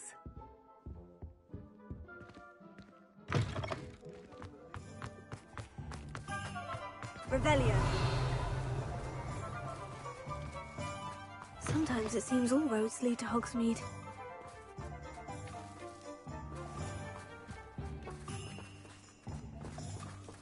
Alohomora.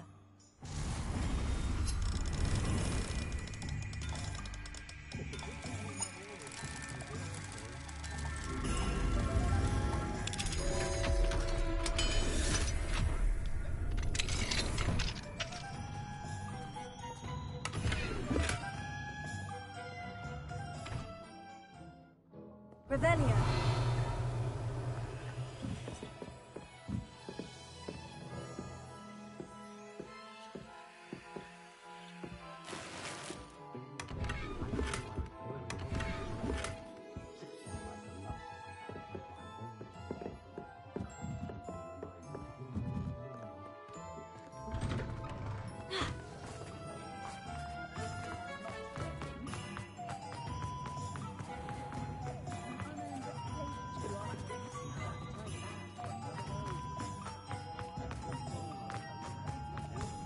What do we have here? A demiguise.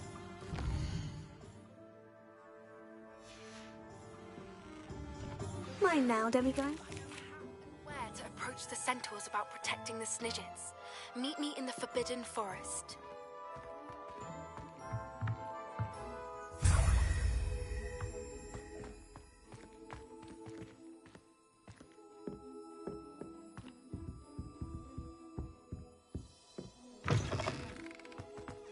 Revelio.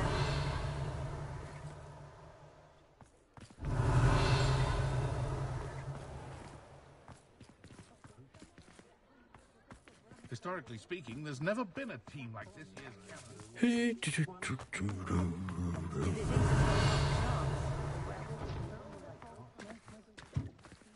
Hello, Amora. The Ashwinders will take me.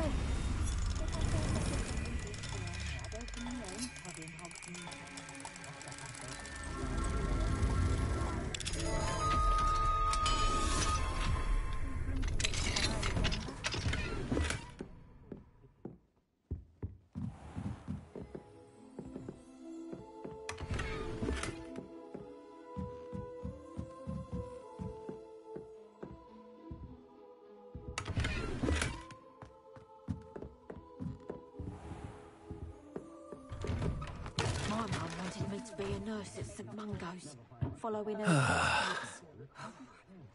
We could use a few more house elves in my house. Oh.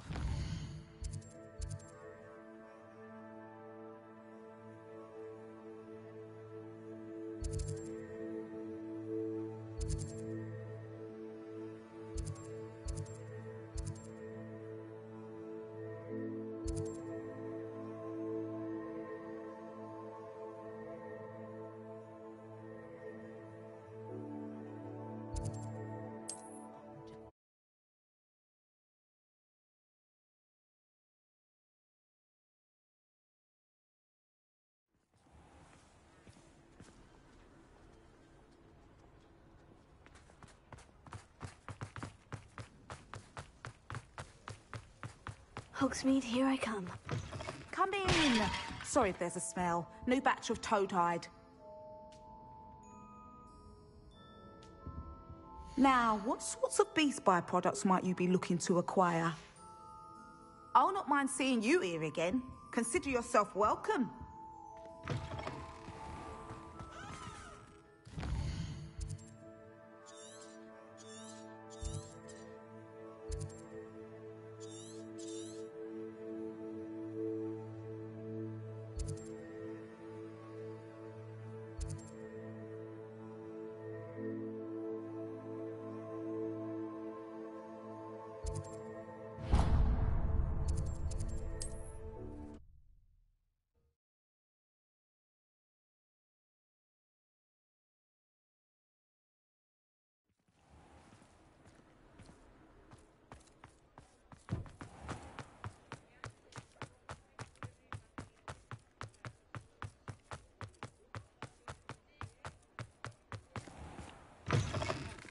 I was wondering when I'd see you again. Let's look at what we have, shall we?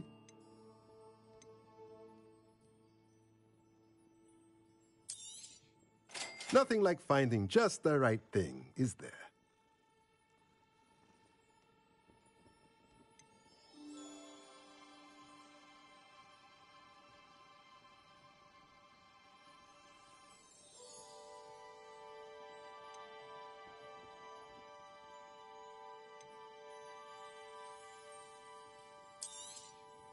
Nothing like finding just the right thing, is there?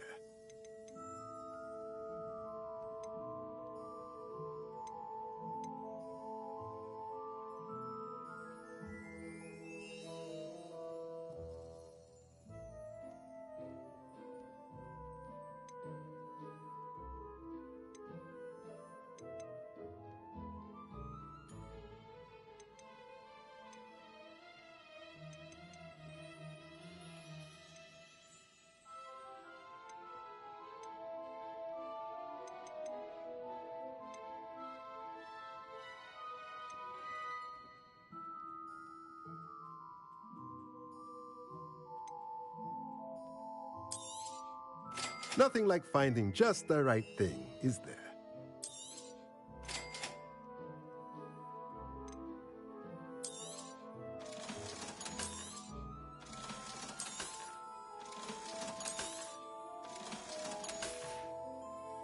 Let me know if there's anything else I can do to help.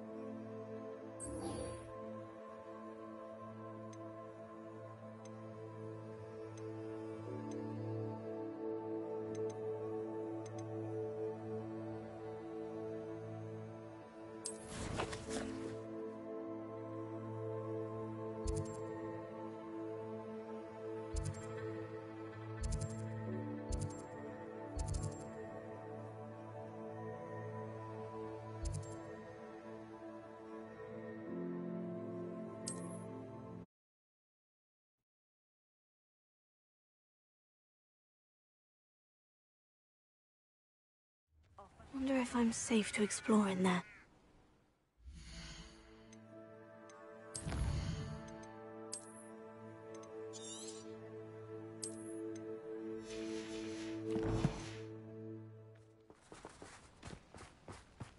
You're here. Good. Sebastian, that relic you mentioned. Don't think I've forgotten about your goblin friend. I haven't. But I needed to tell you what I've learned. I believe one of Slytherin's students stumbled upon the relic during an assignment to study sarcophagi in this catacomb. From what I read in a report by the student, they weren't permitted to take it with them, so I must assume it's still here. As I mentioned earlier, this relic grants its holder the power to reverse dark magic curses. If it's in this catacomb, I have to find it. For Anne. I need to see her. I'm ready to explore the catacomb. Perhaps we can visit Anne when we've finished. Perfect. By the way, Ominis has been asking about you. You didn't tell him what we were doing, did you? I didn't, I promise. Good. Ominis would be livid if he knew what we were about to do.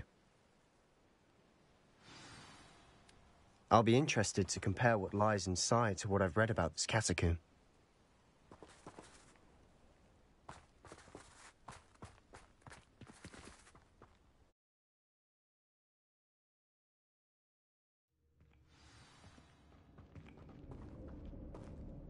I'm sure that foul smell is the scent of success. Try not to lose your nerve just yet.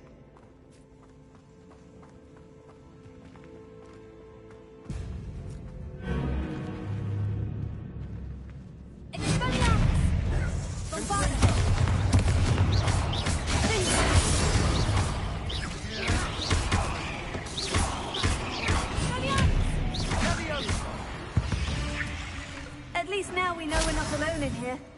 Perhaps that was it. And the rest of the tomb will be insect-free. Spiders aren't insects. Don't start.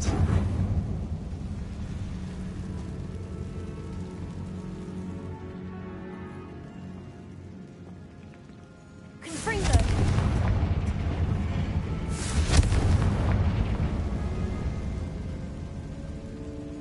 Accio! Opening all of these is tempting. This room is taller than it looks.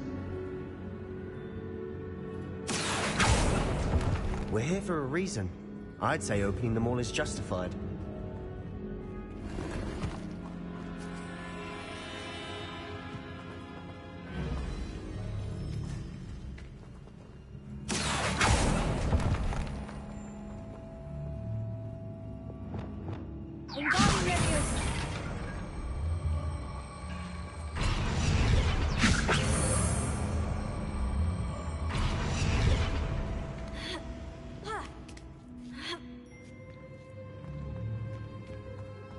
Finding a chest in an inconspicuous loft. Brilliant. Ah,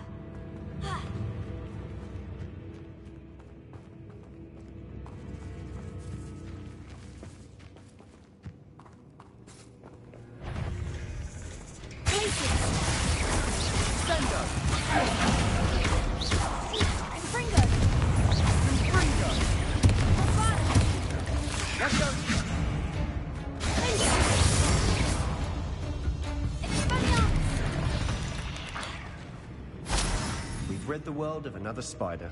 I shall sleep better tonight.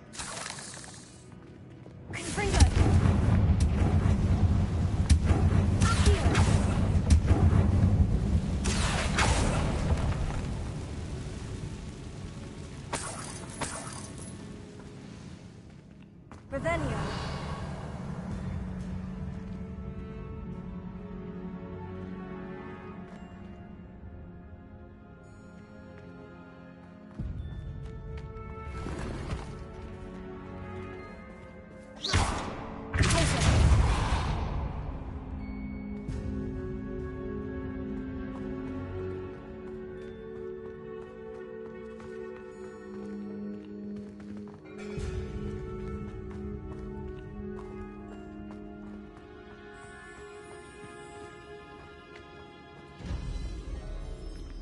Revelio.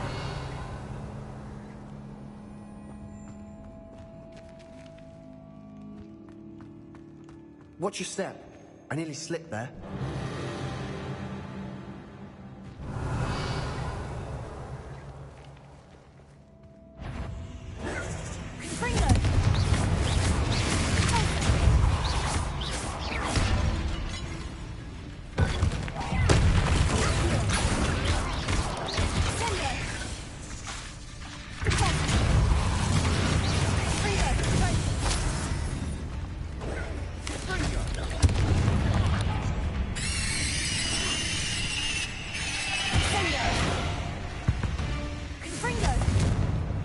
All this grass. It no longer feels like a tomb.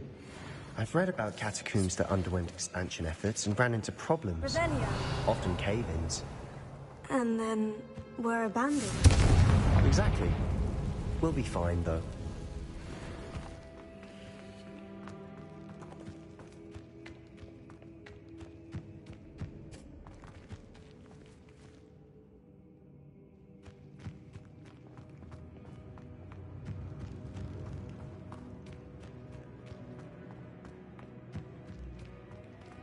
Revelio.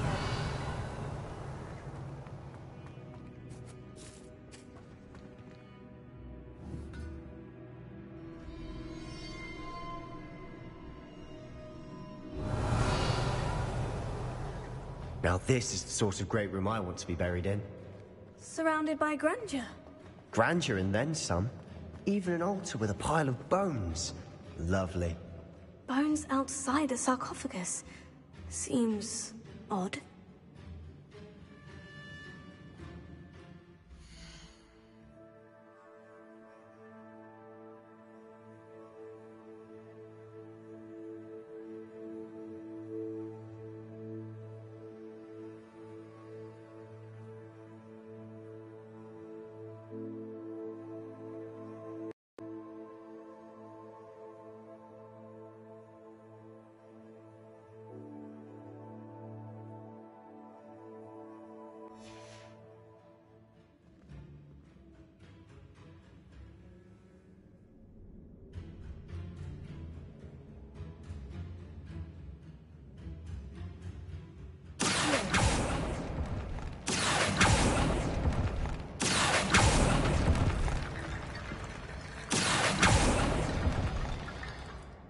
Revelio.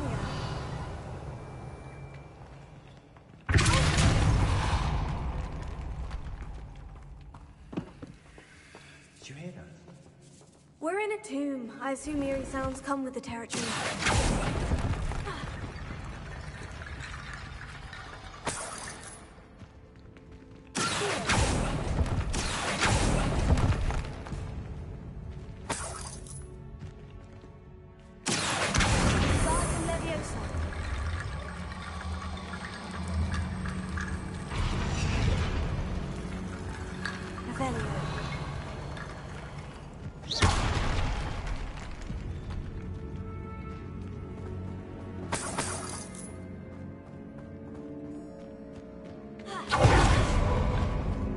We've made it this far.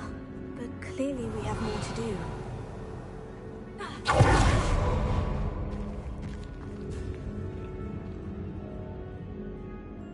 Revelio.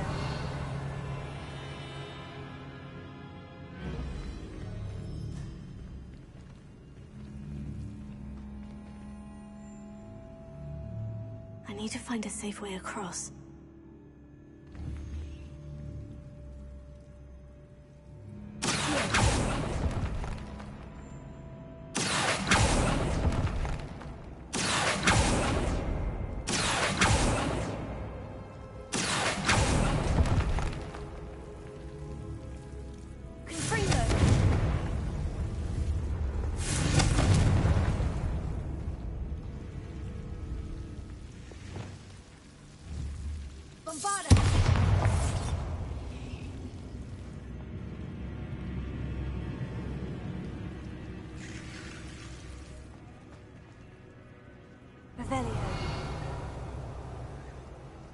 Perhaps moving piles of bones towards the center will help.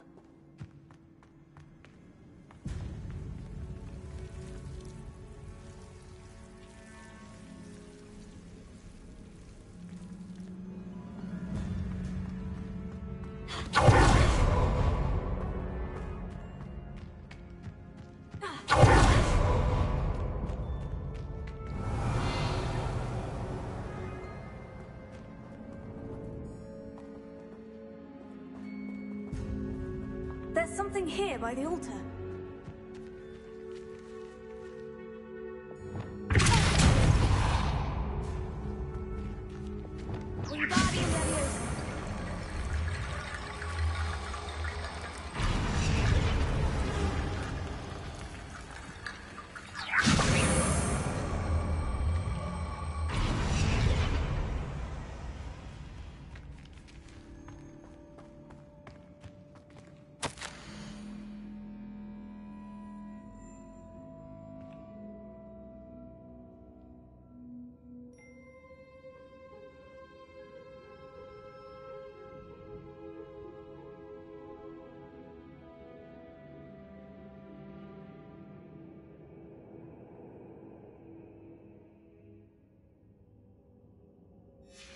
What did you find?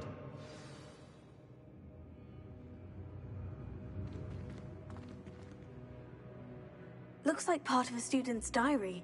It mentions plans to return for the relic and conjuring barricades using bones. Of course. The student's summary referenced a space beyond the Great Room, which means this can't be a dead end. I have the report if you want to have a look. Let's divide and conquer. You work on sorting out the bone barricades. I'll look around and see what we missed. Hold on to that diary entry. There may be more to it. It does mention something else. It says their next assignment was learning the Imperius Curse. Really? Interesting. We need to focus on moving beyond this room.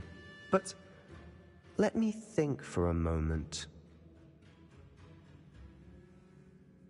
Of course. I'll start to search for those barricades. Brilliant. There's more to this than even I imagined. Look. Bones stacked oddly on either side of this archway. Leave no stone unturned. Or, in this case, no bone.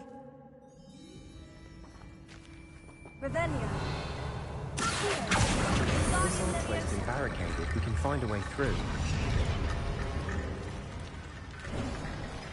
You've done it! Revelio. I knew we'd get through. I felt it in my bones. Nice.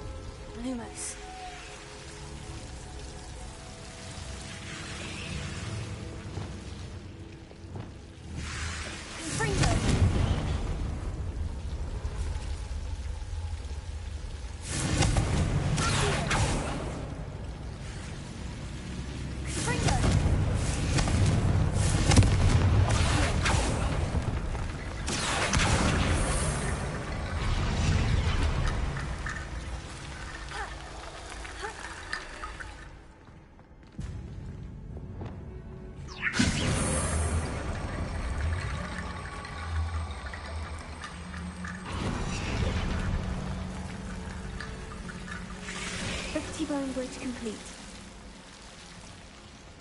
Revelio.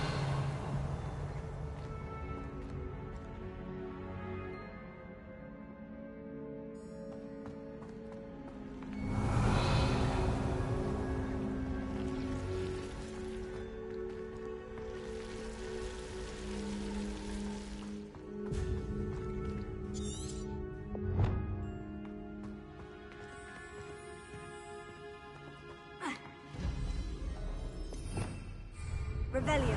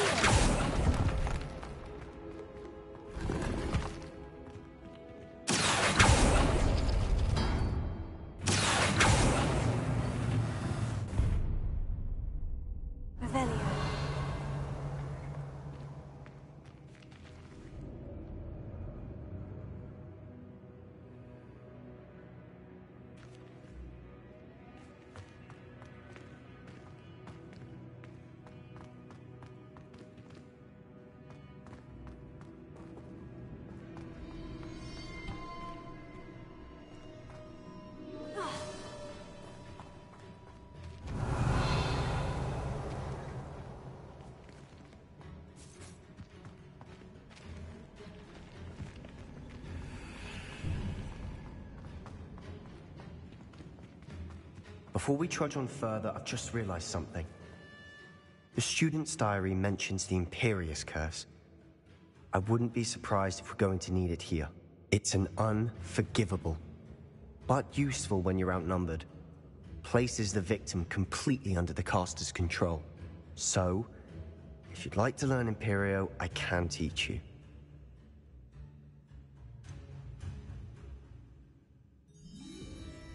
It's probably wise to know the spell. I couldn't agree more. A spell that could save your life shouldn't be unforgivable. You have a lot at stake. You have an ability that evidently no one's seen for centuries. Focus your wand movement. It's not an easy spell to master.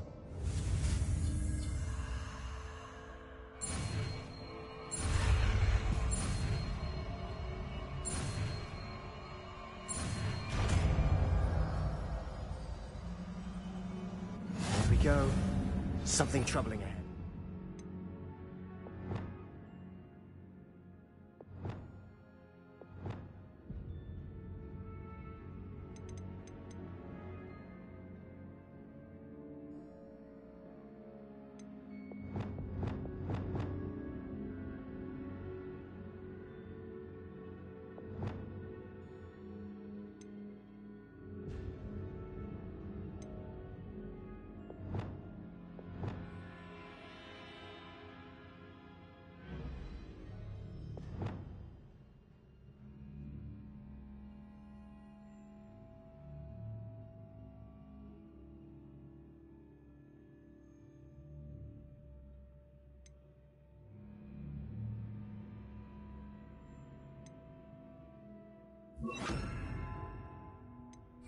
Be on your guard.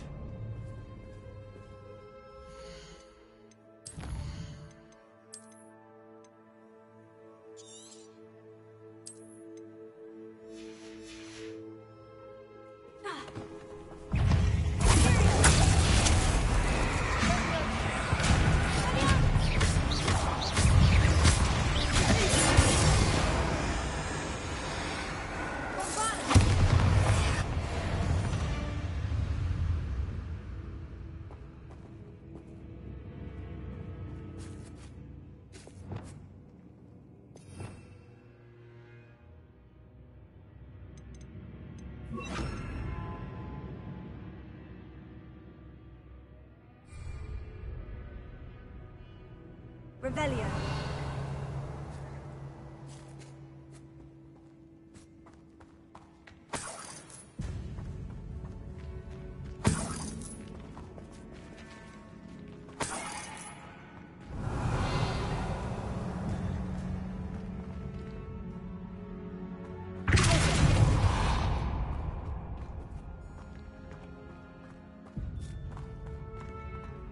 Revelio. Confringo.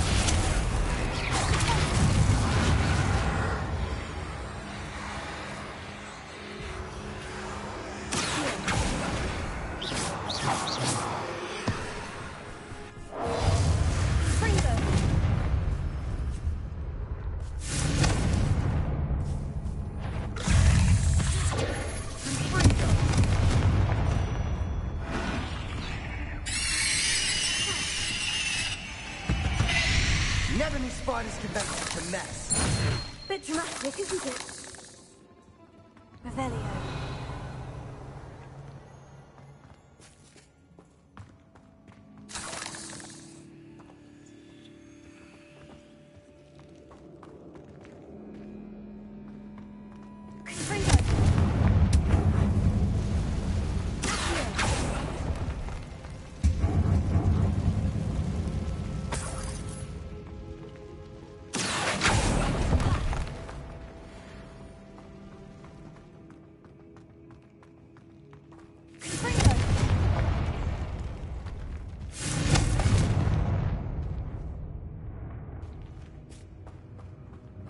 Revelio.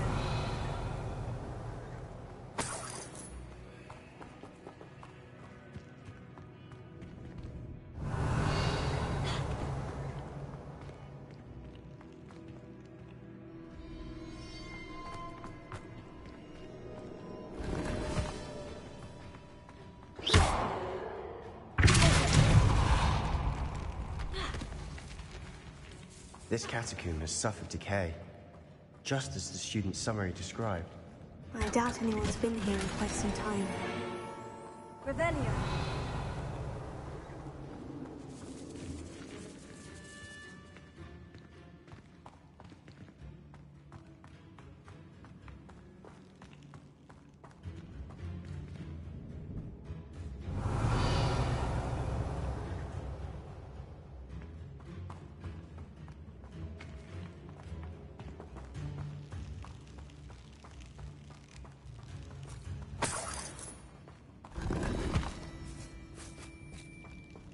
Revelio.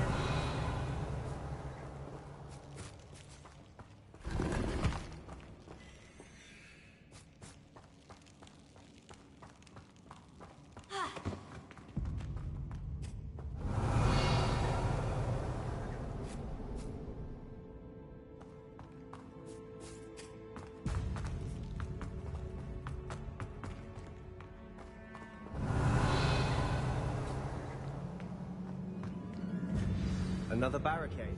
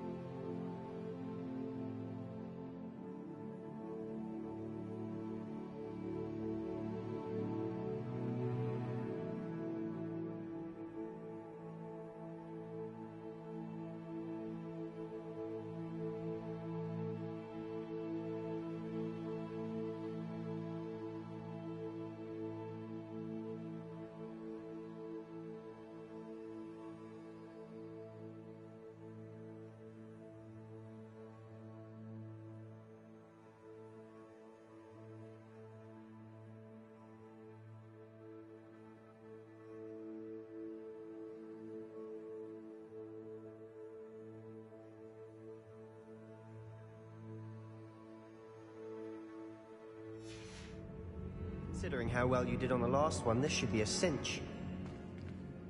How gracious of you. I try.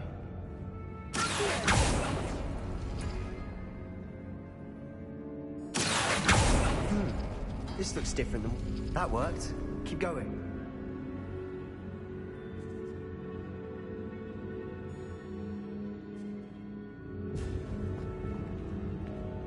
Revelio.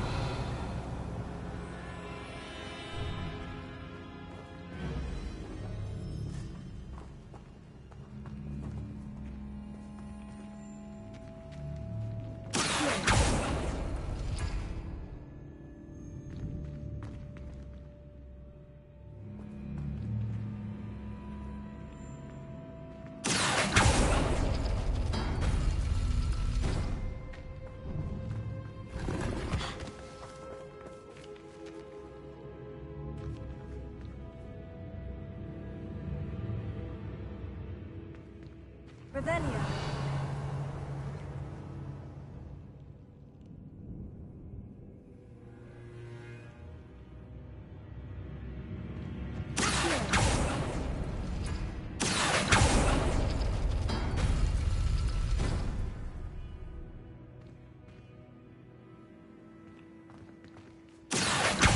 Guardian Leviosa.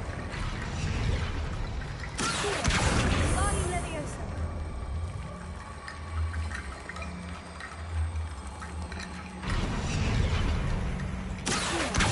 Guardian Leviosa.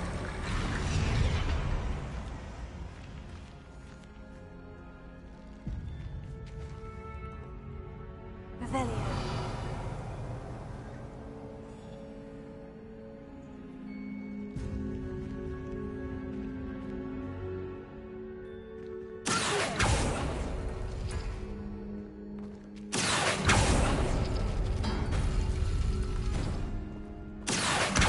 Guardian Leviosa.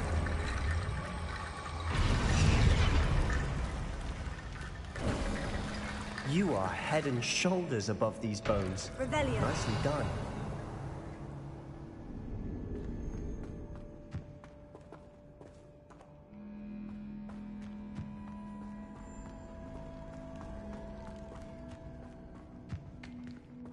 I see why Slytherin's student was so entranced with this place.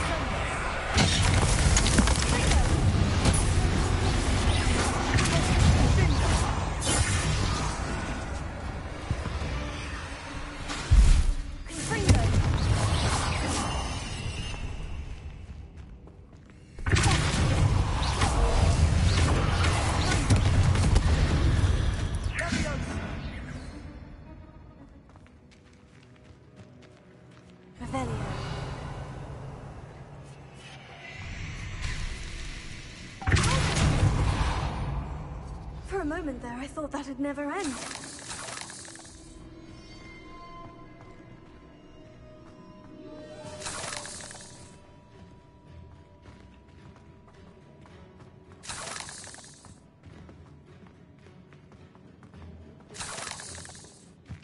Revelio. Dead end. Lovely. All that for nothing. Hold on. Don't give up yet.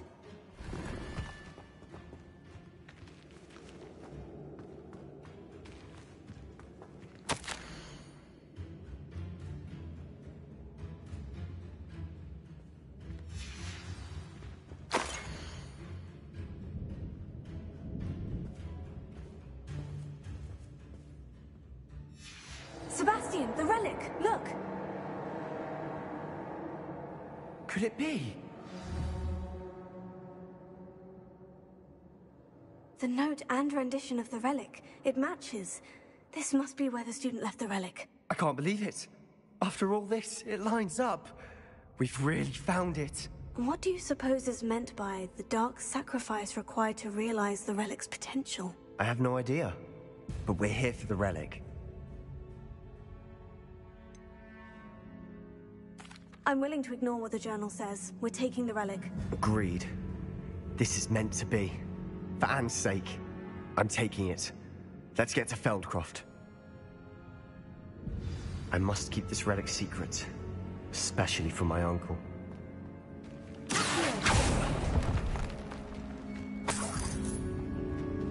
Revelio.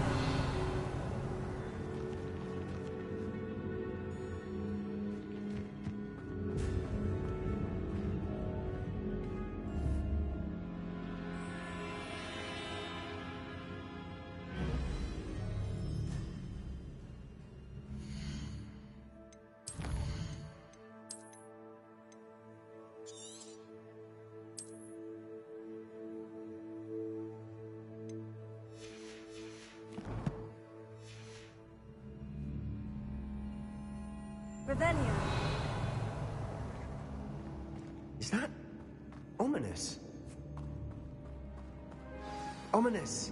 The sounds we kept hearing. It was you. You gave me no choice. I had to follow you. Sebastian, please, leave the relic alone. We can find another way to help Anne. I'm sorry, Ominous, but I'm taking it. No, you're not.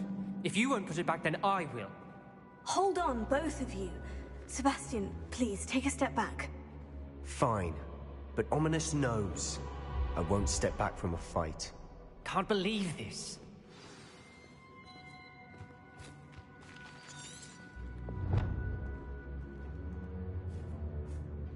Revelio.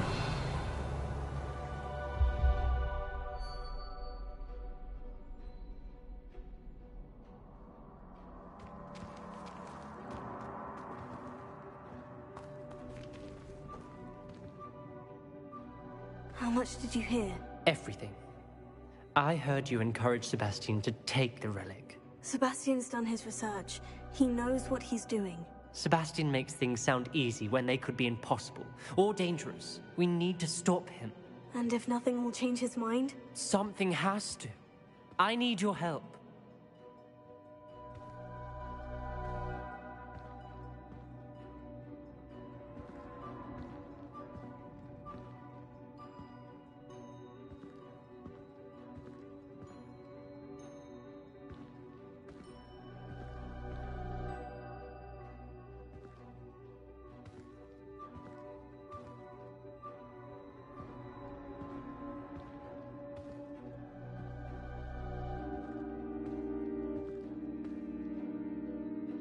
You're right.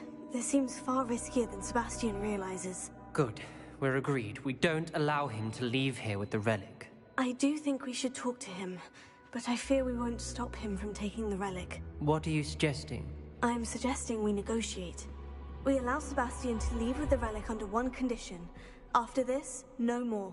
I feel that's what we agreed to in the scriptorium. I'm being taken for a fool. You're not, Ominous.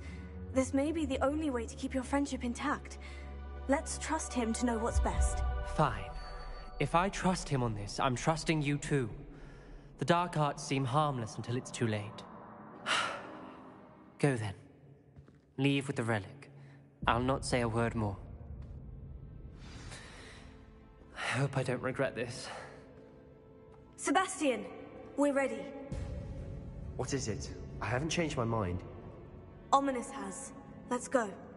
What? Ominous? I'll explain on the way. Come on.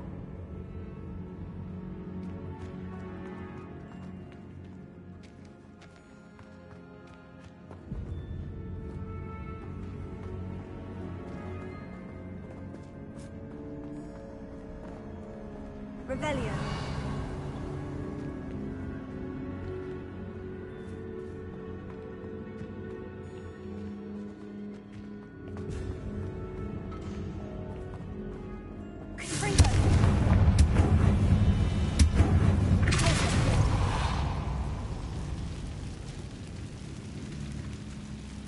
Revelio.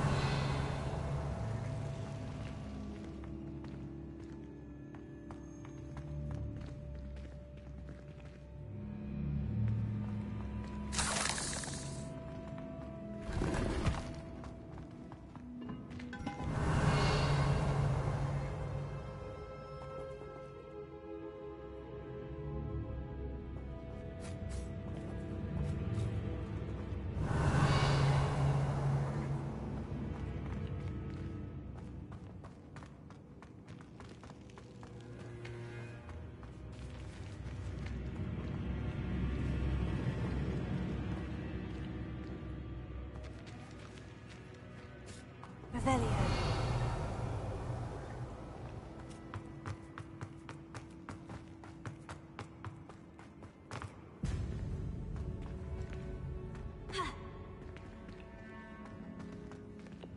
Bombarda. Revelio.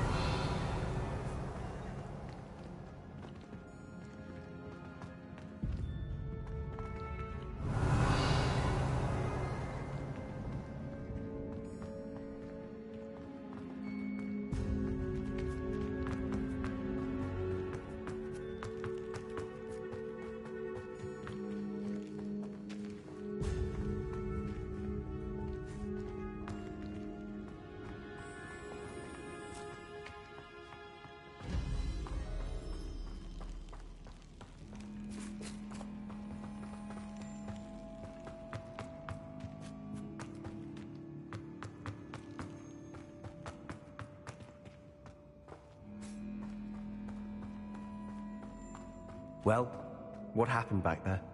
Ominous and I found a compromise. Ominous simply needs a moment with you and he'll change his mind. Is that it? I told him we ought to give you this chance, that the relic is too important to ignore. There has to be more to it than that. Tell me. We agreed on what was needed, Sebastian. You have my word.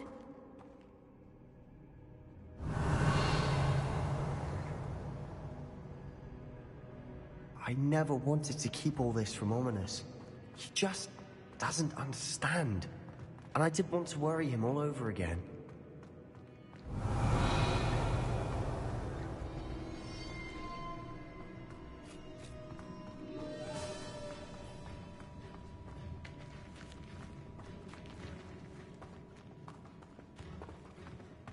Revelio.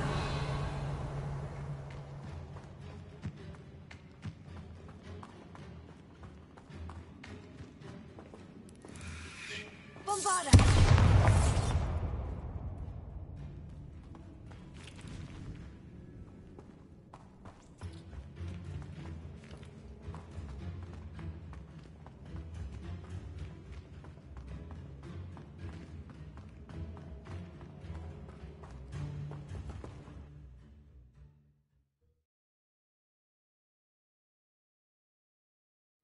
As we were leaving, Ominous wouldn't even acknowledge me.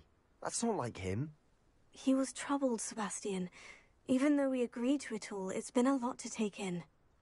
I thought he understood. He knew we couldn't give up. All of this is too important. For Anne.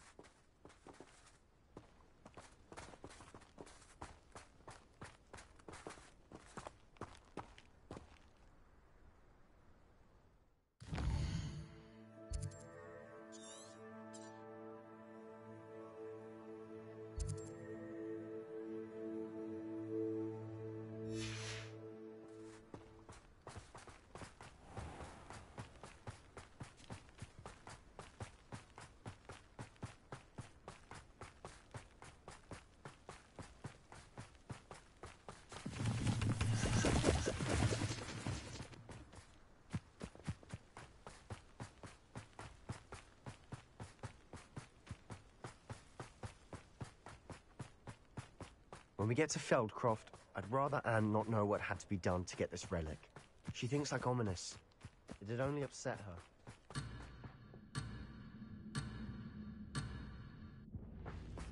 Why am I always on patrol? It's a waste of my skills.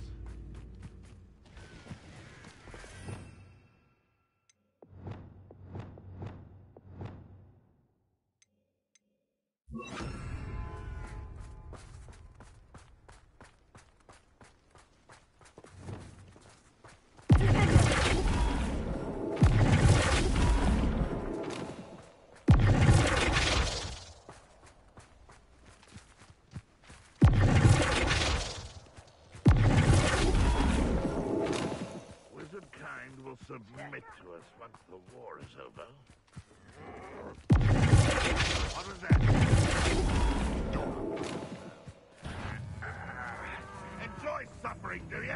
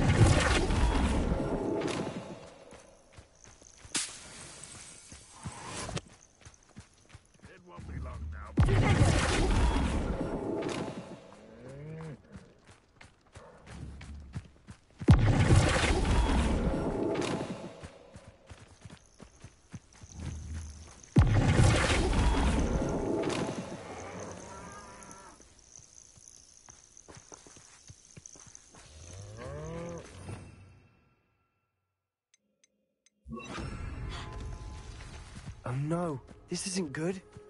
What is it? Smoke, over there, by the hamlet.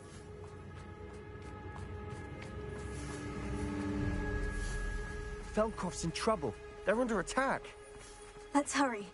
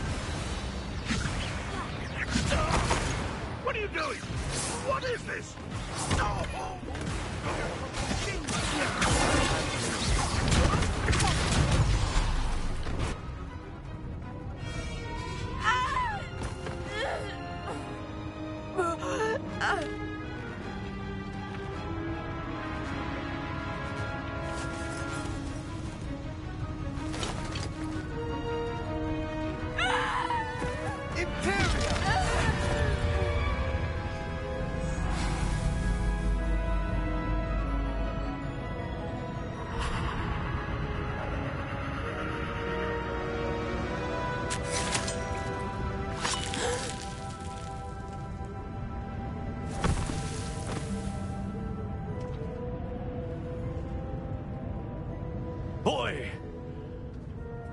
What have you done? Saved my sister. With an unforgivable curse. From that damned book, no doubt. Your father would be ashamed. You've gone too far, Sebastian. Stay away from her. From all of us.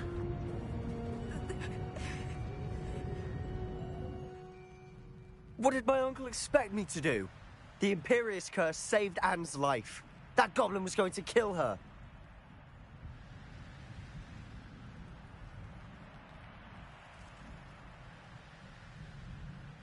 You did what you had to do. If I have to keep proving that to my uncle, I will. He cannot banish me from my own home. From my sister. It might be best to let him calm down a while. May I speak to him? Perhaps I can help to ease the tension a bit. You may be right. Very well. Probably best if I get away from here for a while. I'll head back to Hogwarts.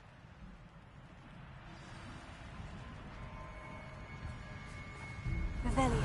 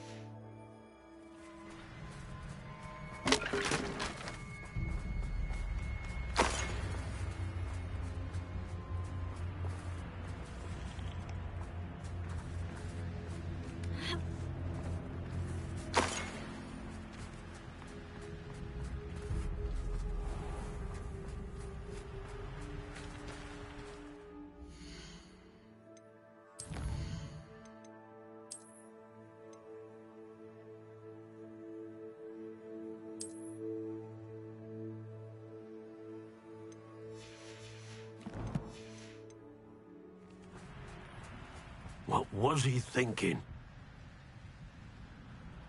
Pardon me, Mr. Sallow? What Sebastian did was inexcusable. You cannot possibly be about to defend him.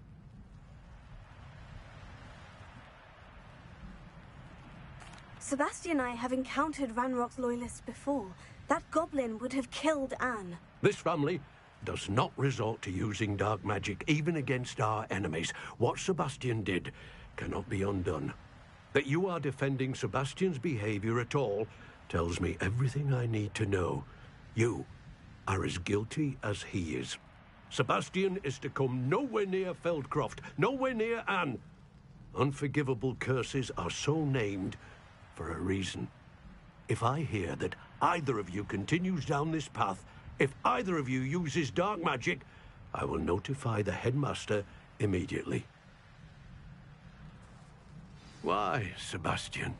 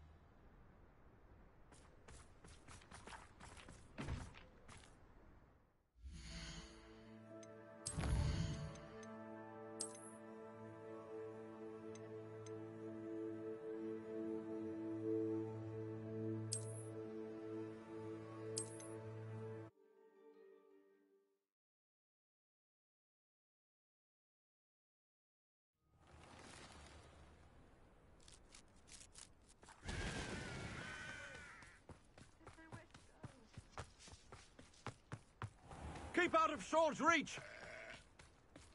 What was he thinking?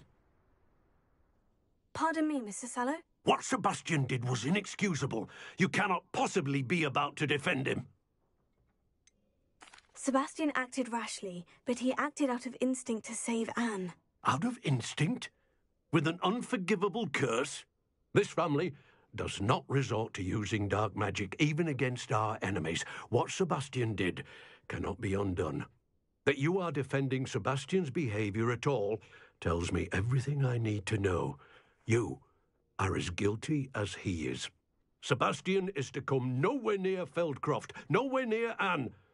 Unforgivable curses are so named for a reason. If I hear that either of you continues down this path, if either of you uses dark magic, I will notify the headmaster immediately. Why, Sebastian?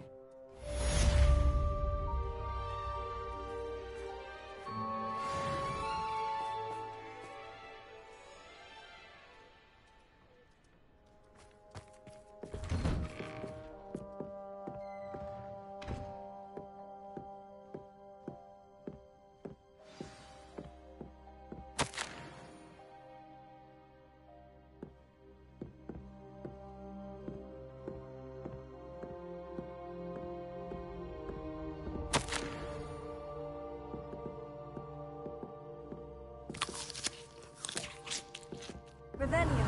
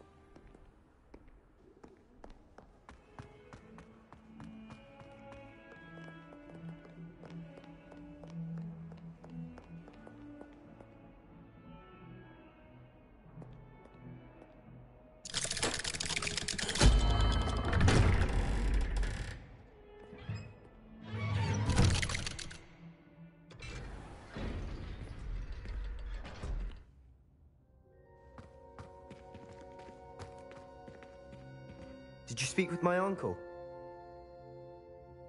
I wish I had better news about your uncle and Anne. Well, what did he say? I'm afraid he wants you nowhere near Feldcroft, nor Anne. I had to stop that goblin from killing my sister. He had no right to banish me from my own twin. If he thinks banishing me means I'm going to give up on Anne, he's sorely mistaken. He also said he cannot excuse the use of dark magic in any form, and that if he hears of either of us using it, he'll go straight to Professor Black. Huh? That relic, dark magic or not, is the key to saving Anne. To reverse that curse. I will not lose Anne for good. I should send the crest to Anne. She'll know that we need to meet. I'm afraid I don't follow. Nothing, just a thought. Now I'm more determined than ever to learn what power that relic has. What did you mean you'd send Anne a crest so that she'd know to meet you? We just lost our parents, and we were packing up to go and live with Solomon. We couldn't take everything. She was carefully organizing her prized possessions, a box of artifacts she'd collected to do with our family. Jewelry, cards, old photographs. She got to her favorite, a handmade crest, and when I was at second thought, she handed it to me. This will keep you safe, she said. It holds no enchantment, but I've kept it with me since.